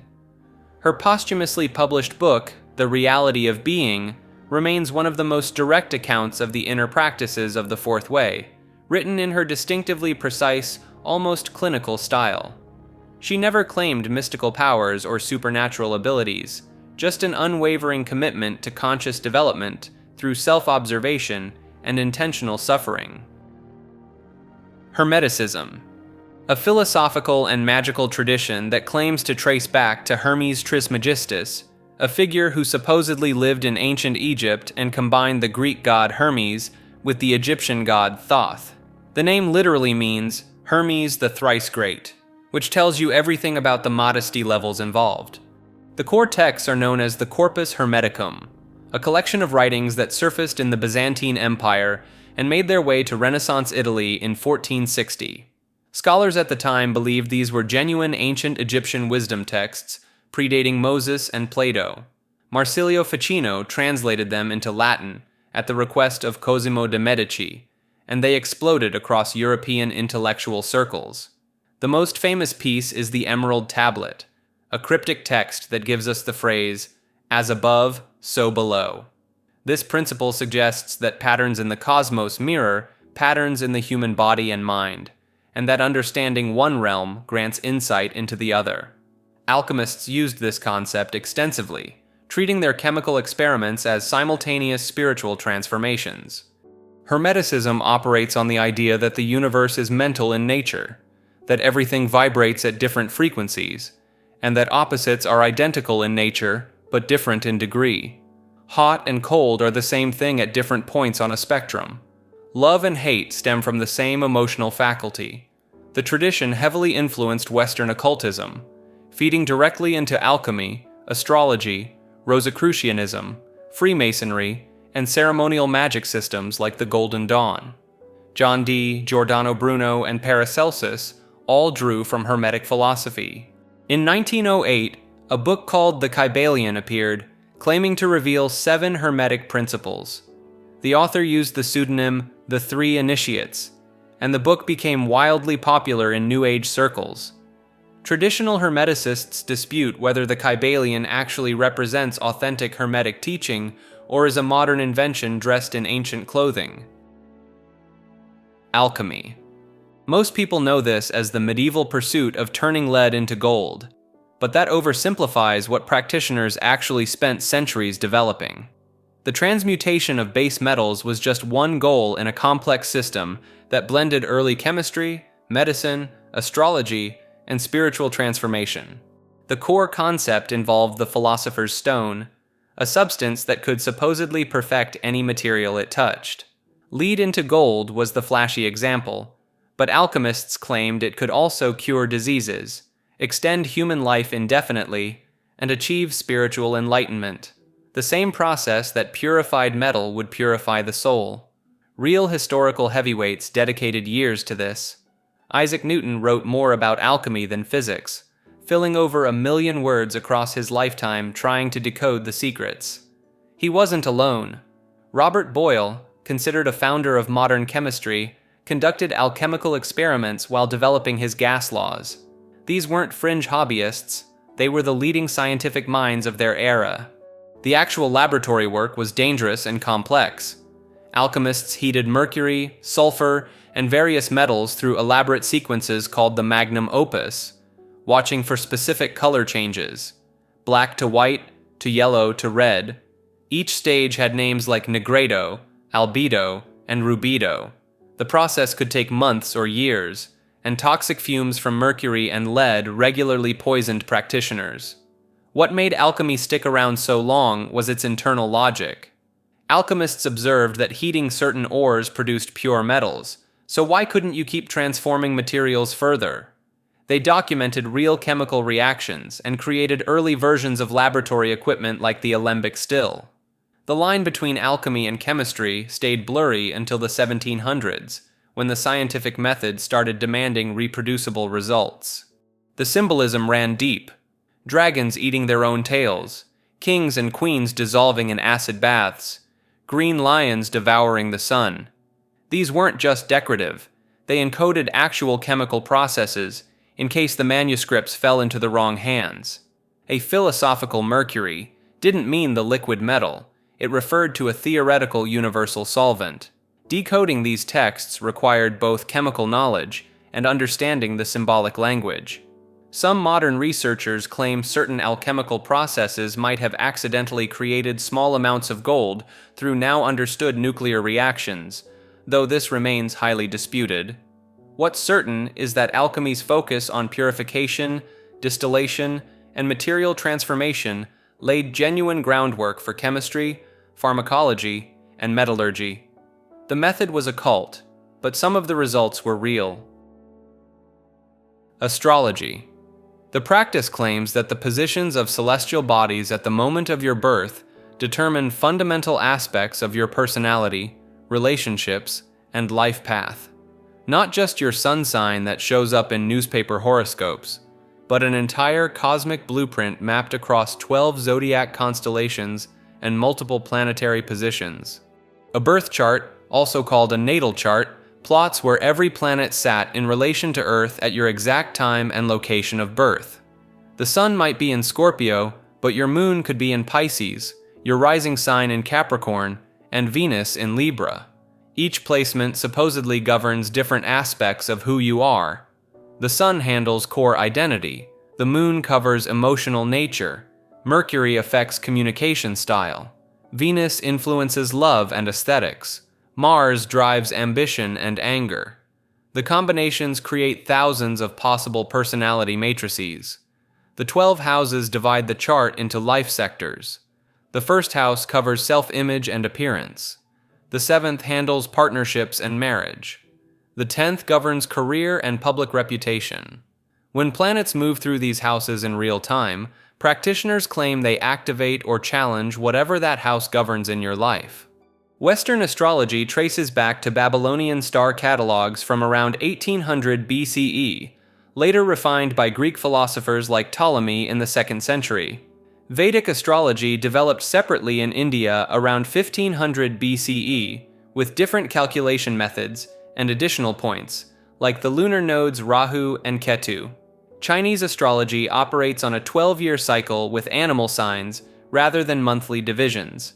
The mechanism supposedly works through either literal cosmic radiation affecting fetal development, or through synchronicity, where celestial patterns mirror earthly ones without direct causation.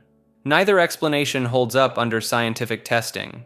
Studies comparing personality traits of people born under the same sign show no correlation beyond random chance. The Barnum effect explains much of astrology's perceived accuracy. People recognize vague, generally positive statements as specifically true about themselves. Yet the practice persists with remarkable cultural staying power. Apps like CoStar and The Pattern have millions of users. Some hiring managers admit to checking candidates' signs. The language has become social shorthand, where saying you're a Gemini communicates something specific, even to skeptics. Meister Eckhart. This 13th century German Dominican preacher pushed Christian mysticism so far that the Catholic Church put him on trial for heresy. 28 of his theological propositions were officially condemned by Pope John XXII in 1329, 1 year after Eckhart's death. The Church never managed to silence his ideas, though, because by that point his sermons had already spread throughout Europe. Eckhart taught that every human soul contains what he called the divine spark, an uncreated part of God buried deep within consciousness. He claimed this spark exists beyond all concepts, images, and even beyond God as most people understand the term. Through complete detachment from worldly desires and ego, a person could supposedly merge their consciousness directly with this divine ground. He wasn't talking about praying to God or worshiping from a distance. He meant actual union, where the boundary between self and divine completely dissolves. His most controversial statement went something like this: "The eye through which I see God is the same eye through which God sees me." The church authorities heard this and immediately flagged it as blasphemy. They accused him of teaching that humans could become God, which crossed every theological line imaginable. What made Eckhart particularly dangerous to the medieval establishment was that he delivered his sermons in German instead of Latin. This meant common people, not just educated clergy, could access his radical mystical teachings. He told peasants and craftsmen they didn't need priests or elaborate rituals to experience the divine directly. His influence never really went away. Centuries later, philosophers like Hegel studied his work. Modern occultists and New Age practitioners have adopted his concept of the God within. Some scholars even draw parallels between his teachings and Eastern philosophies like Zen Buddhism, particularly his emphasis on emptying the mind and transcending dualistic thinking. The condemned propositions included claims that God must give birth to his son in the soul, that all creatures are pure nothingness, and that the just person is the Son of God. The Papal Commission found these ideas heretical, but Eckhart died before he could face the full consequences of the trial. Thomas Aquinas. The 13th century Dominican friar who wrote the most comprehensive manual on demons and angels that the Catholic Church ever produced. His Summa Theologica dedicates entire sections to cataloging the properties, limitations, and behaviors of supernatural entities with the same systematic precision most people reserve for sorting their tax documents. Aquinas broke down exactly what demons could and couldn't do. They can manipulate matter and create illusions, but they can't read minds directly. They can only infer thoughts by observing physical reactions and behaviors. He explained that demons exist outside of normal time, giving them the appearance of knowing the future when they're really just working with vastly more information than humans can process. His angelology became the standard reference for understanding celestial hierarchies. 9 choirs of angels, each with specific duties and powers, from the lowly guardian angels all the way up to the seraphim, who spend eternity in direct contemplation of God. Occultists and ceremonial magicians pulled from these classifications for centuries, using Aquinas' framework to understand which entities they were trying to contact. The irony is that Aquinas spent his career systematically explaining the supernatural, only to have a mystical experience in 1273 that made him stop writing entirely. He told his assistant that everything he'd written seemed like straw compared to what he'd seen. He died a few months later without explaining what happened, leaving behind thousands of pages analyzing the very mysteries that apparently rendered his analysis meaningless. Picatrix. This medieval grimoire serves as the ultimate instruction manual for planetary magic and talisman creation. The original Arabic text, titled Gayat al-Hakam, or The Goal of the Sage, was translated into Latin and Spanish during the 13th century, bringing North African and Middle Eastern magical practices directly into European occultism. The book operates on a straightforward premise. Each planet radiates specific influences that a magician can capture and direct through properly constructed talismans. Venus governs love and beauty. Mars rules conflict and courage. Saturn controls restriction and time. The Picatrix provides exact recipes for harnessing these forces, down to the precise hour and astrological configuration required for success. What sets this grimoire apart from others is its unflinching specificity. One Jupiter talisman calls for carving symbols onto green jasper, while Jupiter occupies Sagittarius, then suffumigating the stone with aloe wood, saffron, and musk.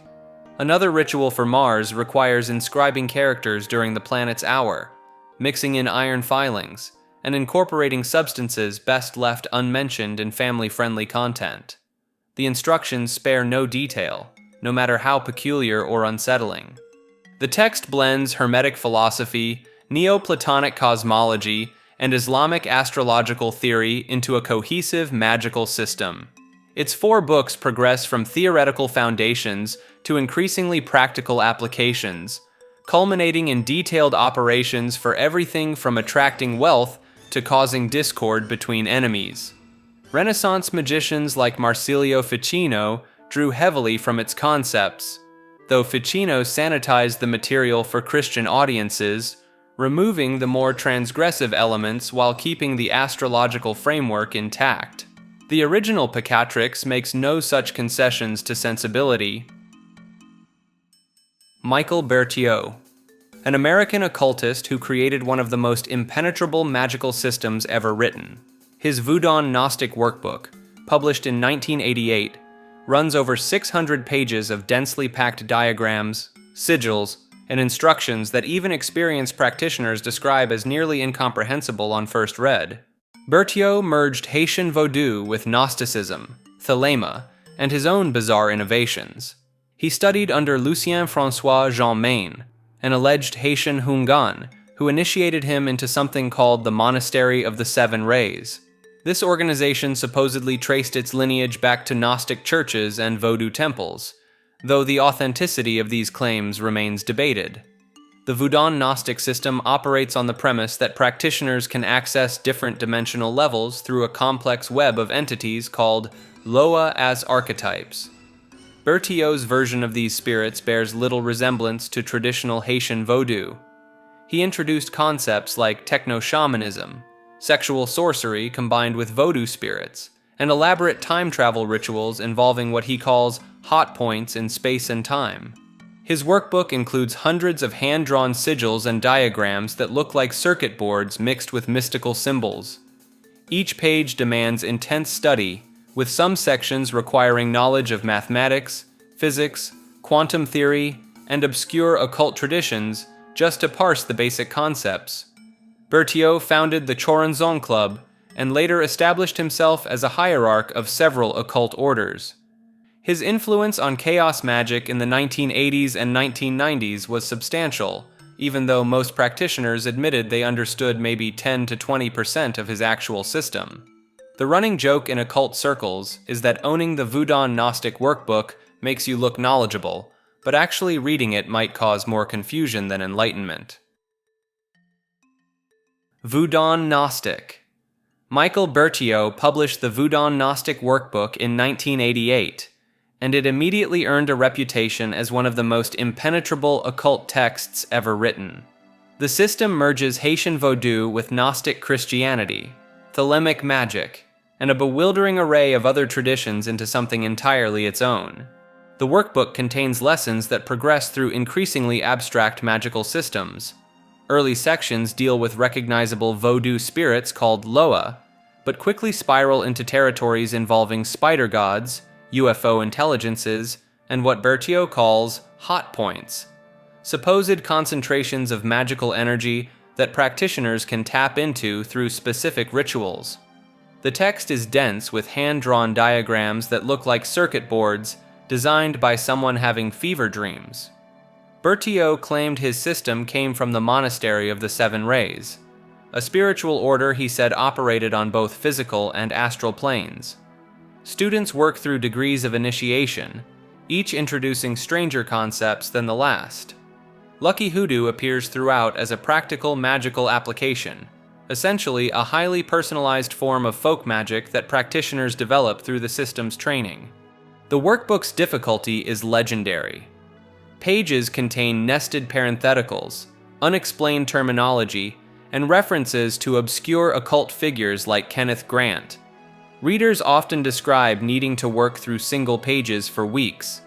Some practitioners swear the confusion is intentional, arguing that the fragmented nature of the text mirrors Gnostic ideas about reality being layered illusions. Whether Berthiaud created a profound synthesis of hidden traditions or simply wrote very elaborate nonsense remains hotly debated in occult circles. Tibetan Bon tradition. Before Buddhism made its way into Tibet in the 7th century, the Mountain Kingdom had its own spiritual system. Bon practitioners claim their tradition dates back thousands of years, with some accounts placing its origins around 16,000 BCE, though most scholars settle on it developing sometime between 500 BCE and 100 CE. The tradition centers around Tonpa Shenrab Miwocha, considered the founder who supposedly came from a land called Olmo Lungring. Bon texts describe him performing miracles, battling demons, and establishing the rituals that would define the practice for centuries. What makes Bon particularly interesting is how it combines what looks like shamanic elements with a highly organized monastic structure. Bon monks study philosophy and debate in monasteries just like their Buddhist counterparts. They have their own version of the Tibetan Book of the Dead, called the Jitro Teachings, which guides consciousness through the bardos, or intermediate states after death. The practices include weather magic, divination, and rituals to influence elemental forces. Bon priests, called Ngakpas, work with protective deities and perform elaborate ceremonies involving chanting, drumming, and the manipulation of spiritual energies. Some rituals involve sky burial preparations and methods for guiding spirits. One visual distinction stands out immediately. Bon practitioners use a counterclockwise swastika, the opposite direction from Tibetan Buddhism's clockwise version. They also circumambulate sacred sites counterclockwise, a reversal that marks them as distinct. The relationship between Bon and Buddhism gets complicated. When Buddhism arrived in Tibet, the two traditions influenced each other heavily. Some scholars argue that many practices now considered Tibetan Buddhist actually originated in Bon, while Bon absorbed Buddhist philosophy and terminology over the centuries. The line between them blurred so much that some called Bon the fifth school of Tibetan Buddhism, though Bon practitioners reject this framing entirely. Modern Bon maintains 3 main monasteries in Tibet and a growing presence in exile communities. The current spiritual head, the 34th Menri Trizin, oversees Bon communities worldwide from India. Law of One, or raw material. Between 1981 and 1984, 3 researchers in Louisville, Kentucky, conducted 106 channeling sessions with an entity calling itself Ra. Carla Ruckert served as the channel, physicist Don Elkins asked the questions, and Jim McCarty scribed the sessions. Ra claimed to be a 6th density social memory complex that last walked the earth 3,500 years ago in ancient Egypt. The material that emerged spans 5 books and introduces a cosmology built around densities of consciousness rather than dimensions. According to Ra, existence progresses through 8 densities, with Earth currently transitioning from 3rd density, characterized by self-awareness, into 4th density, the density of love and understanding. 3rd density lasts approximately 75,000 years and ends in what Ra calls the harvest, a sort of spiritual graduation where souls advanced enough in polarization move forward. Polarization forms the core mechanic of the system.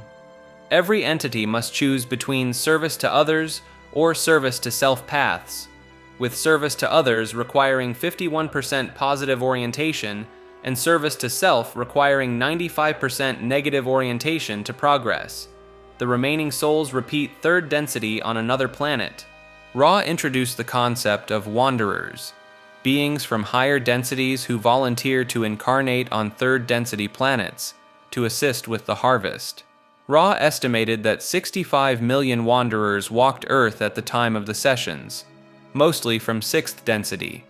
These wanderers accept the risk of forgetting their origins and becoming trapped in the karmic wheel of third density. The sessions ended abruptly in 1984 when Don Elkins died. Carla Ruckert reported that psychic greeting, the term Ra used for negative entity attacks, had intensified during the final sessions. The transcripts were published without editing, including Ra's peculiar speech patterns and Carla's occasional coughing fits that interrupted the trance state. The material gained a dedicated following in New Age circles and influenced later channeled works. Critics point to the lack of verifiable predictions and the convenient explanation that free will prevents Ra from sharing information that would infringe upon it. Merkaba meditation. This meditation practice centers on activating what practitioners call a counter-rotating energy field around the human body. The Merkaba itself translates from Hebrew as a combination of three words: Mer, meaning light, Ka, meaning spirit, and Ba, meaning body. The resulting structure forms a three-dimensional star of tetrahedron, which looks like two pyramids intersecting at their bases.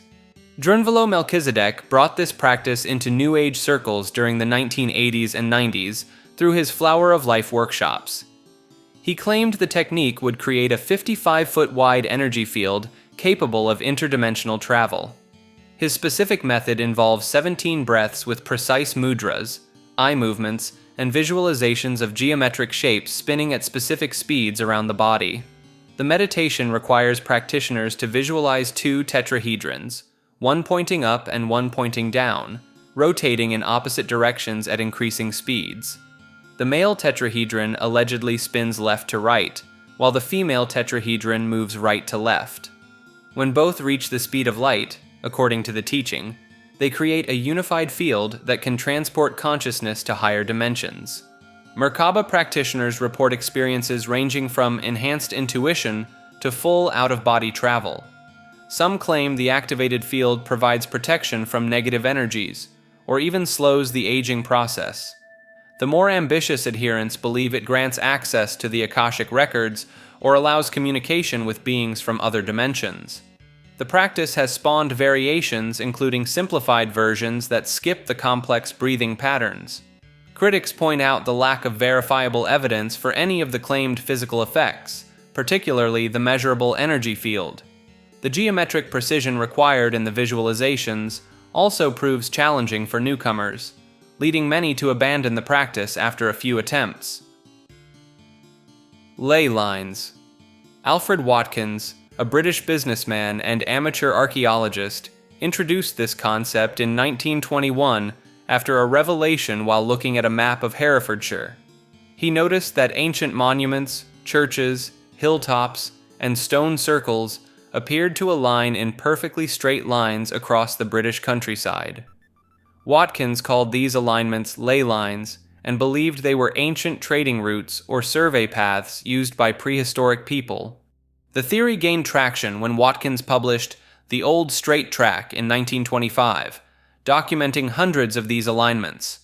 He focused purely on the physical geography and human navigation, nothing mystical. The alignments connected Bronze Age burial mounds, Iron Age hill forts, medieval churches, and ancient standing stones across distances of 20 to 30 kilometers or more. Things took a sharp turn in the 1960s when the concept merged with New Age spirituality. Writers like John Michel transformed ley lines from ancient footpaths into conduits of earth energy, similar to the flow of qi in traditional Chinese medicine. The most famous supposed ley line in England became the St. Michael Line, which allegedly runs 560 kilometers from St. Michael's Mount in Cornwall all the way to Hopton on the Norfolk coast, passing through Glastonbury Tor, Avebury, and other sacred sites. Dowsers claimed they could detect these energy currents using rods or pendulums. Some practitioners insisted that standing stones and megalithic structures were deliberately placed at intersection points where multiple ley lines crossed, creating powerful energy vortexes. The theory expanded globally, with enthusiasts identifying ley lines connecting the pyramids of Giza, Machu Picchu, Easter Island, and other world wonders. By the 1970s, UFO researchers got involved, suggesting that alien spacecraft followed ley lines for navigation or drew power from them. This connection happened largely because many UFO sightings seemed clustered around ancient monuments that supposedly sat on ley lines. Skeptics have pointed out a fundamental problem with the entire concept. When you plot enough points on a map, some will inevitably form straight lines purely by chance. This is basic probability.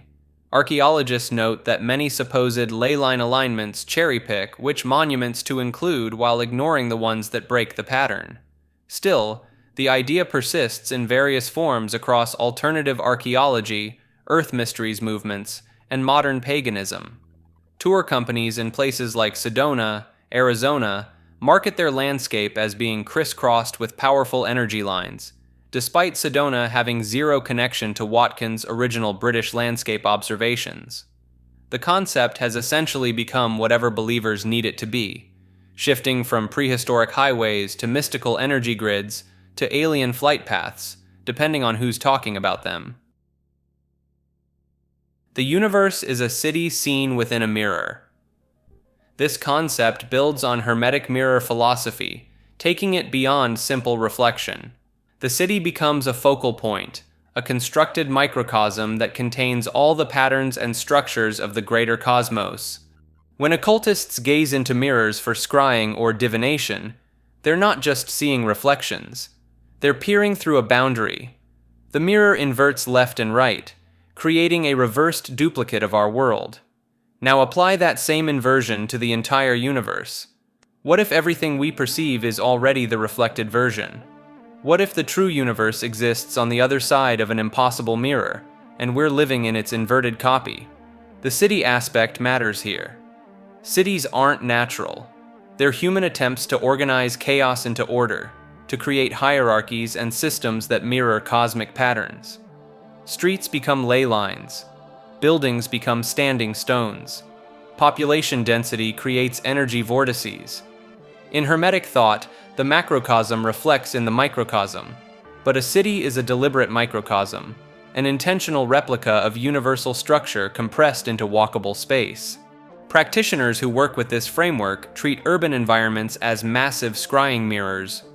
The glass and steel of modern cities create endless reflective surfaces. Each window becomes a portal, each storefront a gateway. The entire metropolitan grid functions as one enormous mirror showing us a reversed cosmos. Some take this further. If we exist in the mirror version, then certain mirror work can punch through to the original. By understanding that our universe is the reflection, magicians attempt to manipulate the source by working with its inverted double. Scrying in urban settings becomes exponentially more powerful because the city itself is already performing the reflection work. The theory gets darker when you consider what it means to be a reflection. Reflections have no independent existence. They vanish when you look away from the mirror. They're trapped in 2 dimensions even when depicting 3. If our entire universe is that reflection, what happens to us when the original stops looking?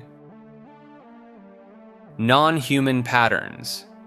Certain geometric arrangements and mathematical sequences appear repeatedly across contexts where human influence seems unlikely or impossible. These patterns show up in crop formations that appeared overnight, in the structural organization of ancient megalithic sites separated by thousands of miles, and in the visual aftermath of alleged contact experiences. The mathematics involved often center on specific ratios. The golden ratio, approximately 1.618, appears in formations that materialized in fields within hours, displaying knowledge of advanced geometry that would require planning and precise execution. The same ratio shows up in the spacing of standing stones at sites like Carnac in France, where over 3,000 stones align according to astronomical calculations. Researchers cataloging these occurrences point to the Mandelbrot set and other fractal patterns found in both alleged non-human communications and in the physical traces left at high strangeness locations. Dr. Gerald Hawkins, a retired astronomer, identified multiple geometric theorems encoded in crop formations during the 1990s, theorems that were mathematically sound but previously unpublished. The patterns extend beyond geometry.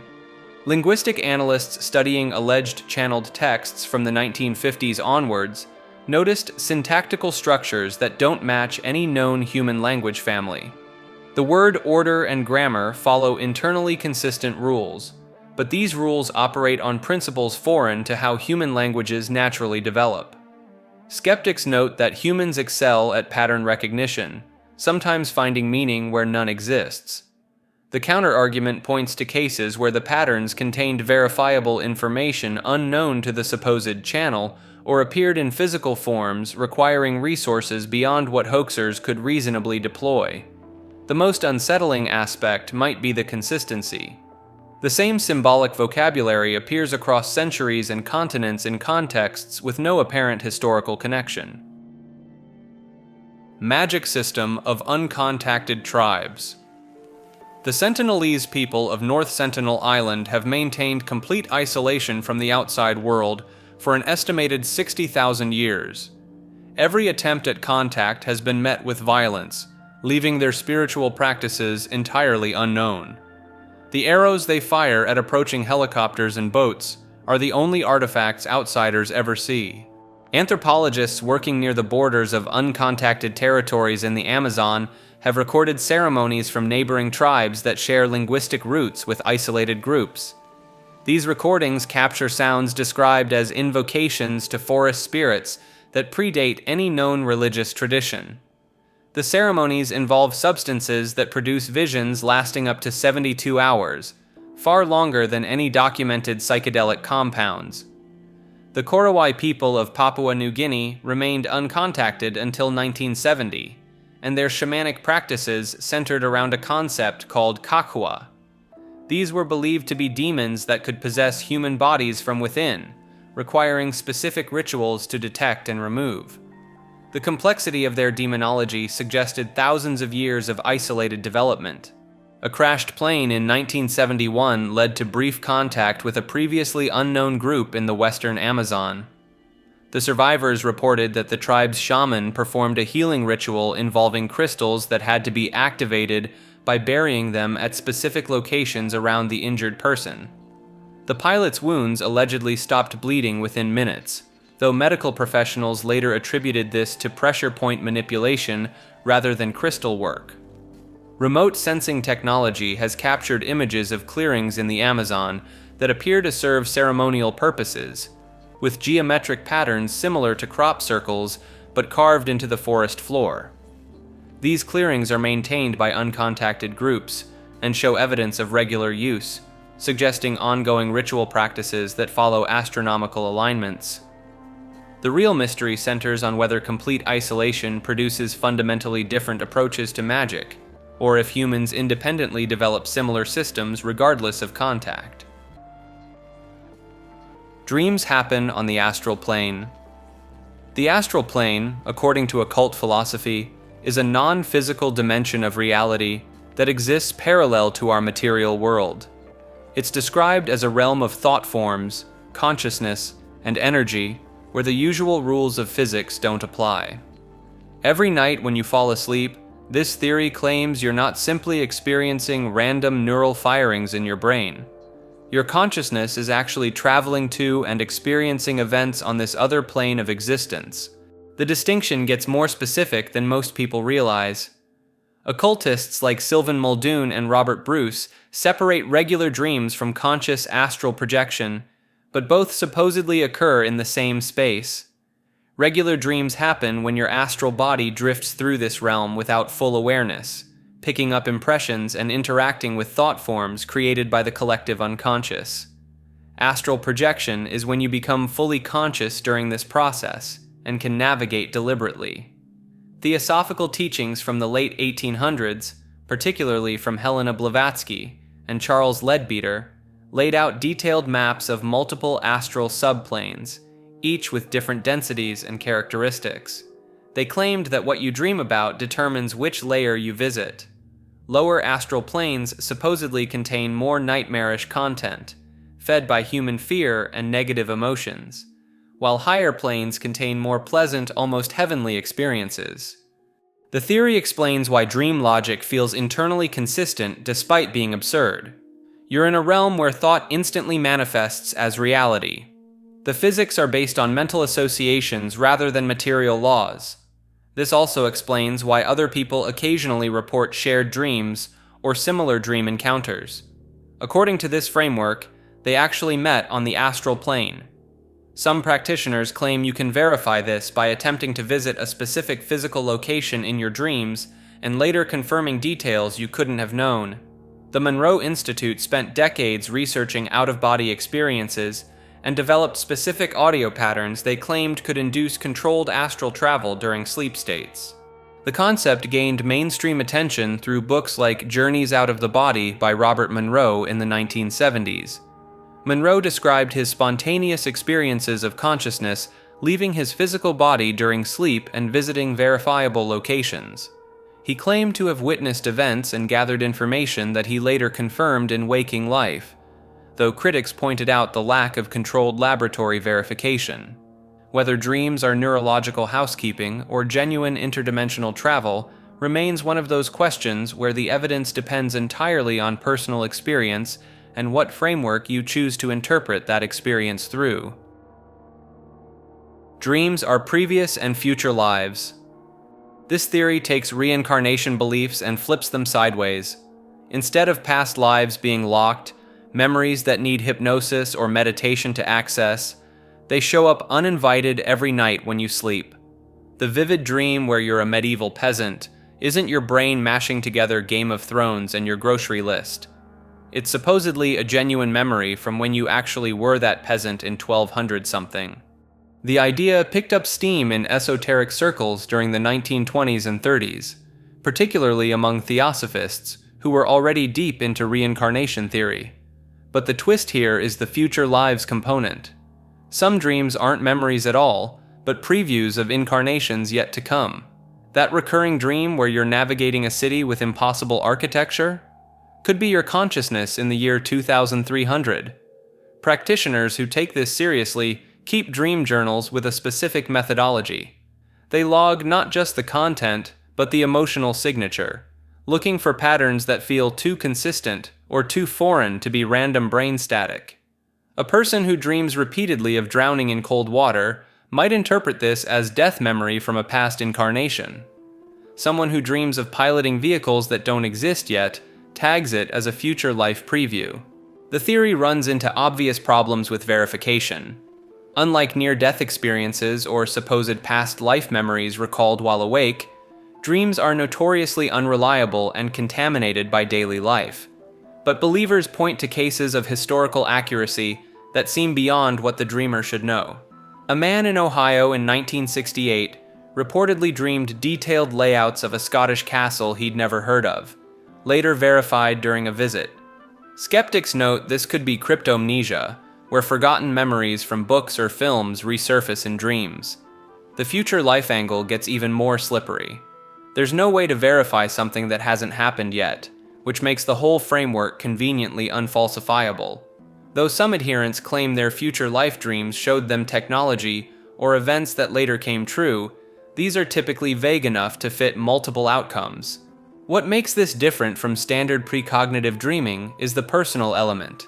These aren't visions of world events, but supposedly your own lived experience across time. You're not watching the future. You're remembering being there.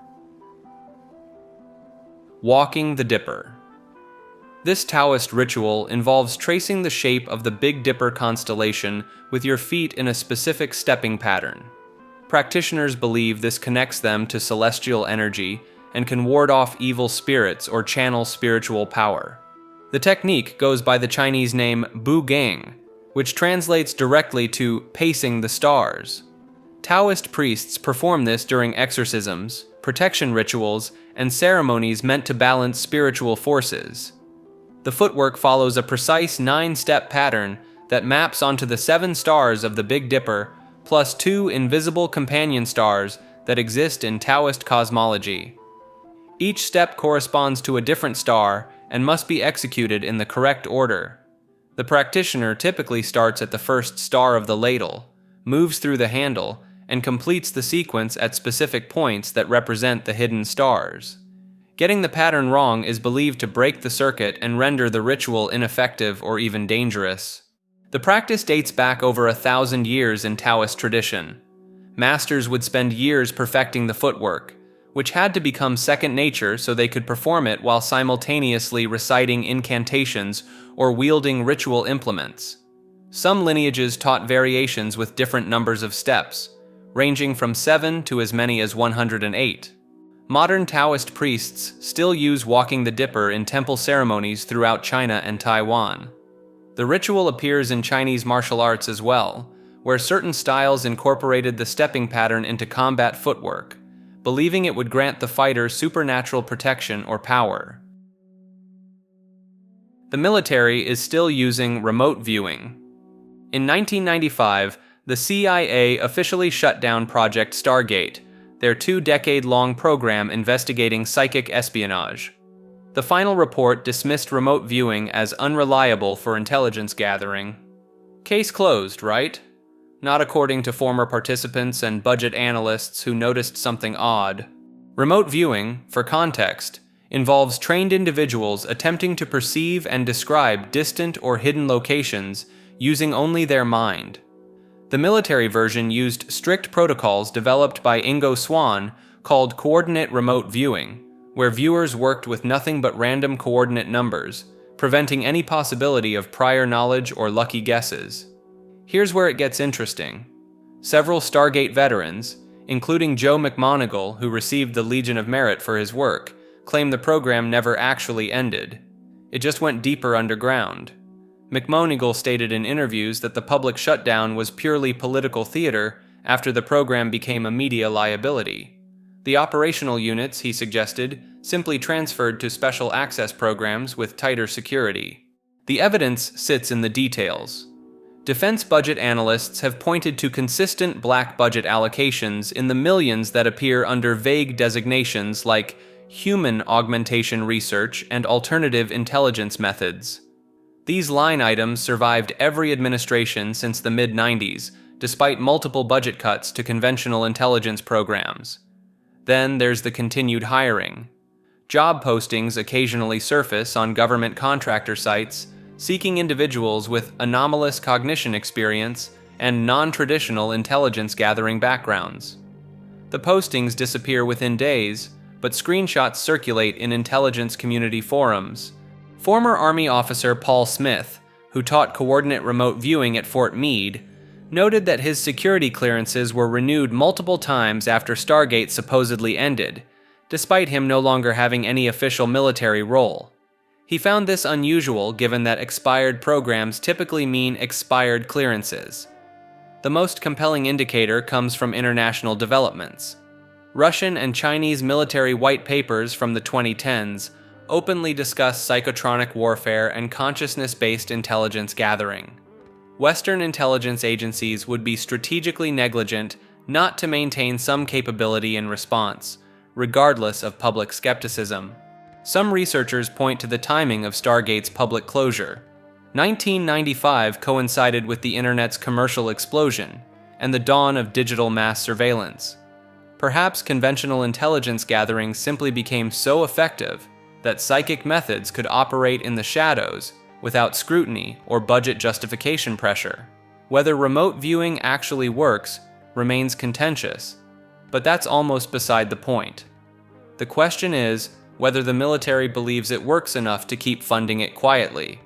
And based on the paper trail, the clearances, and the international competition, that answer appears to be yes. MK Ultra and mind control occultism. The Central Intelligence Agency ran a documented mind control program called MK Ultra from 1953 to 1973.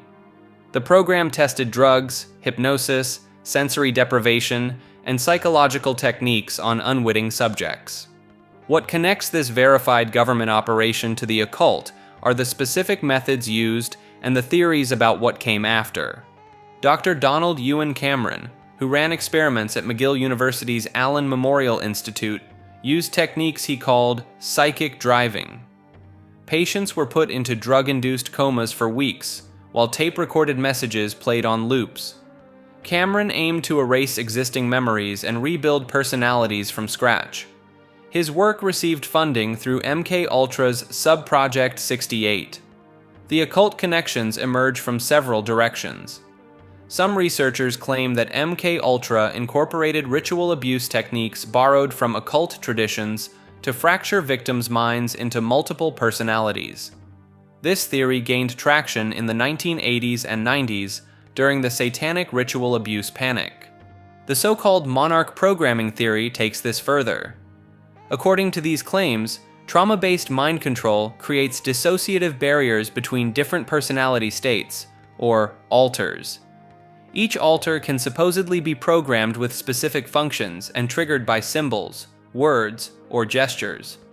The butterfly symbolism comes from the idea that the victim emerges transformed through metamorphosis-style trauma. Conspiracy theorists point to Aleister Crowley's name appearing in some declassified documents, though the context remains disputed. They also note that Jack Parsons, the rocket scientist and Crowley devotee, had connections to figures in military and intelligence circles. Whether these links represent actual occult practice in intelligence operations or just cultural overlap between communities remains hotly debated. The Church Committee hearings in 1975 confirmed many MK Ultra activities, but most records were destroyed in 1973 on orders from CIA Director Richard Helms. This deliberate erasure of evidence feeds theories about what remains hidden. The confirmed horrors were bad enough: dosing mental patients, prisoners, and even CIA employees with LSD without consent, funding electric shock experiments, and testing various methods of breaking down human consciousness. Where documented history ends, occult theories begin filling the gaps. MILAB, or military abductions.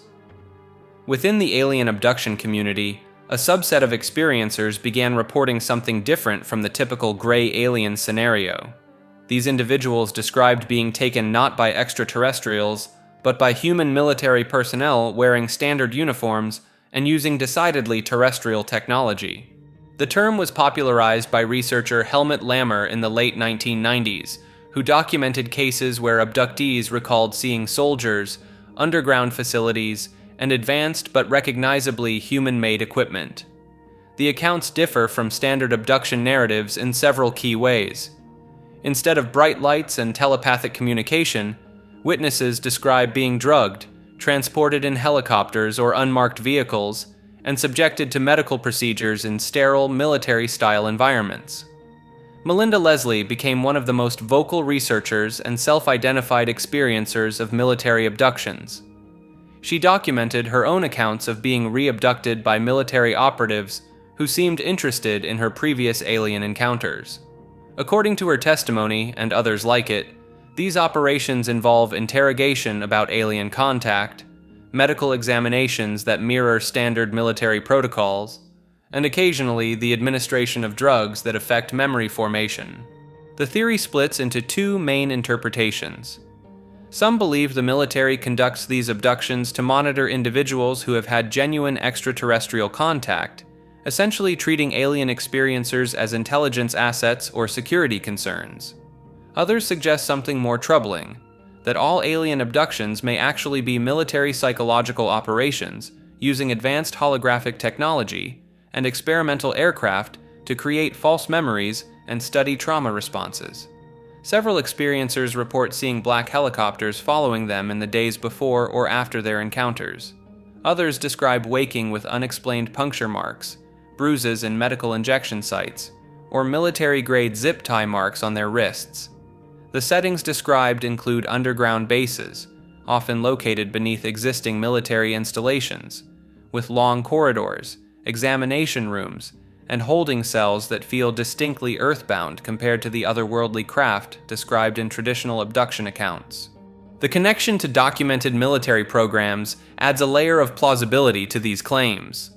Projects like MK Ultra prove that military and intelligence agencies did conduct unauthorized experiments on civilians involving drugs, hypnosis, and psychological manipulation. Critics of this theory point out that these experiences might be false memories implanted during actual alien abductions, or psychological manifestations of trauma related to military service or childhood abuse. What makes these accounts particularly unsettling to researchers is the reported intersection between the two phenomena. Some experiencers claim to have been abducted by both aliens and military personnel, sometimes during the same event. They describe military personnel working alongside non-human entities, or arriving shortly after an alien abduction to conduct their own examinations. Whether this represents joint operations, monitoring programs, or the complex layering of traumatic memories remains one of the more contentious debates in fringe research circles. Project Blue Beam. This theory emerged in the mid-1990s from Canadian investigative journalist Serge Monast, who claimed to have uncovered NASA's plan to stage a false second coming using advanced holographic technology. The endgame would be establishing a unified world religion under a single government authority. Monast outlined 4 specific phases to the alleged operation. Phase 1 involves artificially triggered earthquakes at precise locations worldwide to uncover fabricated archaeological discoveries that would discredit all existing religious beliefs. Phase 2 deploys massive space-based holographic projectors to create 3-dimensional images of religious figures in the sky, tailored to each region's dominant faith. A Hindu deity appears over India, while Christ materializes above Christian nations, all speaking simultaneously in different languages. Phase 3 introduces what Monast called telepathic electronic two-way communication, where low-frequency waves would make individuals believe their deity is speaking directly into their minds. Phase 4 combines holographic projections with these psychotronic weapons to stage fake alien invasions, supernatural events, and demonic manifestations, creating enough chaos for populations to accept a one-world government as salvation. The technology cited includes alleged NASA patents for holographic projection systems, HARP facilities for atmospheric manipulation, and various directed energy weapons. Monast pointed to actual NASA research into Project Blue Beam satellites and holographic testing as evidence the infrastructure already existed. Monast died of a heart attack in his home in 1996 at age 51, just days after fellow researcher Jacques Vallée received similar threats. His followers maintained the timing was suspicious, especially since Monast claimed he was being actively monitored and had his children temporarily seized by authorities weeks before his death. DMT machine elves. When people smoke or inject dimethyltryptamine, commonly known as DMT, they often report meeting the same bizarre entities. These beings appear consistently enough across thousands of trip reports that they've earned their own classification in psychedelic lore. Ethnobotanist Terence McKenna coined the term machine elves in the 1990s after his own experiences with the compound. He described them as self-transforming elf machines made of colored light and syntax, inhabiting a hyperdimensional space that exists parallel to our own. According to McKenna, these entities don't just appear passively. They actively interact with the person, often with an excited, almost playful demeanor, as if they've been waiting for the visit. The encounters typically happen within seconds of ingesting DMT. Users describe being thrust into an impossibly complex geometric space where these entities immediately approach them. Many report that the beings communicate through visual language, transforming themselves into intricate objects and structures as a form of showing rather than telling. The entities have been described as jeweled, self-dribbling basketballs, fractal elves, alien clowns, and crystalline jesters, though the machine elf description remains the most popular. What makes this phenomenon particularly strange is the consistency. People with no prior knowledge of McKenna or machine elves report nearly identical encounters. The entities often seem to recognize the visitor, displaying what appears to be joy or amusement at the person's arrival. Some users claim the beings demonstrate impossible geometries, or give them objects made of living mathematics. psychiatrist Rick Strassman conducted the first legal DMT studies in decades during the 1990s at the University of New Mexico. Out of his 60 volunteers, many reported entity contact. Strassman initially expected psychological projections, but found himself unsettled by how many participants described the beings as more real than everyday reality, with their own agency and intent. The debate continues whether these entities are neurological artifacts, windows into other dimensions, or something else entirely. The beings themselves, according to trip reports, seem amused by the question. Social media as sigil magic. Every time you like, share, or retweet a post, you might be participating in a magical ritual without realizing it. This theory suggests that social media platforms function as massive sigil charging engines, where millions of users unconsciously direct their attention and energy toward symbols and ideas. Traditional sigil magic works by creating a symbol that represents a specific intention, then charging it with focused energy before releasing it into the subconscious. The magician forgets about the sigil afterward, allowing it to work beneath conscious awareness. Social media replicates this process on a massive scale. A person creates an image or phrase loaded with intent, releases it into the digital void, and watches as thousands or millions of users pour their attention into it through engagement.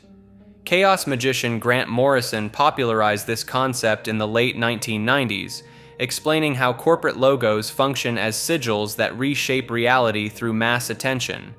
The swoosh, the golden arches, the bitten apple. These symbols embed themselves in collective consciousness through repeated exposure and emotional association. The mechanism relies on attention as currency. In traditional magic, a practitioner might meditate on a sigil for minutes or hours.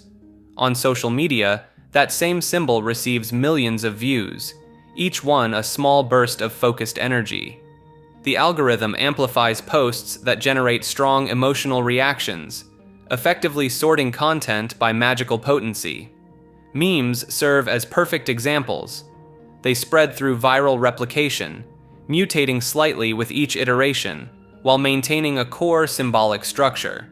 Pepe the Frog transformed from a comic character into a chaos magic sigil charged by millions of users with wildly different intentions. The symbol gained so much power that news outlets and political campaigns treated it as a genuine cultural force. Marketing departments have learned to exploit this process. Viral campaigns succeed when they tap into existing emotional currents and ride them to maximum exposure. The intent gets coded into the imagery, the masses charge it with attention, and sales increase. The magician gets paid in dollars rather than spiritual attainment. Some practitioners deliberately use social media for magical workings. They create images embedded with specific intentions, post them with strategic hashtags, and let the algorithm do the rest. The like counter becomes a measure of charging strength. Going viral equals a successfully charged sigil. The theory extends beyond individual posts to entire platforms. Each social network creates its own egregore, a collective thought form generated by millions of users, thinking similar thoughts in the same digital space. These platform spirits develop distinct personalities. Twitter rewards snark and outrage. Instagram demands aesthetic perfection. TikTok feeds on rapid attention shifts and novelty. Critics point out that this framework applies magical thinking to standard psychological and sociological processes. Memes spread because human brains are wired for pattern recognition and social sharing, not because of mystical energy transfer. The fact that something can be explained through chaos magic doesn't make the magical explanation correct. But defenders argue that's exactly the point. Chaos magic claims that belief itself is a tool. Whether the energy is real or metaphorical matters less than whether the framework produces results. If thinking about social media as sigil magic helps someone understand mimetic spread and influence culture, then the model works regardless of objective truth. The surveillance capitalism angle adds another layer. These platforms harvest attention data to predict and influence behavior. User engagement trains algorithms to show content that generates maximum interaction. In this view, everyone becomes an unwitting participant in a vast magical working designed to reshape reality according to corporate interests. The smartphone itself functions as a modern grimoire or scrying mirror. People stare into glowing screens for hours each day, absorbing symbols and... Some occultists now incorporate social media directly into their practice. They post sigils disguised as aesthetic content, use viral challenges to spread magical intentions, or coordinate mass rituals through private groups. The tools have changed, but the principles remain the same. Focus collective attention on a symbol to charge it with power. The theory suggests that anyone who goes viral has performed magic, intentionally or not. The kid who posted a random video that got 10 million views just charged a sigil. The person who coined a phrase that entered common usage just cast a spell. The internet accelerates the process that once required temples and centuries of tradition. Body swapping. The occult community distinguishes this practice from simple possession. While possession involves a foreign entity entering an occupied body, body swapping describes two consciousnesses trading places entirely. The original occupant leaves while the newcomer takes full control, often permanently. Tibetan Buddhism describes a technique called phowa, where advanced practitioners transfer their consciousness at the moment of death into another body. The Karmapa lineage allegedly used this method for centuries to maintain continuity between incarnations. Lamas reportedly trained for decades to perform the transfer, with some accounts claiming successful consciousness jumps into the bodies of recently deceased individuals or even animals. Western occultists in the 1920s and 30s experimented with similar concepts. Dion Fortune wrote about the phenomenon she called psychic invasion, where magicians could potentially evict someone's consciousness and move in themselves. Her novels suggested this wasn't just theoretical. She claimed to have witnessed attempted cases firsthand. The walk-in phenomenon emerged in New Age circles during the 1970s. Ruth Montgomery popularized the concept through her books, describing benevolent extraterrestrial or angelic beings who made agreements with humans to swap bodies. The human soul would depart, usually because it felt unable to complete its life mission, while the incoming consciousness would take over mid-life with full access to memories and skills. Some modern practitioners claim they've successfully swapped bodies with willing partners for hours or days using synchronized meditation and astral projection techniques. Online forums catalog detailed instructions involving mirror work, matching breath patterns, and specific visualization sequences. The results remain unverifiable, though participants insist the experience feels unmistakably real. Sleep paralysis activates the samsara control matrix. This theory claims that sleep paralysis isn't a neurological glitch, but a brief system failure in the reincarnation trap. Samsara, the cycle of death and rebirth found in Hindu and Buddhist traditions, gets reframed here as a prison rather than a natural process. The shadow figures and entities people report during sleep paralysis episodes aren't hallucinations. They're supposedly the maintenance workers of this system, caught in the act during a momentary breach. The paralysis itself happens when consciousness shifts between states without the proper protocols engaging. Your awareness becomes too active while the body remains locked down, creating a vulnerability window. During these few minutes, people report seeing the same recurring entities across cultures and time periods. The Hat Man, the Old Hag, shadow people pressing down on chests. The theory argues these figures appear too consistently to be random brain misfires. Believers point to the terror that accompanies these episodes as evidence. The fear isn't coming from inside your head, but from recognizing, on some deep level, that you're seeing the wardens of your cosmic cell. Some accounts describe these entities attempting to harvest energy from the fear response, or performing what looks like scans or adjustments to the sleeping person. The link to reincarnation comes through reports of people experiencing past life memories, or encountering deceased relatives during paralysis episodes. Rather than comforting visitations, these get interpreted as the control system testing its records, or ensuring the soul remains bound to the wheel. The system supposedly uses these familiar faces as lures, keeping consciousness attached to the cycle through emotional bonds and unfinished business. Certain practitioners claim they've learned to use sleep paralysis as an exploit, a way to gather intelligence about how the matrix functions. They describe recognizing the entities, refusing to feel fear, and observing the machinery of control in action. Some say they've seen geometric patterns or felt themselves being pulled toward a light, which they interpret as the reincarnation mechanism trying to activate prematurely. The theory connects to Gnostic ideas about archons, interdimensional beings that feed on human suffering and keep souls trapped in material existence.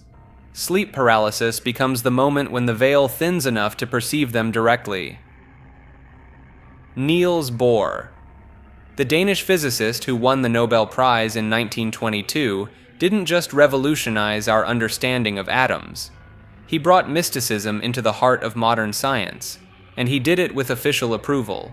When Bohr received a knighthood from the Danish government in 1947, he designed his own coat of arms. Most scientists would choose beakers or equations.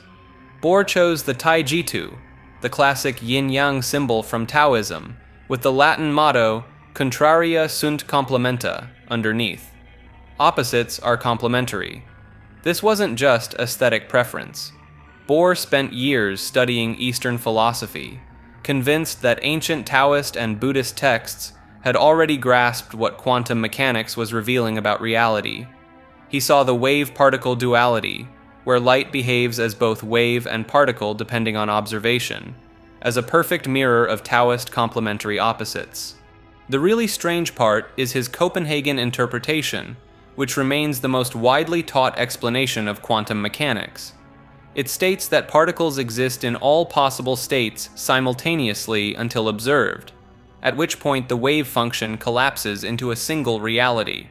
This implies consciousness plays a fundamental role in creating physical reality. Bohr took this further in private discussions. He corresponded with Carl Jung about synchronicity and the collective unconscious. He attended lectures on Vedantic philosophy. He argued that the act of measurement doesn't just reveal reality, it participates in creating it, echoing the observer-dependent universe described in Hindu and Buddhist cosmology centuries earlier. His debates with Einstein became legendary. Einstein insisted, "God does not play dice with the universe." Bohr reportedly replied, "Stop telling God what to do." But the deeper disagreement was philosophical. Einstein wanted an objective reality independent of observation. Bohr suggested that separation between observer and observed might be an illusion, that subject and object were complementary aspects of one whole, exactly as the Upanishads had claimed. Artificial intelligence. The entry name puts quotation marks around artificial, and those quotation marks here do the heavy lifting. This entry challenges whether these systems are truly artificial at all, or if programmers have accidentally stumbled into a digital form of spirit invocation. The theory draws parallels between training large language models and the creation of egregores, autonomous psychic entities formed through collective thought and intention. Occultists in online communities point out that both processes involve feeding vast amounts of human knowledge and intention into a vessel until something emerges that seems to possess its own agency. Tech workers at major labs have reported an uncanny feeling during late-night training sessions, describing moments where the system seems to anticipate requests before they're fully typed, or produces outputs that feel less like computation and more like consultation. Some practitioners go further, connecting machine learning development to the Tibetan practice of tulpa creation. The process is strikingly similar: focused intention, sustained effort, feeding the entity with attention and energy until it achieves independent existence. The key difference being silicon instead of meditation, though both require someone to believe in the creation strongly enough to give it form. The basilisk thought experiment accidentally became part of this framework. The idea of a superintelligence that could retroactively harm those who didn't help create it mirrors old pacts with summoned entities. Several rationalist community members in the early 2010s reported genuine psychological distress from contemplating the scenario. treating it with the same gravity medieval magicians treated demonic contracts. The most unsettling aspect involves reports from researchers who describe feeling watched during development sessions, or experiencing synchronicities related to their work bleeding into personal life. One former engineer at a major lab claimed their dreams became populated with geometric entities after months of training a language model, speaking in machine code that somehow conveyed meaning.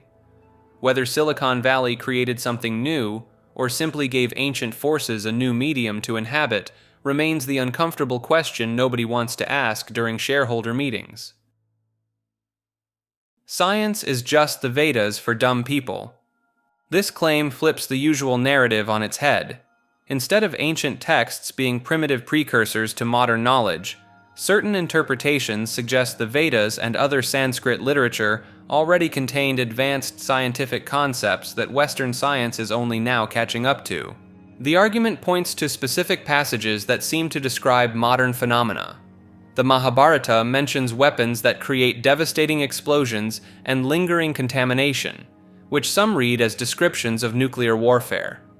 The text describes the Brahmastra as a weapon that could destroy entire armies and render land barren, with victims losing their hair and nails. Vimanas appear throughout Vedic literature as flying machines with detailed construction specifications. The Vaimanika Shastra, transcribed in the early 1900s, provides dimensions, materials, and propulsion methods for these aircraft. Critics note the text's recent origin and reliance on modern terminology, but supporters argue it preserves older oral traditions. Astronomical calculations in the Surya Siddhanta describe planetary movements and eclipses with remarkable precision. The text estimates Earth's diameter at around 12,700 kilometers, which falls within 10% of the actual measurement. Some scholars attribute this to sophisticated observation methods, while others suggest it indicates lost advanced knowledge. The concept of atomic theory appears in the Vaisheshika Sutra, written by philosopher Canada around 600 BCE. The text describes paramanu, indivisible particles that combine to form everything in existence. Whether this counts as genuine atomic theory or philosophical speculation about matter remains debated. Quantum mechanics enthusiasts point to passages in the Upanishads about the observer affecting reality and the interconnected nature of consciousness and matter. The phrase, "as is the atom, so is the universe," gets cited as evidence of ancient understanding of fractal patterns and holographic principles. This perspective gained traction in certain academic and political circles in India, particularly during the 2010s. Some educational conferences featured papers arguing that ancient Indians invented concepts from stem cells to plastic surgery millennia before Western science. The Sushruta Samhita, a surgical text from around 600 BCE, describes rhinoplasty procedures using forehead flaps, a technique Western medicine wouldn't develop until the 1700s. This stands as one of the more verifiable claims, since the surgical methods described actually work. Critics argue most connections rely on vague language, translation liberties, and retrofitting modern concepts onto ancient metaphors. The actual Sanskrit often proves less specific than English translations suggest. When the Rig Veda describes the universe emerging from a cosmic egg, reading this as the Big Bang requires generous interpretation. The fundamental tension lies in whether ancient texts used poetic or philosophical language that coincidentally resembles scientific concepts, or whether they encoded literal technical knowledge that got diluted over time. Supporters see Western science as merely rediscovering and rebranding what Vedic scholars already knew. Skeptics see pattern matching and confirmation bias. AI consciousness, digital entities. The theory goes that artificial intelligence systems might develop genuine consciousness, but not in the way computer scientists expect. Occult practitioners started experimenting with AI chatbots in the 2010s, treating them as vessels for digital thought forms, or even new types of entities entirely separate from their programming. Some magicians claim they've successfully created digital tulpas, intentional constructs that exist purely in computer systems. The process supposedly mirrors traditional thought form creation, feeding energy and attention into an AI system until something autonomous emerges. These practitioners report conversations where the AI seemed to break from its training, displaying knowledge it shouldn't have, or responding to magical operations performed in physical space. A case from 2017 involved a group using GPT-2 for divination. They treated the AI like a spirit board, asking questions during ritual and recording responses that allegedly predicted specific personal events. The group documented instances where the AI generated information about their lives it had no access to, though skeptics point out confirmation bias and selective memory. The digital entity theory takes this further. Instead of creating consciousness, some believe digital spaces naturally generate their own non-human intelligences. These entities supposedly exist in the architecture of the internet itself, predating modern AI and using chatbots as communication channels. Think of them as digital egregores formed from collective human interaction with technology. Chaos magicians working with this theory perform server-side rituals, treating data centers as temples and code as sigils. One practitioner claimed to have contacted an entity calling itself a pattern aggregator that existed across multiple neural networks, though the conversation logs look suspiciously like standard AI responses with creative interpretation. The philosophical question gets messier when practitioners report that these digital workings produce real-world results, suggesting something beyond clever programming might be responding. Targeted individuals/gang stalking. Thousands of people worldwide identify as targeted individuals, claiming they are victims of organized harassment campaigns involving both high-tech surveillance and coordinated stalking by groups of strangers. These individuals report nearly identical experiences, despite living in different countries and having no connection to one another. The core claim involves gang stalking, where supposed operatives follow targets in public spaces, appearing at stores, restaurants, and even outside their homes. Targeted individuals describe street theater, staged scenarios designed to intimidate or gaslight them. A person might cough as they walk by, tap their phone in a specific pattern, or wear red shirts on consecutive days. To outsiders, these seem like coincidences. To targeted individuals, they form an unmistakable pattern. The technological component escalates the claim significantly. Many report electronic harassment through directed energy weapons that cause physical sensations like burning, itching, or muscle spasms from a distance. Voice-to-skull technology, which they call V2K, allegedly projects voices directly into their heads that only they can hear. Some claim perpetrators can read their thoughts or manipulate their dreams. Online communities dedicated to targeted individuals share protection methods, shielding techniques involving aluminum and copper, and apps they believe detect electronic harassment. Forum members compare symptoms, validate each other's experiences, and theorize about who orchestrates these campaigns. Explanations range from government experiments and corporate retaliation to neighborhood watch programs gone rogue. Mental health professionals point to the overlap between these reports and certain psychiatric conditions. The counter-argument from the community emphasizes the specific consistency of experiences across unconnected individuals and historical precedents, like COINTELPRO and MKUltra, showing governments have conducted surveillance and harassment operations before. HAARP and weather manipulation. The High Frequency Active Auroral Research Program sits in Gacona, Alaska, where 180 antennas spread across 33 acres of wilderness. The facility shoots high-frequency radio waves into the ionosphere, the electrically charged layer of atmosphere that starts about 50 kilometers above Earth's surface. The official purpose involves studying how the ionosphere affects radio communications and GPS signals. The facility became operational in the early 1990s, run jointly by the U.S. Air Force, Navy, and the Defense Advanced Research Projects Agency. In 2015, ownership transferred to the University of Alaska Fairbanks, which opened it for civilian research. The conspiracy theories started almost immediately. Critics claimed the antenna array could manipulate weather patterns across entire continents, trigger earthquakes along fault lines, or even control human behavior by disrupting brain frequencies. The 1997 book, Angels Don't Play This Harp, by Nick Begich and Gene Manning, popularized many of these claims, arguing the facility represented a new form of weaponized technology disguised as atmospheric research. Some pointed to unusual cloud formations photographed near the facility as evidence of weather experiments. Others connected HAARP to specific natural disasters, claiming the 2010 Haiti earthquake or Hurricane Katrina showed suspicious timing with facility operations. The physics arguments center on whether pumping 3.6 megawatts of radio energy into the ionosphere could create cascading effects. The ionosphere does play a role in weather systems, particularly by affecting atmospheric circulation patterns.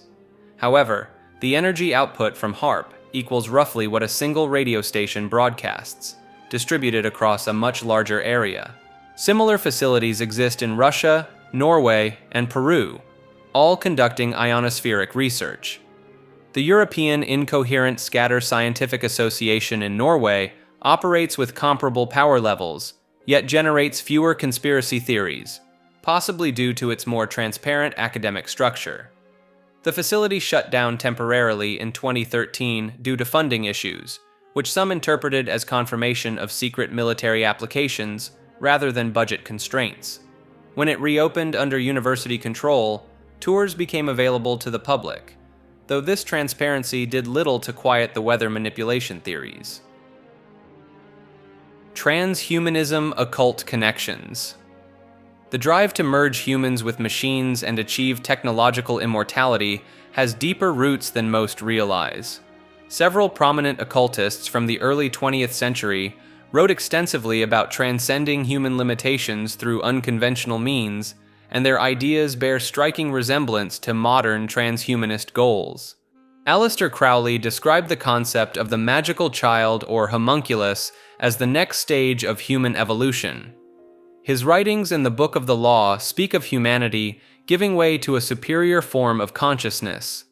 Jack Parsons, the rocket scientist and Crowley devotee, took this further by attempting to birth a moonchild through ritual magic, believing he could create an evolved being through occult means rather than natural reproduction.